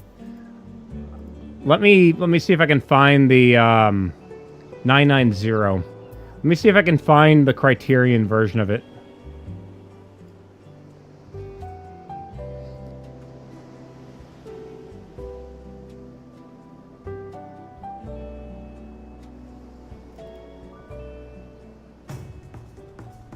Yeah, so the Criterion version, this is Oh Hunter Rejoice is the name of this song.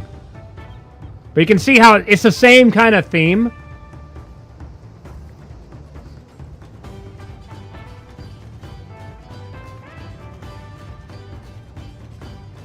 But Criterion is essentially the Savage version of the VNC dungeons. You have to go into it with 4 people, and they are extremely hard. The group I was playing with, we were working on the second boss. Like, it was difficult. The trash mobs are more difficult than many bosses in the game. That's how crazy it is. Like, they do attacks where 1 hit will instantly kill you. And the entire party. It's insane.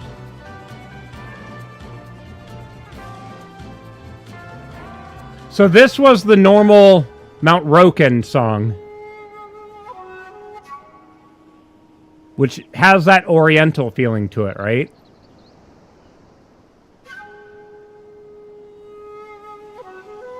This song is titled Crimson Sunset.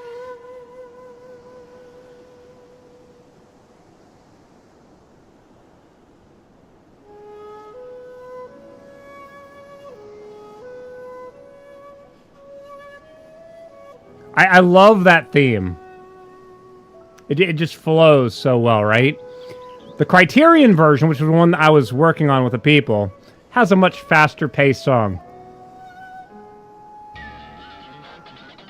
Much faster paced. This one's titled Crimson Rise. Other one, Crimson Sunset. This one, Crimson Rise. You might notice that you might recognize it from my playthroughs because I have it playing on one of my mounts. Alright, let's leave here. Leave. Alright, so let's see. Wondrous Tales, complete. Hey, I got 2!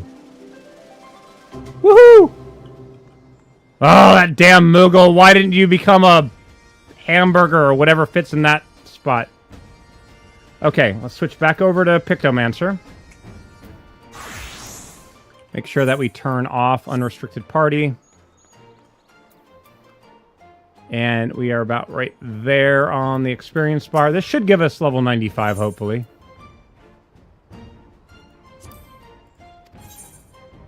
And I got 2 of those.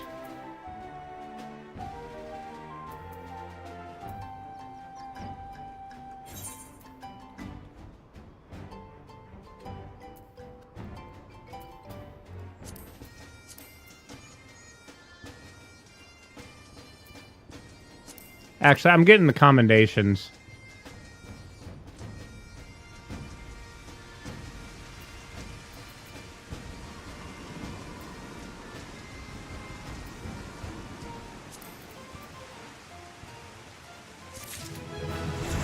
Yeah, that's easily a half a level. So we're level 95, nice. And I can't get another book until Tuesday.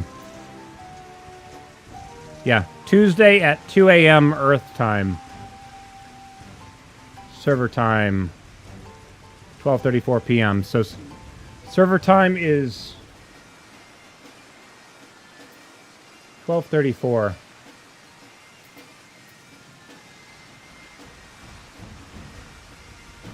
What time zone is server time? Game time? 12:34. Okay, UTC. It's UTC time. Okay. Which I think 2 a.m. on Tuesday is like... I don't even know now. Shit.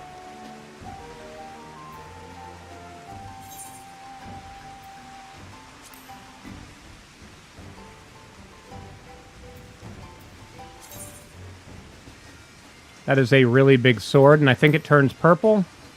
Yeah. Purple and red.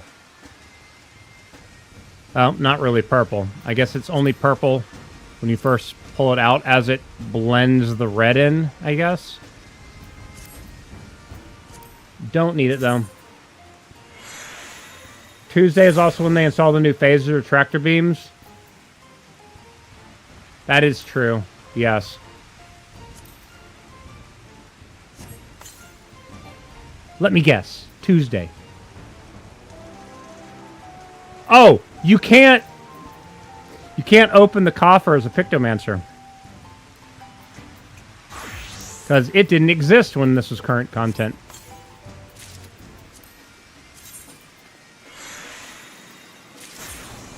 Alright. Back to Pictomancer. Now, let's see if I've got anything I can desynthesize. Yes, I can. Very nice.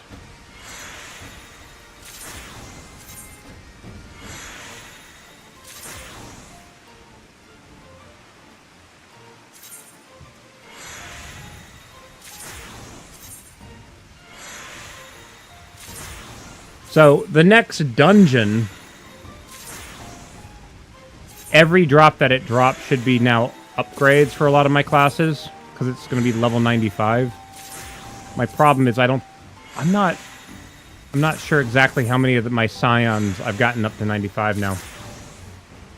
Of course, now we have the ads playing. So, I will be right back while those play. If you are on the YouTube, ads are playing on Twitch. I will be back in just a moment.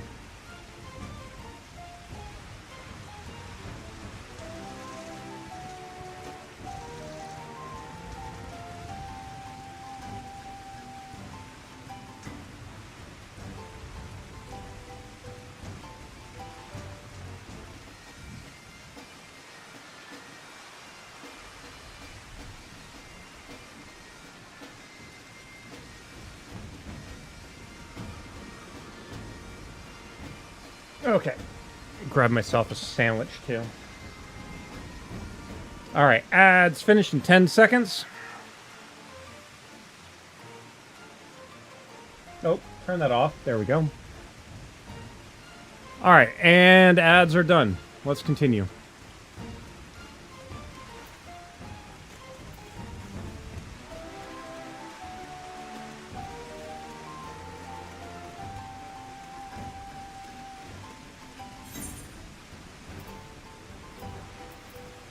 See, I already have all those cards, so that does me no use. No good. Let's go to Gold Saucer. Turn those cards in. Wonder what Twitch changed about the ads. I haven't seen any in a while. My ad blocker doesn't update or anything either. No idea. Oh, shit. Hold on. Okay, good. I already have my...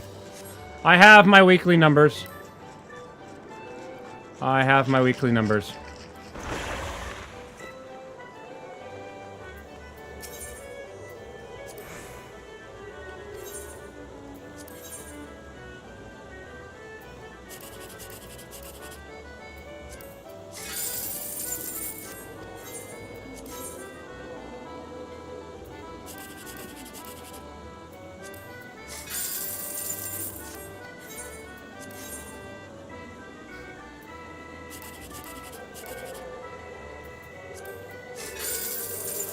Alright.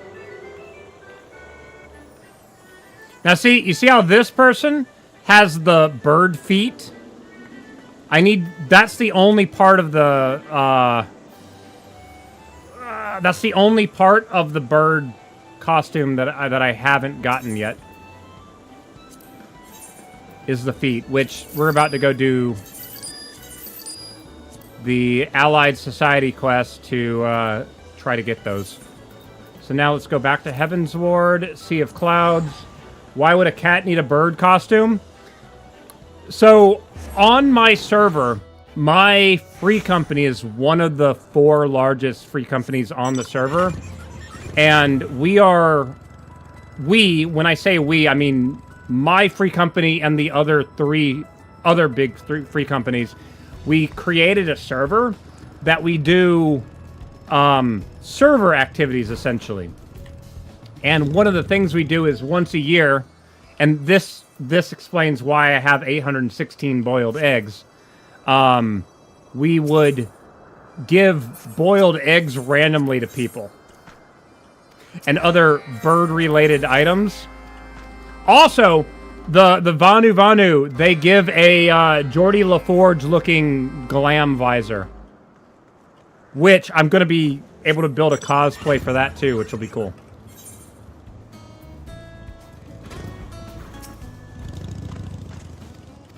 Turn all these in. This guy's going to make me fly. I still haven't gotten this mount. So I want this mount.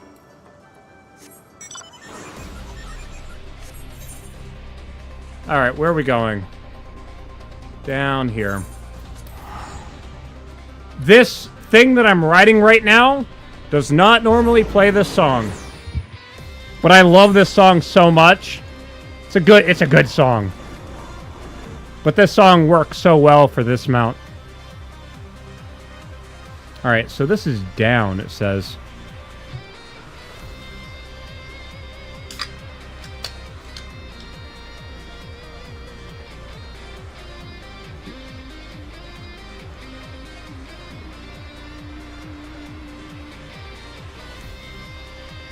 Handing out eggs. Is this an Always Sunny in Limsa Laminsa reference? It's a yearly thing we do. We also do events around certain holidays. Last year we did a... the frack was that? Last year we did a big parade. We all split between the 4 major cities, and when we say 4, we mean essentially Limsa, Alda, Gradania, and then Foundation. And we sat there and we were giving out minions. We had collected minions for months prior to that, and we're just giving out minions to people. And then at the end, we all met in Limsa, and we all went to the gate of Limsa Lominsa. Everybody changed into a mount, and we walked from town to town and went to all the Realm Reborn locations. And then, yeah, Zhang Li, you were there, yeah. But yeah, not last year, the year before. But yeah, we did that for Christmas of 2023, I think it was. I don't think it was done last year.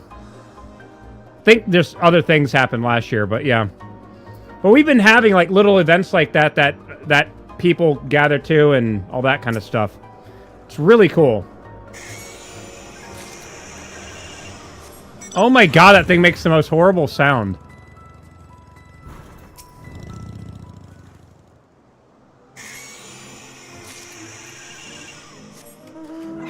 Oh my god, just screaming.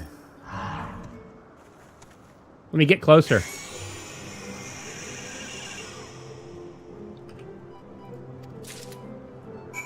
Okay, whatever. To the south.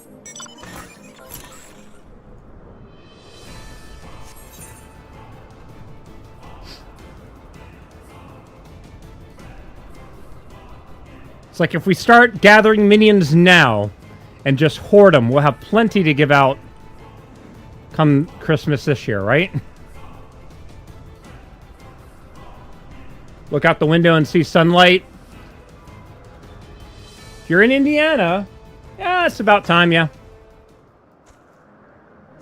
I'm guessing you have your truck all set up where at nighttime you got things that fit in the windows that block all the light too.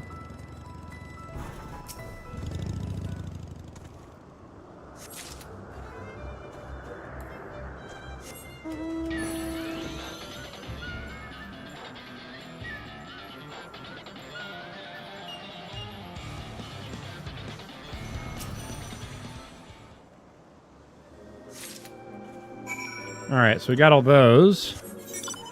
I'm still missing something.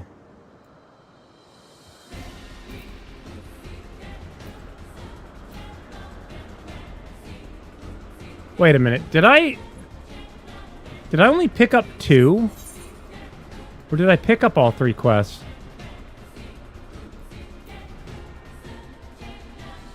I forgot to pick up the 3rd quest. No wonder I couldn't find the circles. I was joking that the screeching was my response from being annoyed by sunlight. Yeah, I can see that too.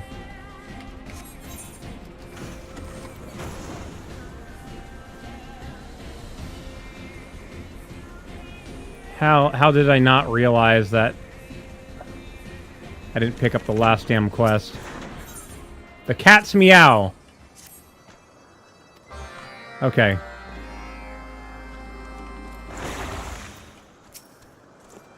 Alright. Alright, let's do this again. Where is this one at? Okay.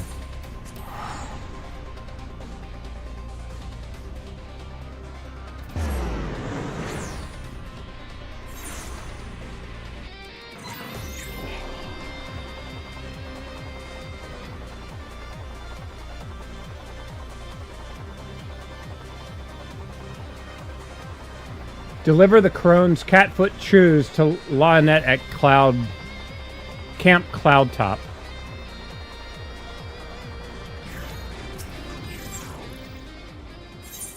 Alright, there you go.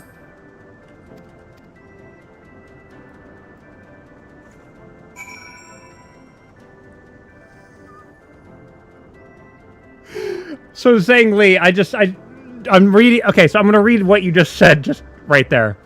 This zone scared me when I first started questing it years ago. Coming from my only other big MMORPG experience of playing WoW, I was so used to, if you fall off the edge, you fall to your death.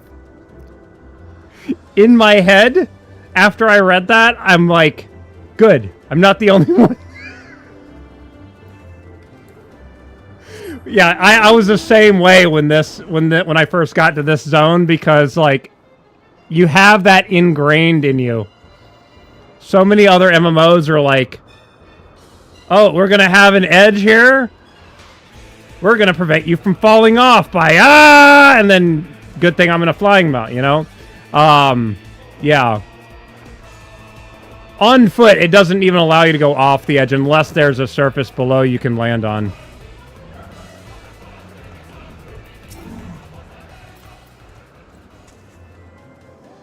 These patrol routes are far too long. We all end up so tired and hungry before we're finished, and if we ran into something dangerous, we'd be in no state to fend it off. Why am I reading this out loud? I've done these quests like 50 times. There's your damn food. Hold on. But yeah. It only lets you jump if there's actually... I got worried there for a moment, too. But yeah.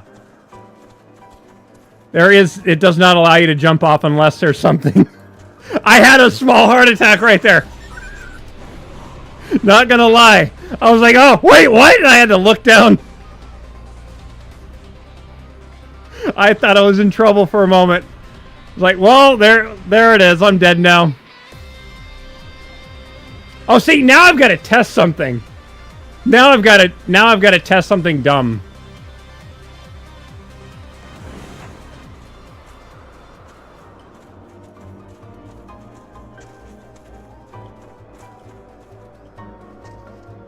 Okay. So that's good to know.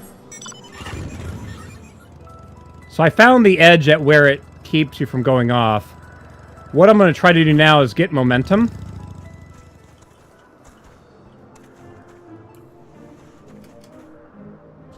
No, it stops you. Okay. Interesting. They thought of it. Interesting. That's very nice that they thought of that. Otherwise, my ass would have died many times.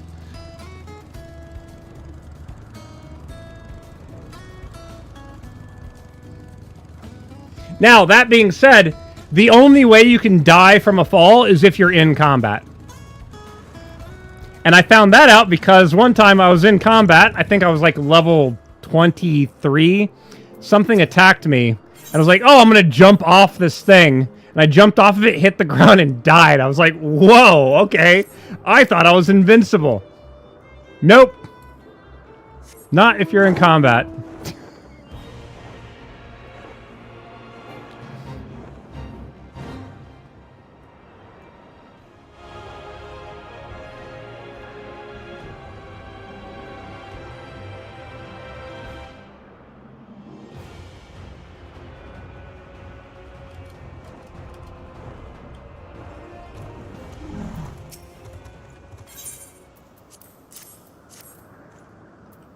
All right.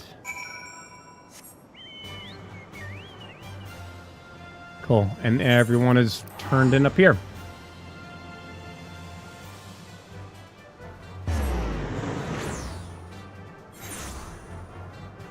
Yeah, I'm pretty sure that even if there is something that... Wait, what? Hello?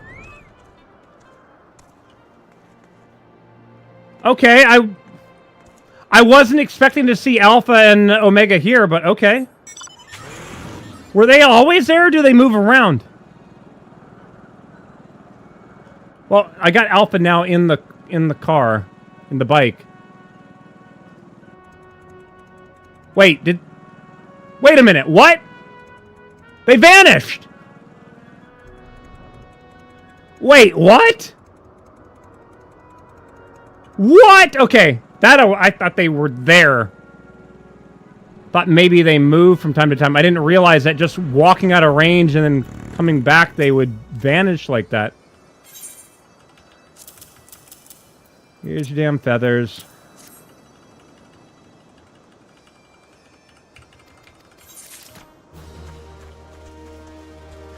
Because my mouse is one of those laser mice that it's super sensitive, I literally pick up my mouse off the table so I can just quickly click through things without the mouse trying to move the cursor on me.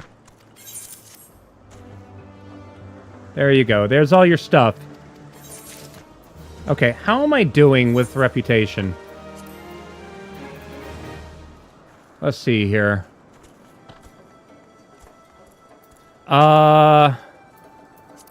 Heaven's Ward. Oh, this might actually be the...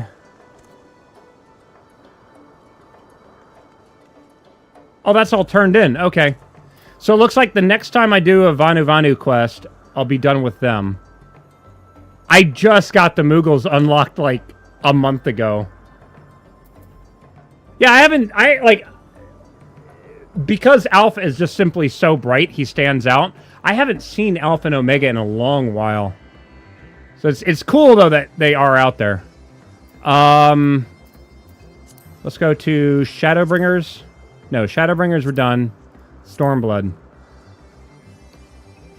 Let's get the Kojin to level 7 so I can get their mount.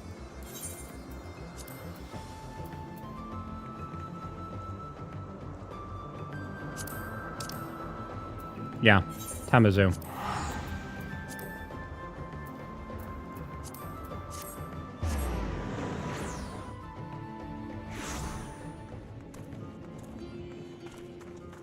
And again, I'm continuing to do this as combat job so I can get, even if it's just a little bit of experience, it'll give me some.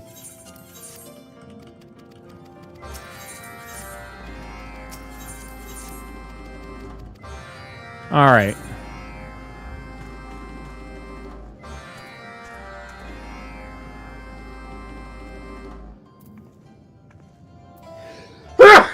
Shoot.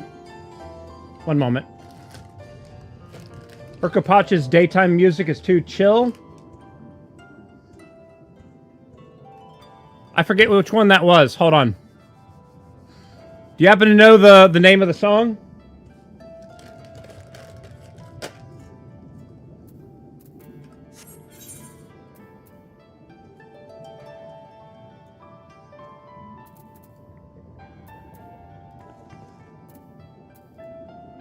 Ah, okay, so there is 3.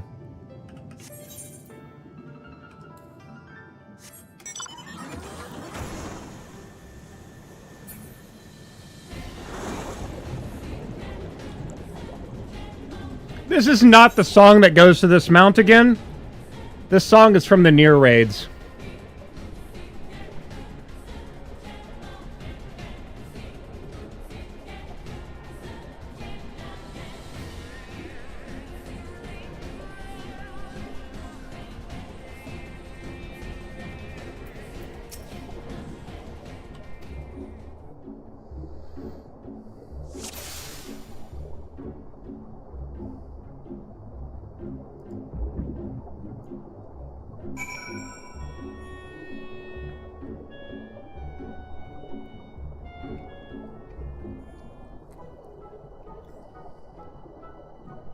That is true. It was always weird to me, the swimming areas in Guild Wars 2.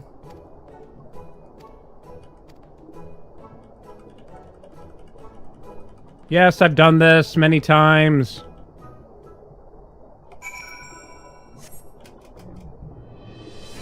Okay, so now we're going to teleport over here.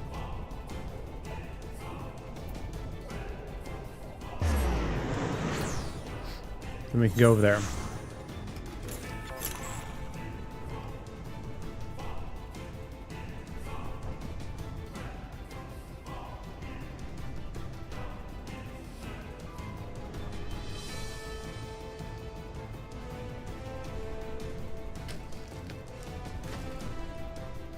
That's right! World of Warcraft, you had breath, didn't you? Shit.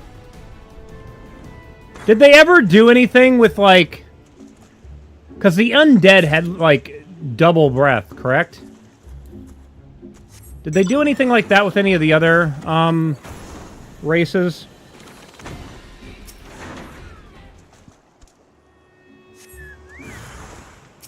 Oh no! A level 70. Whatever shall I do? Let me get all my motifs ready. Oh wait, one attack is done.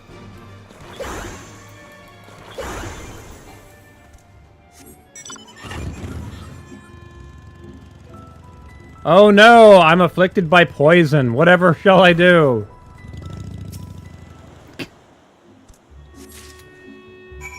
Three to 4 times as long? Nice. Yeah, the last time I ever played World of Warcraft, I was talking to Bunnycat about this earlier, but it was shortly after the Panda expansion was released, and I made a Panda monk. I did the Panda zone. I got to the main World of Warcraft map, and then I was just like, I'm bored of this. I don't want to do it anymore. I do have to say, though, the learning how to do difficult content, though, in this game has now made me want to try to refire it back up and try playing it again. I don't know. So, we'll see. Might have to restart my subscription because it's been many, many years since I last played. Pretty sure there's been like 4 expansions since I last played, maybe? I don't know.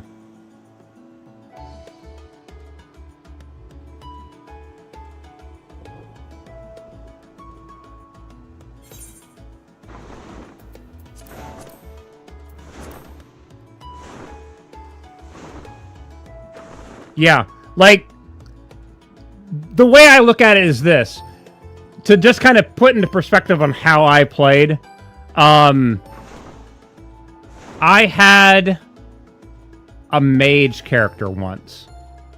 And I remember there being some kind of ability where you could, again, they might have changed it since, but I remember there being an ability where you were able to cast this kind of like ice shard.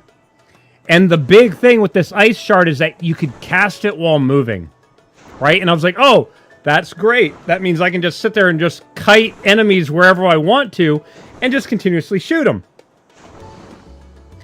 I never thought about how this ability leads into this ability, that leads into this ability, that like leads into this.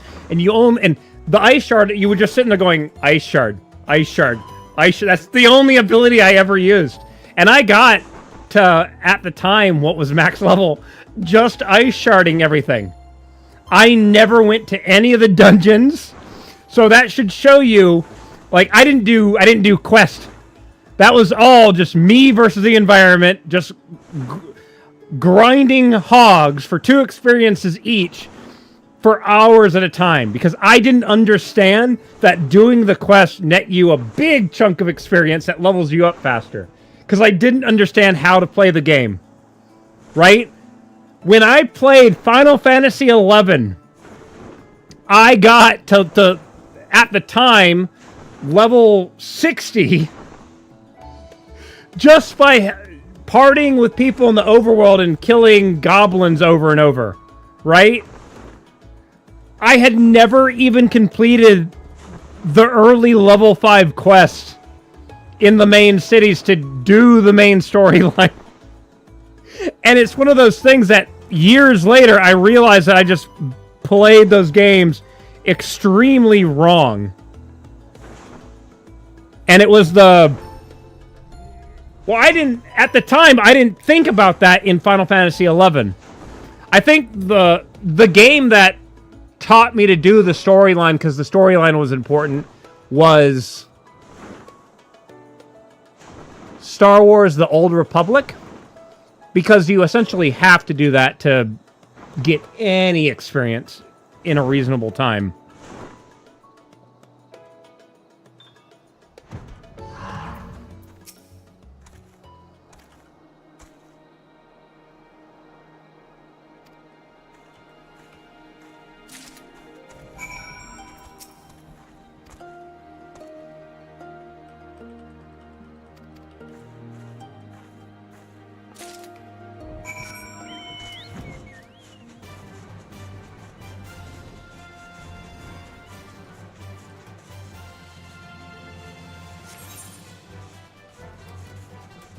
I am looking for somebody.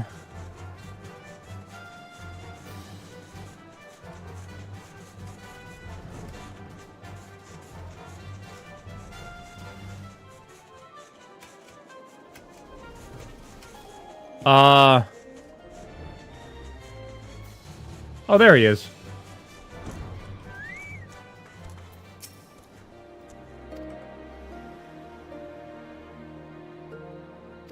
Yeah, I didn't really think about it. Trying to think what MMO I play that had the biggest "I've been playing this wrong the whole time" moment for you.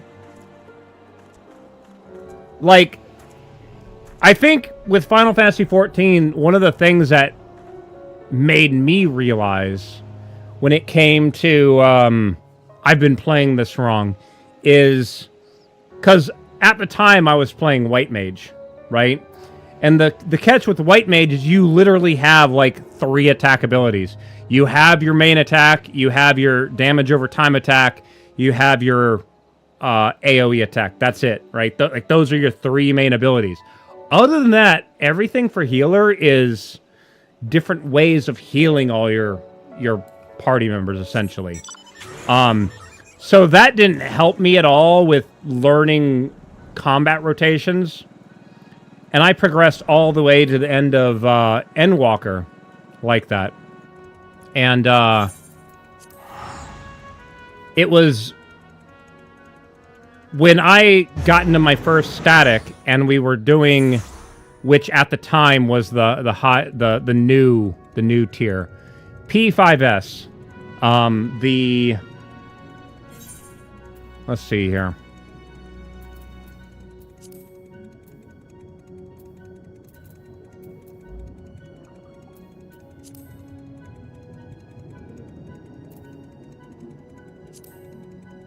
The Carbuncle. I just had a moment right now. My summoner felt weak at level 93. Is it gear? You're not even wearing full level 90 tombstone gear. Shit. Yeah, that'll definitely do it. That'll definitely do it. I try to... You guys didn't see this because I did it right before the stream. And I noticed that my chest piece... In fact, even right now, my legs are still 630 gear. I need to upgrade those. Repair.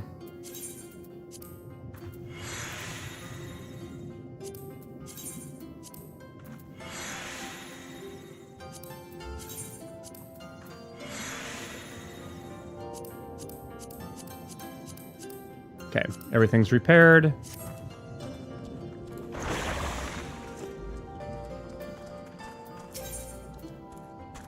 All right, so this should give me 3rd tier in the Kojin Allied Society quest.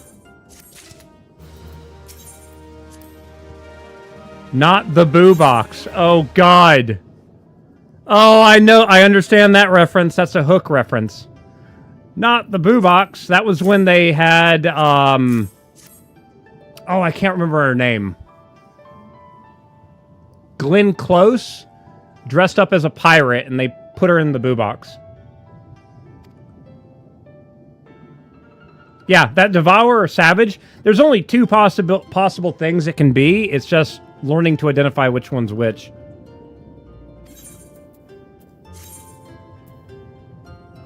You will not be able to receive all the following. No. Okay. So now there is a new quest for them. Must have done one of them out of order at some point. I'm afraid you've arrived early, Zali. There is still much to do before preparations are complete. Now this one I am reading because I haven't done this one yet.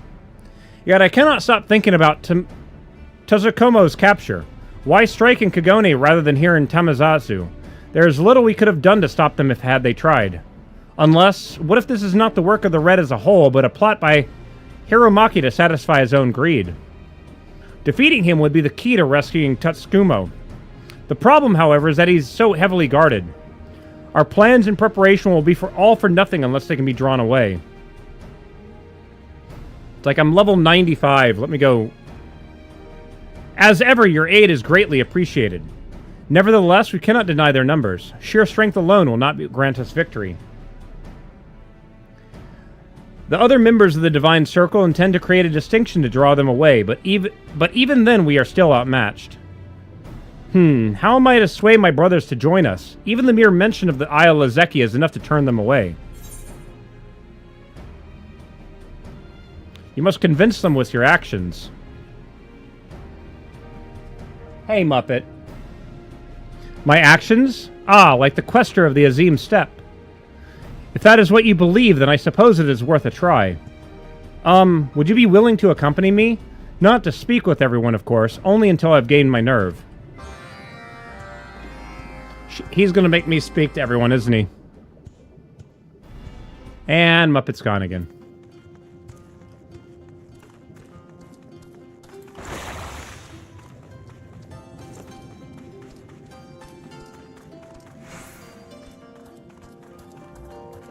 It happens? Okay. Maybe that's why. Because I always thought it was you do 3 a day and you essentially get it, but...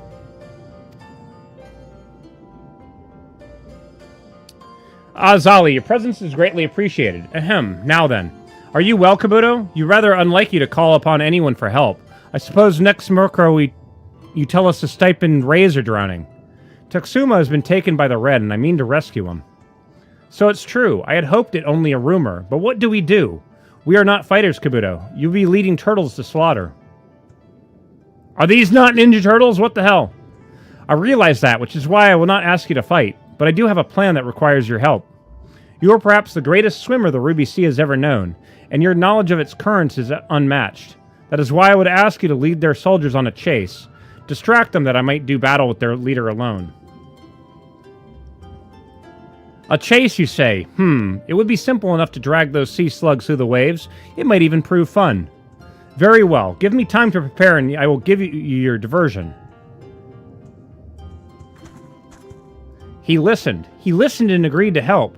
No doubt your presence helped to convince him. But I cannot ask you to be present for everyone.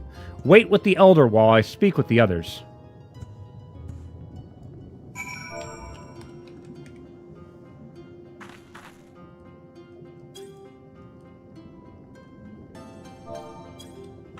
I have pizza. I have pizza. I see plenty of pizza. Look, even more pizza.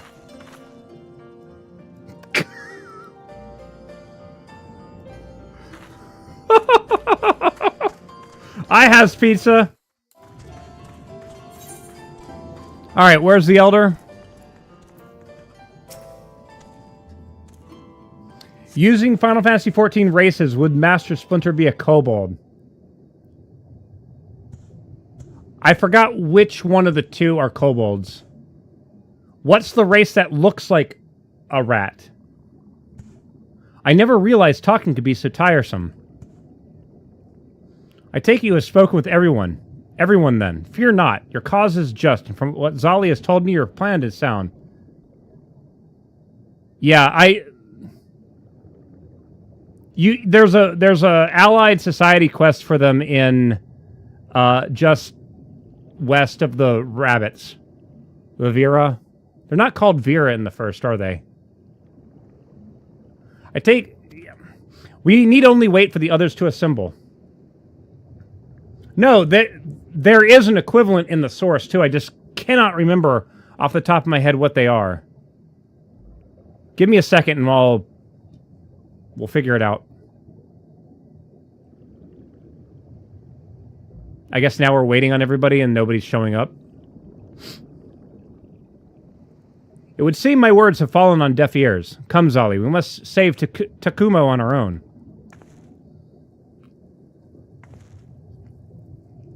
You are too quick to judge your brothers, Kabuto. Take another look.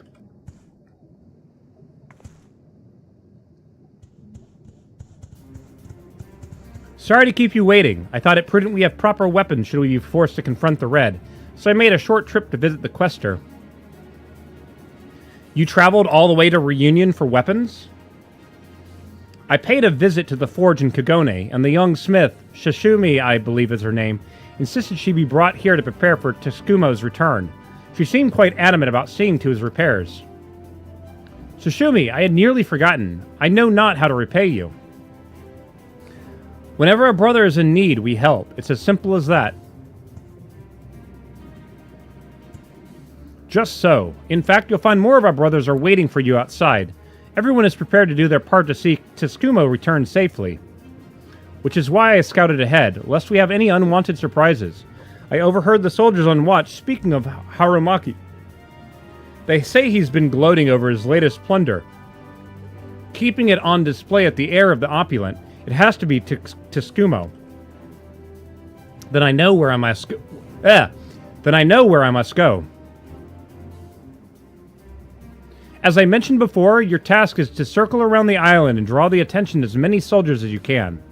While they're distracted, Zali and I will sneak onto the island through the dive.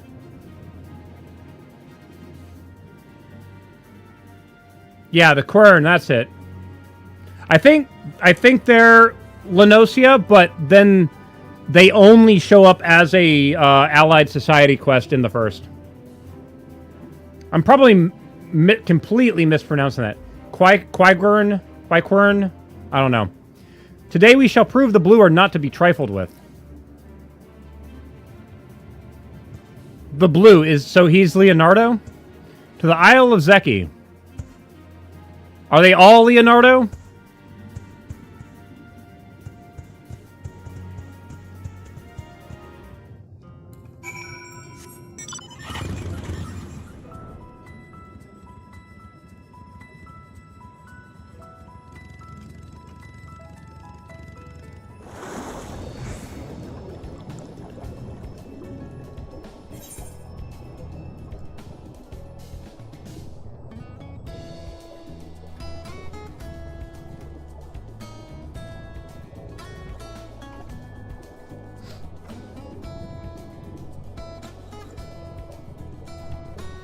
It's kind of hard to tell if you're actually moving in the water sometimes.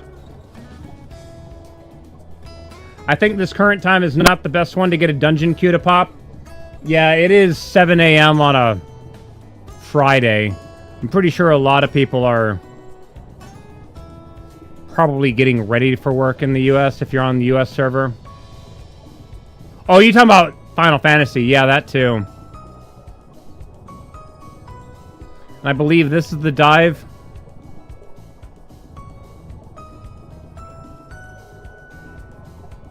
Or not, I don't know.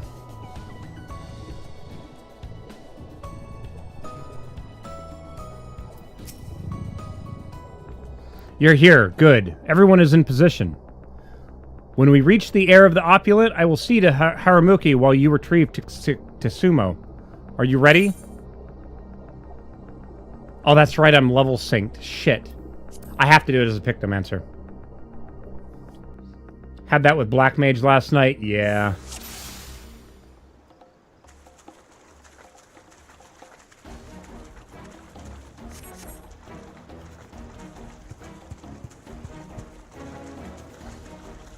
What is he doing here? I brought treasures from the vault to aid you. Align yourself with the kami within, and they will grant you their blessings.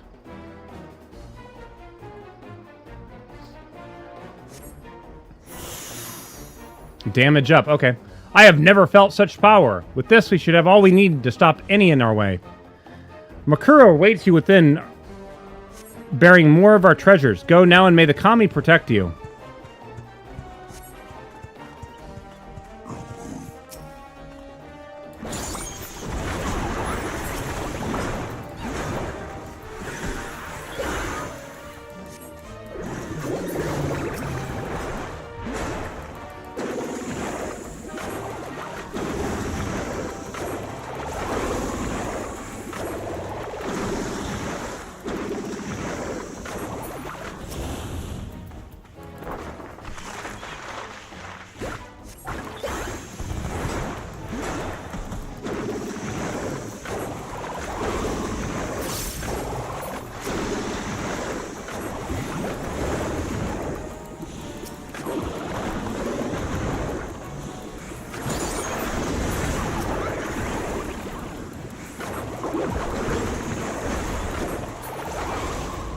I forgot how overpowered Pictomancer is at level 60 as well. Before you go, come and partake of this treasure's blessing. Where? Oh, there it is.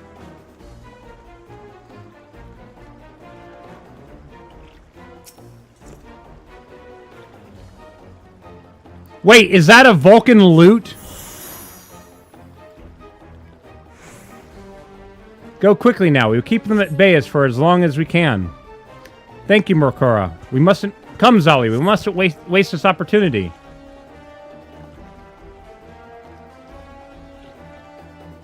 Okay, where are we going? Over here. Wait for me, damn it.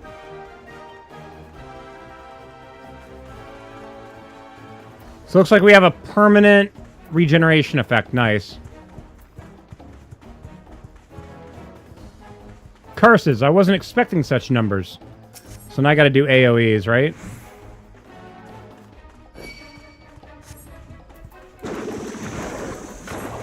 Do this a little bit. Let them all gather together.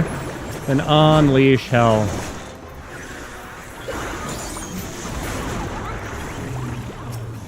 Well... They didn't last as long as I thought they would.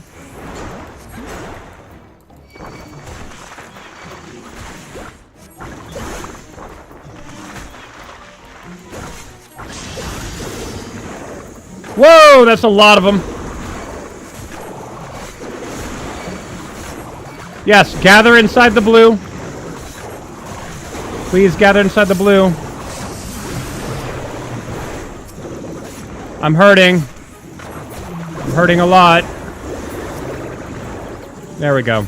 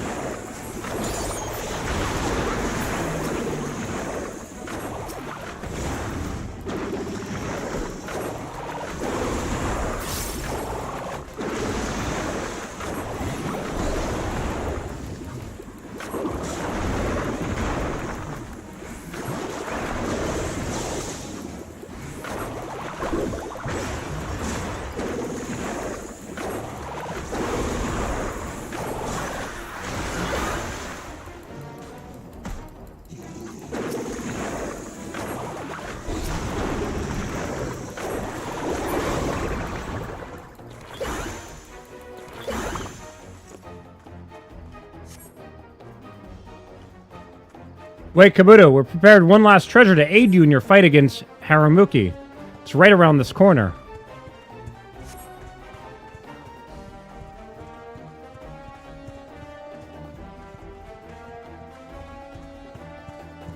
Blessed Hegan armor.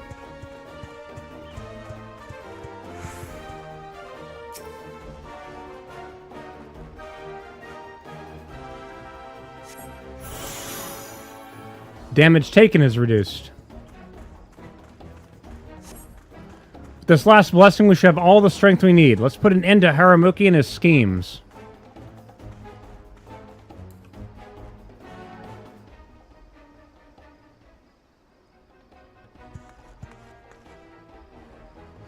Yeah, it's Leonardo. He has a katana. There, it's Hiramaki and he has Tsukumo.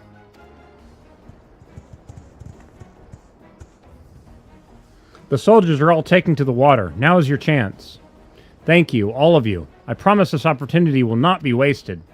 Fall back and join the others. Zali will handle the rest. Understood. Good luck, and may the Kami keep you safe. Oh, they could do that with the next expansion. Where's the nunchuck class? That'd be perfect.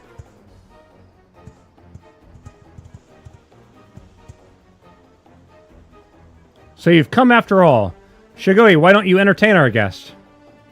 With pleasure. Come, Zali. He stands no chance against the both of us.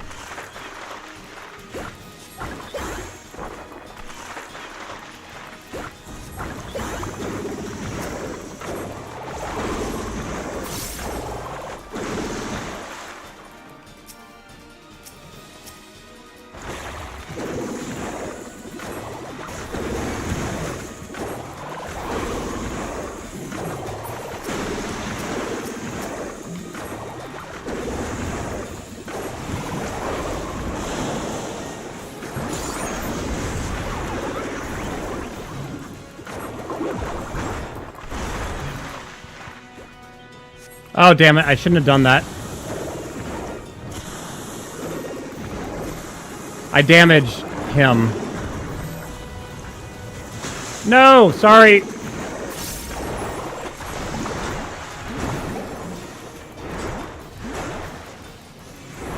So I gotta keep my distance.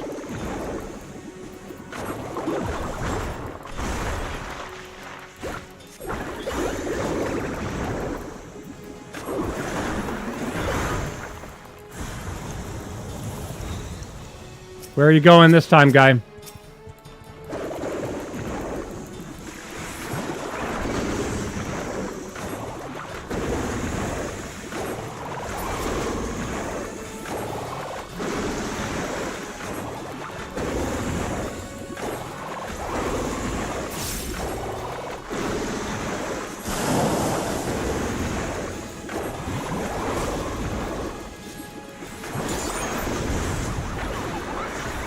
I did it again.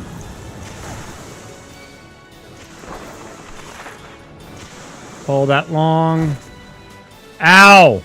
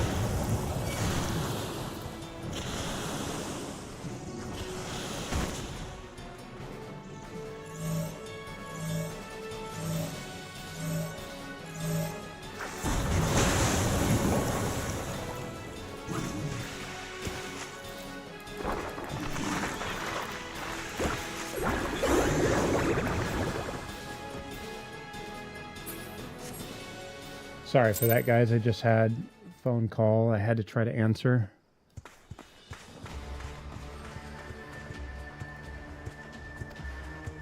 Oh, God, that chat bar went by so fast. I've had enough of your meddling. I will rip your heads from your shoulders and mount them on the walls of the vault. Hurry, Zali. See to Tsukumo.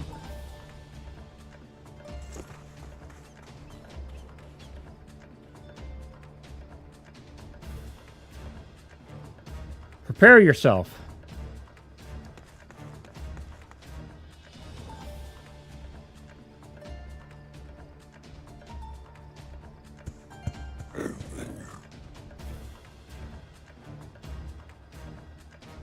Is that the best you can do?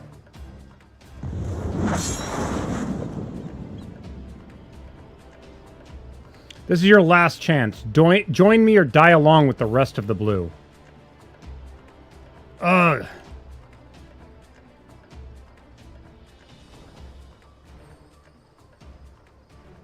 Get up.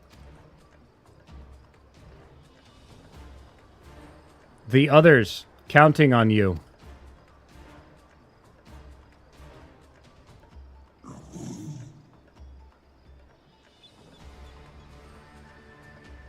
My work is done. Follow your heart. I will always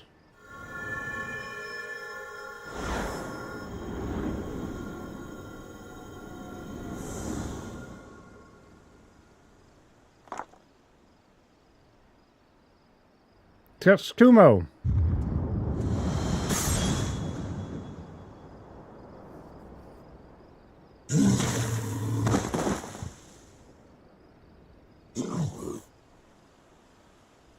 General Haramaki has fallen. Retreat, retreat.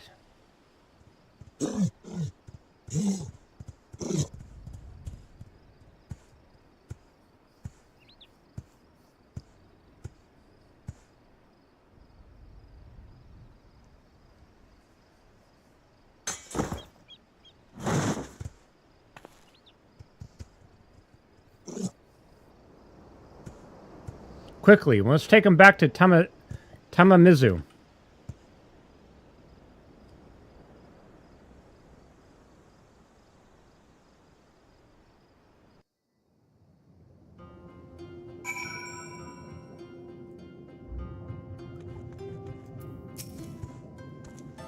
I apologize if I've worried you. I am fine, but there is no change in Tsukumo.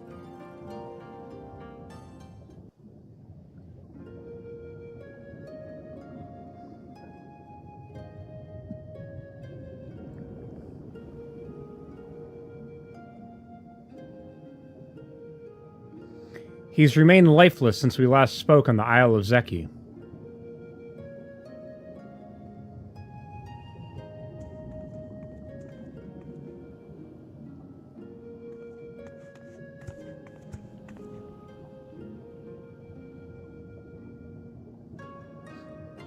Shisomi, can you repair him?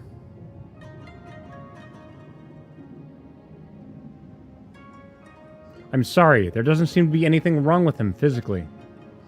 I could grant him movement, but only such as an ordinary Kokori puppet might have.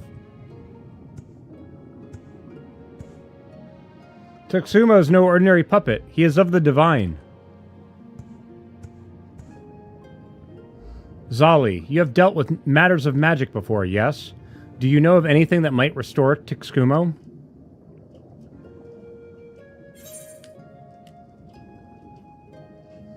But why? Have you forgotten Tsukumo's parting message?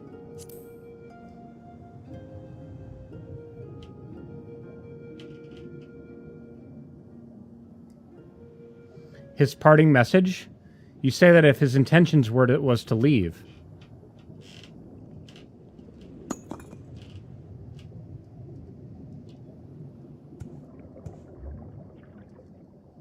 What's this? Did it fall from Tsukumo's altar?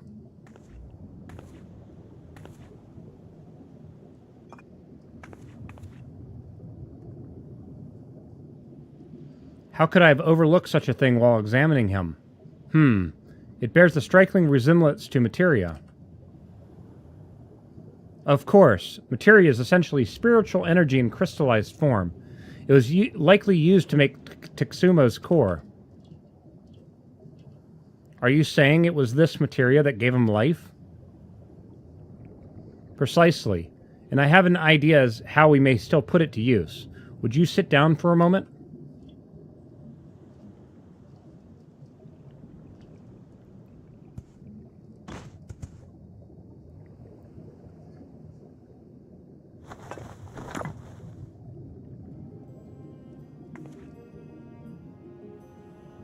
A perfect fit.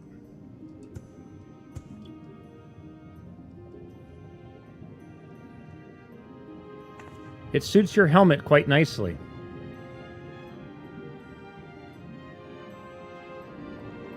Thank you, Shisomi. I will treasure it always. Tsukumo, you lent your voice when I could not find my own, your courage when I had only cowardice. Thanks to you, I now understand that strength that comes from the bonds I share with the others. Before I might have thrown this material away, but now...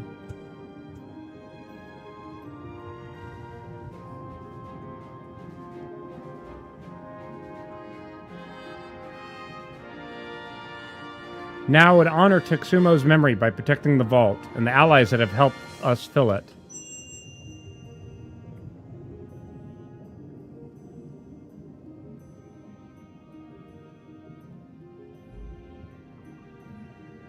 I think the daily stuff for me resets at around 9 or 10 a.m. The double check here in a bit.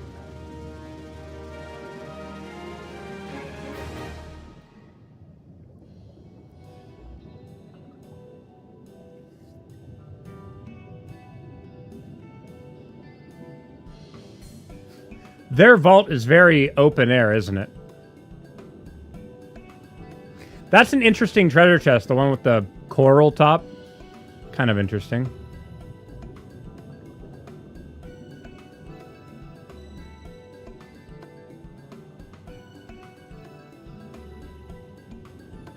Thanks to your concerted efforts with Kabuto, Tuxumo now rests peacefully in the treasure vault.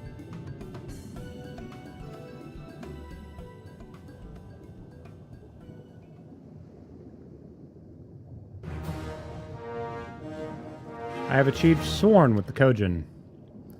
You will receive an experience point bonus. I wish I knew about these when I was working around that level. Would have done that a lot more then, but whatever. Let's turn these in.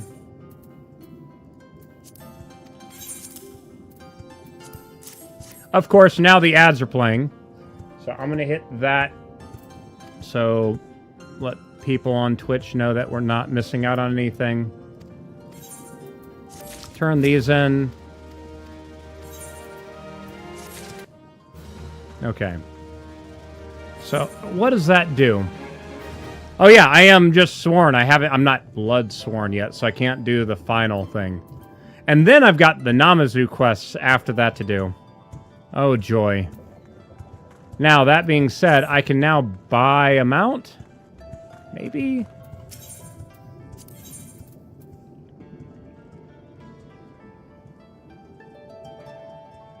Wait, hold on.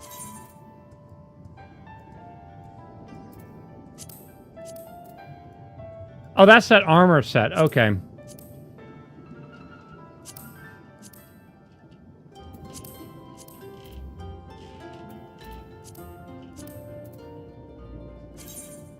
No. I've already got the minion. I already got the music.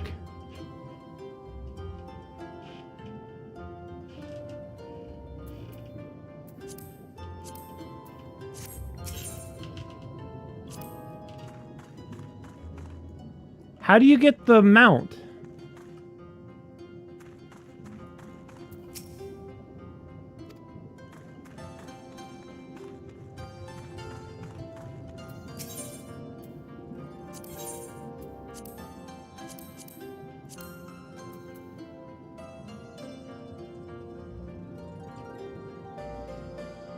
There surely must be one more level of something, right?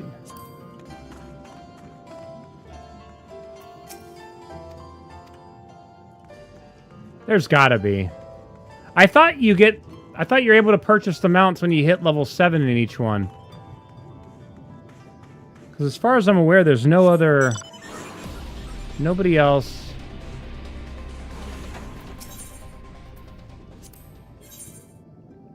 Nah, that's script.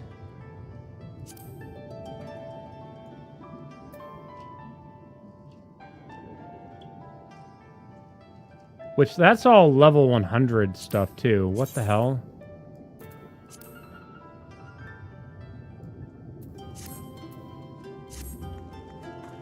Weird.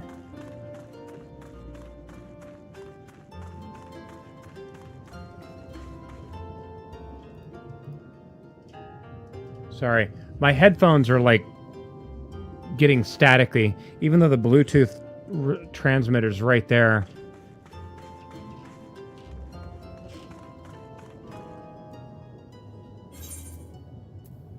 Hold on. Now I've got to do a Google. Are we done with ads on Twitch? Yes, we are. Okay.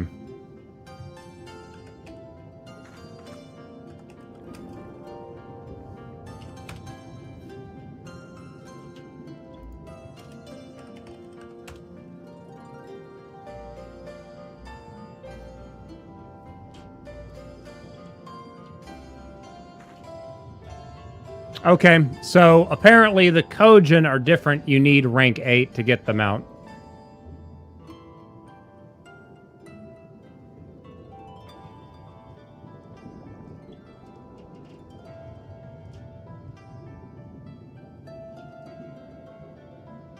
Interesting.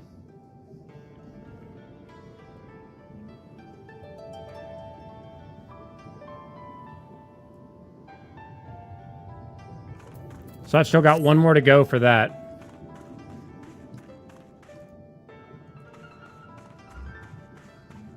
Alright, so I'm level 95.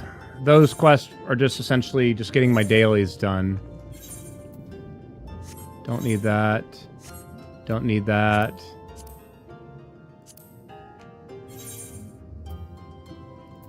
Close.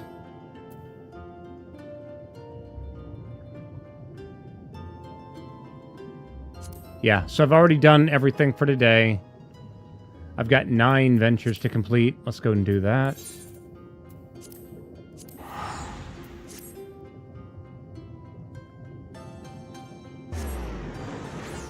I can't really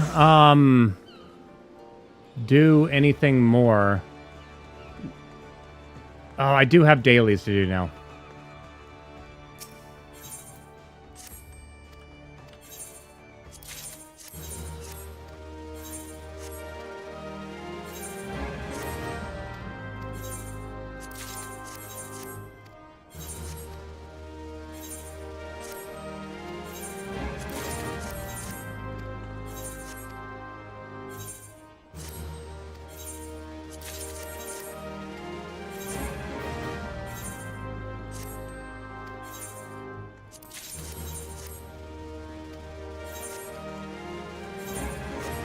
Oh, go back. Go back in there.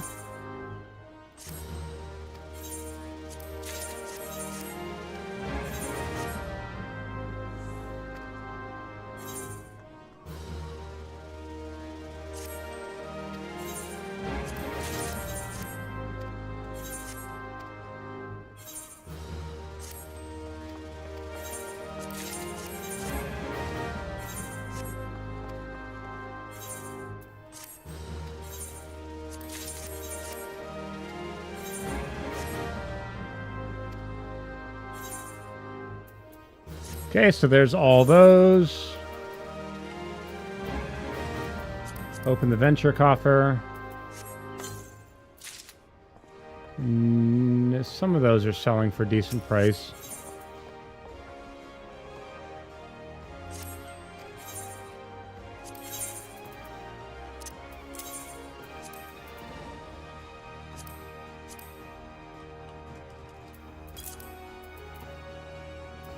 Selling for 4,000. People aren't really buying those, are they?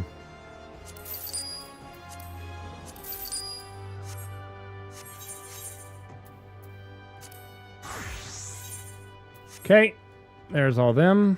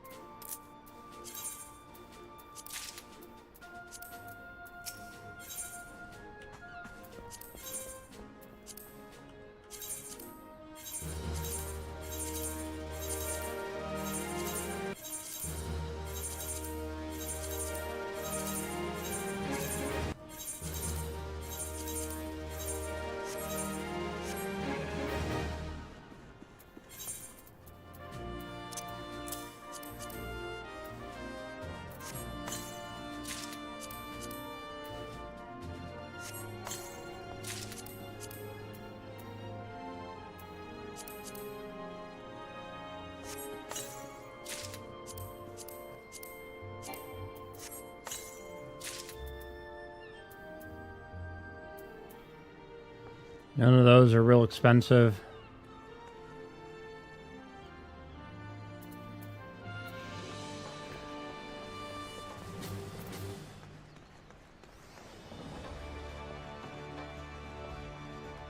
Bear with me one moment.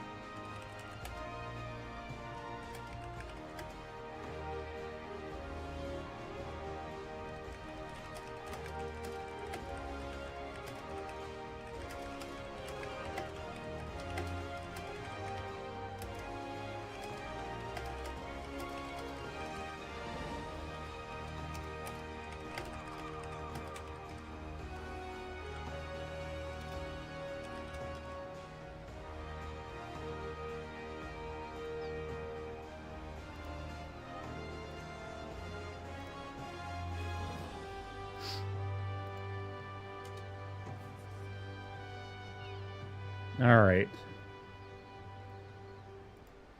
All right. Sorry about that. Just sending somebody a message on Discord. I don't want to sit there and have, because the thing displays my input, and if somebody watches the video, they can see exactly what I typed out. But whatever. Yeah, we need to level up now. So let me double check and yeah, let me check a couple things here. First off, when is the next ad break? 47 minutes from now. Okay.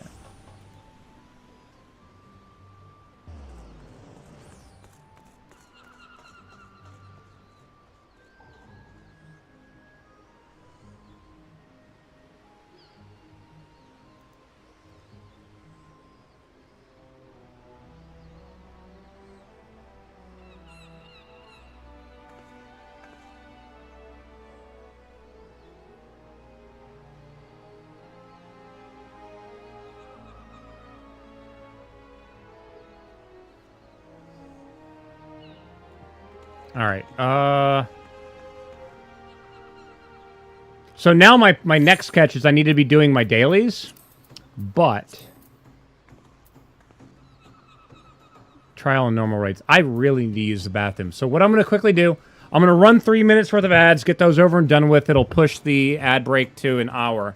What I'm going to do is I'm going to queue for whatever's available, but I am going to go and run around and do fates to clear those out in the meantime, which will still give me experience. So I will be right back, guys. Let me refresh this, please. Be right back.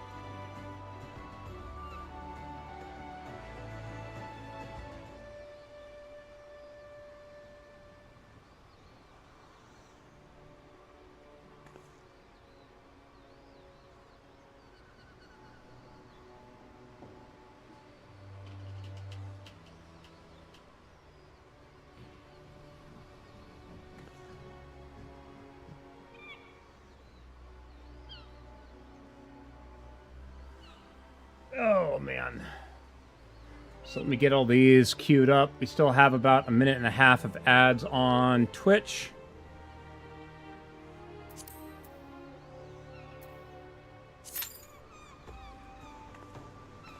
How are we doing on... We've got 802. Let's see. Travel, shared fates.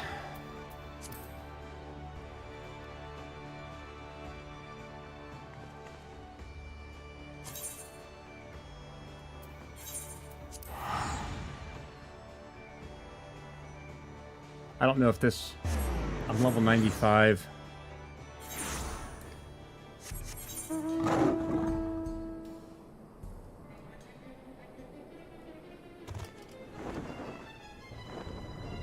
I don't know if I can do these. No, it's 95. Never mind. Should be able to do it.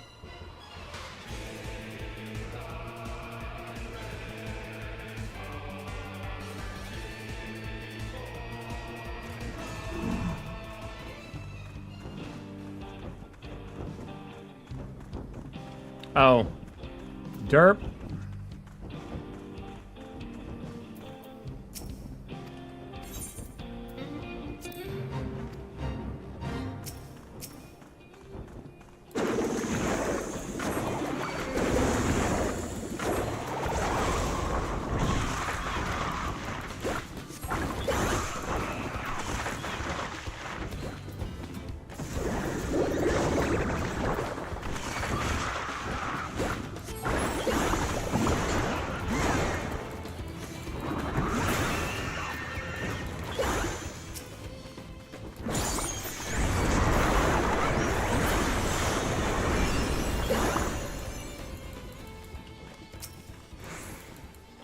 Okay, we might be able to take on a few more at a time if that's the case.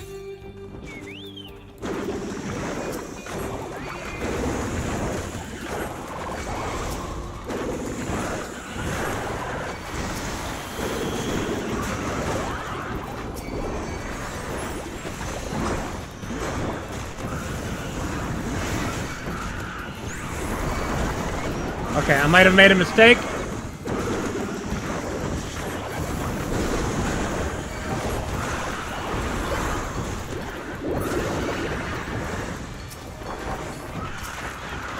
Heal me, bird, heal me.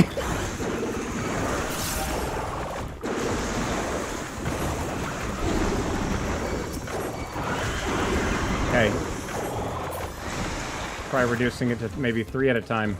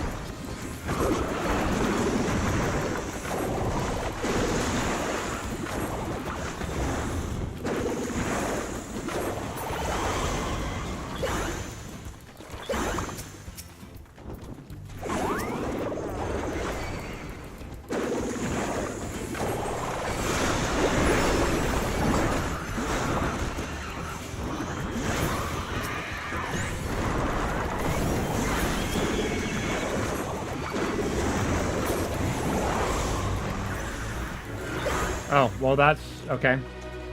Done with that one.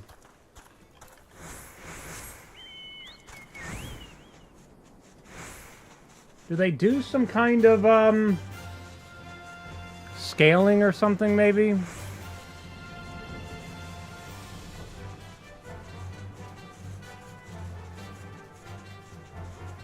They must.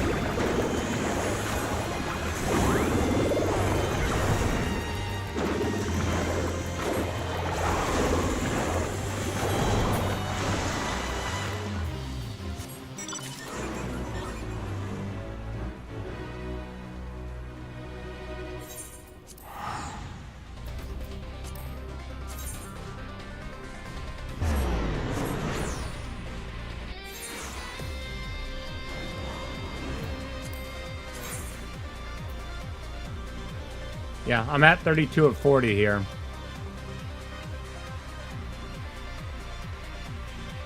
So, we might actually be getting done with this zone shortly.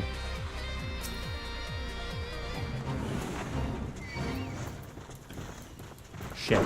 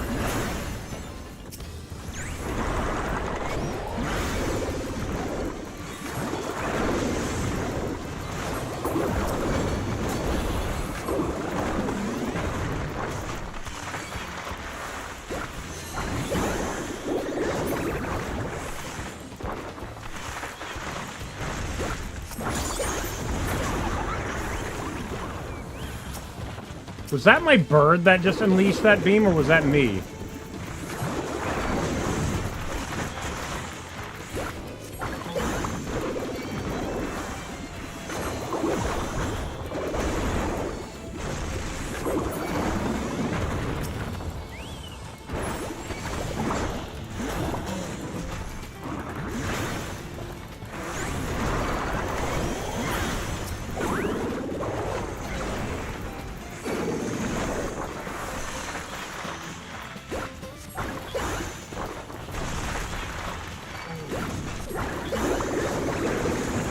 So I just had my 8 o'clock alarm go off as well.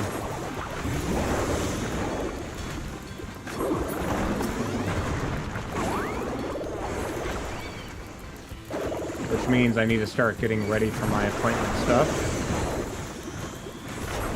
Try to finish this and hopefully the trial will pop.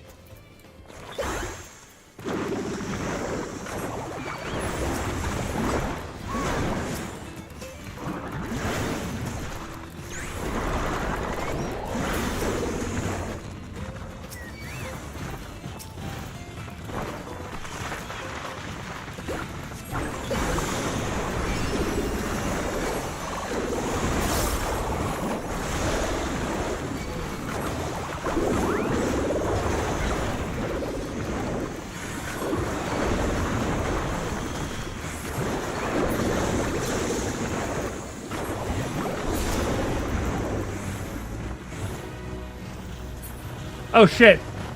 Okay, never mind. I thought the things that I was attacking were regular turtles and not part of the fate for a moment. Yeah, I don't think I'm getting the trial. Ah, dang it. I'm gonna do one more fate and then I think that's gonna be it for me today, I think.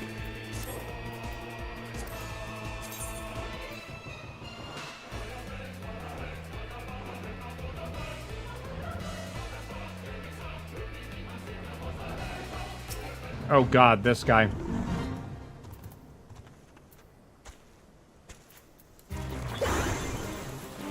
The Outjaw.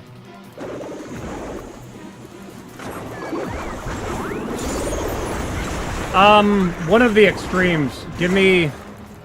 Was it the red or purple cat?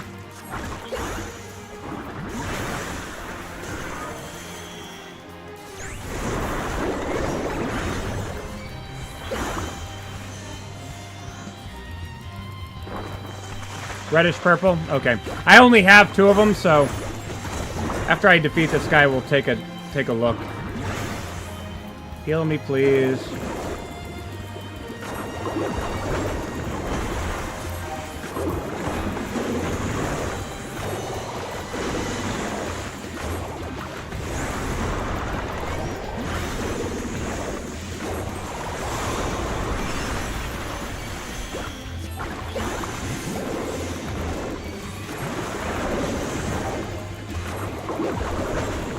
This Namazu's way too big.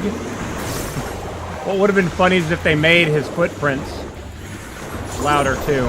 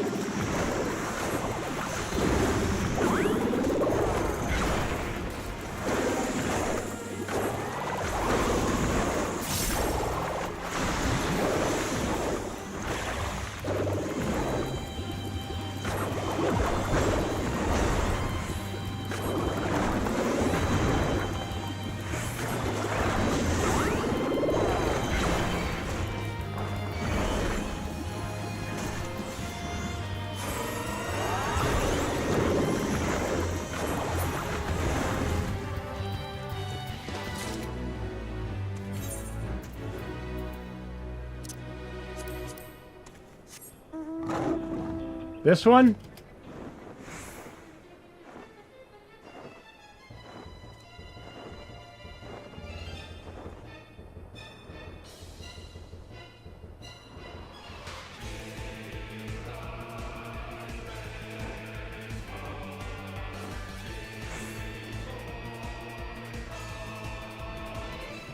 So this is Rubicante Expert. It's an Endwalker.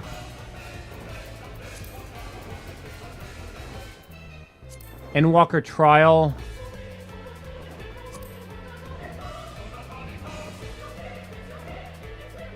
I think it's this guy. Yeah, Rubicante. Mount Ordeals Extreme.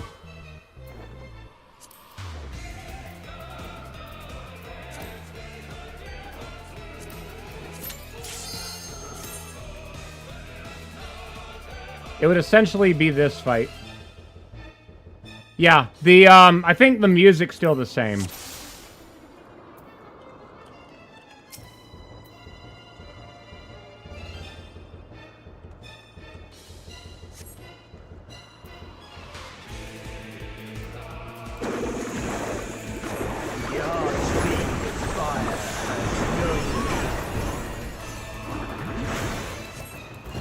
And I'm almost dead.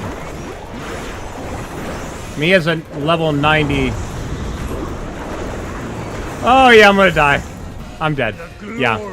You still need 8 people to go do that, even at unsynced level 100. Because that's essentially how we did the Shadowbringer stuff. It still requires you to do some of the mechanics, but we were doing... So, okay. The Endwalker Extremes are essentially cats with really tiny heads. Let me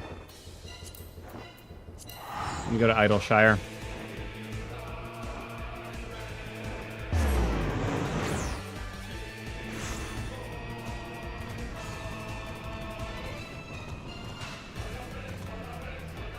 Yeah. Little tiny heads. But they're essentially a type of cat. The other one that I have is the Links of Fallen Shadow, which is the...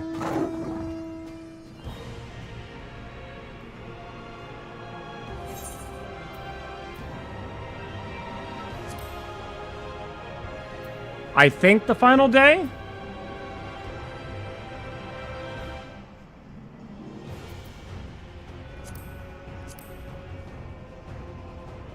Or it might be the Abyssal Fracture. I don't remember.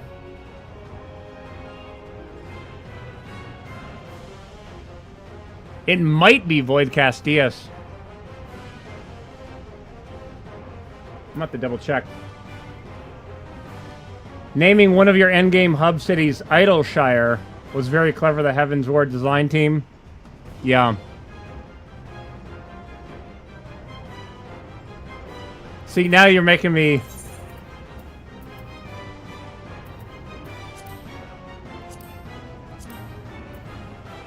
RYZEN. Does anything in there translate in another language to not moving for hours? Yolmore? More standing? I don't know. Oh, I'm trying to think. Relgar's Reach was the endgame city of Stormblood, right? I think. Isn't that where a lot of... Yeah, that's where a lot of the in-game gear could be gotten in Relgar's Reach. RYZEN was named way before Endwalker. That's true.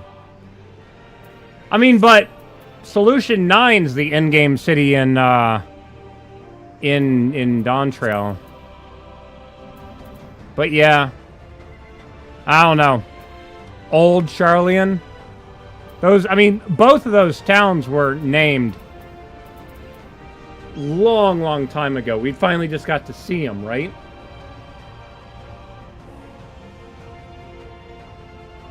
Oh, shit. All right, so here's now my problem, guys.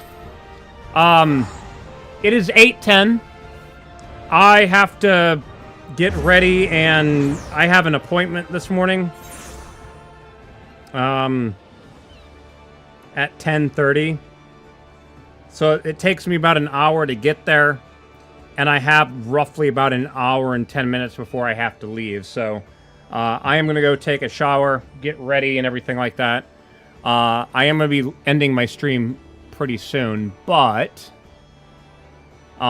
if I'm still feeling good, because after I go and do this appointment, I stop by and I see my grandmother for lunch, and then I drive home. If I'm still feeling decent by the time I get home, I will try to do another stream, but I don't know if I'll...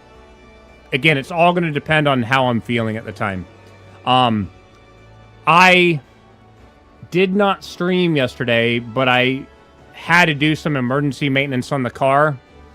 I had to take the entire intake manifold off again because I was still having a fuel leak and I wasn't able to narrow down what was causing it.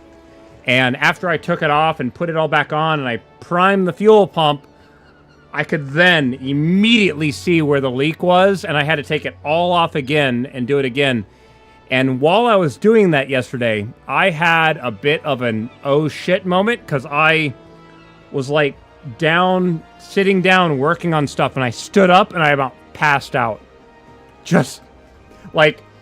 And you guys know that I usually keep the hatch of the car open when I'm not using it in the garage, just to let the car air out and not get musty, because I only drive it like once a week, right? Well, I stood up, everything started going black, and I just laid myself into the trunk of my car, because it was like the softest thing that I could lean towards at the time. But yeah. I about passed out, and it was about really bad. I probably, like, I have so much junk in that garage with all the metal and everything. It's dangerous. So, yeah. If you guys are watching on YouTube, the stream is about to end shortly. If you're watching on Twitch, however, I'm going to get you guys over to watch somebody. I didn't say excellent. What was that? Oh, it said it heard I'm engaging. Okay. Let's see. Who can I raid this morning? Trying to see if there's somebody that I know.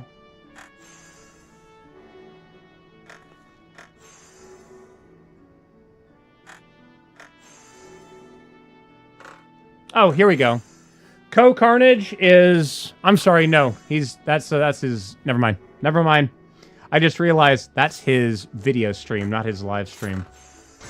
My bad.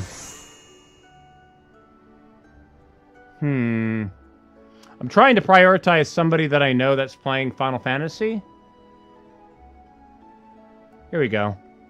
So, I'm going to send you guys over to go watch Just Russ. He is a World of Warcraft refugee that has been going through. He's currently on his Shadowbringer MSQ. So, guys, I'm gonna send you guys over to go see him. Thank you all very much for hanging out with me today, but I will see you all later. And with that, take care. Later, guys.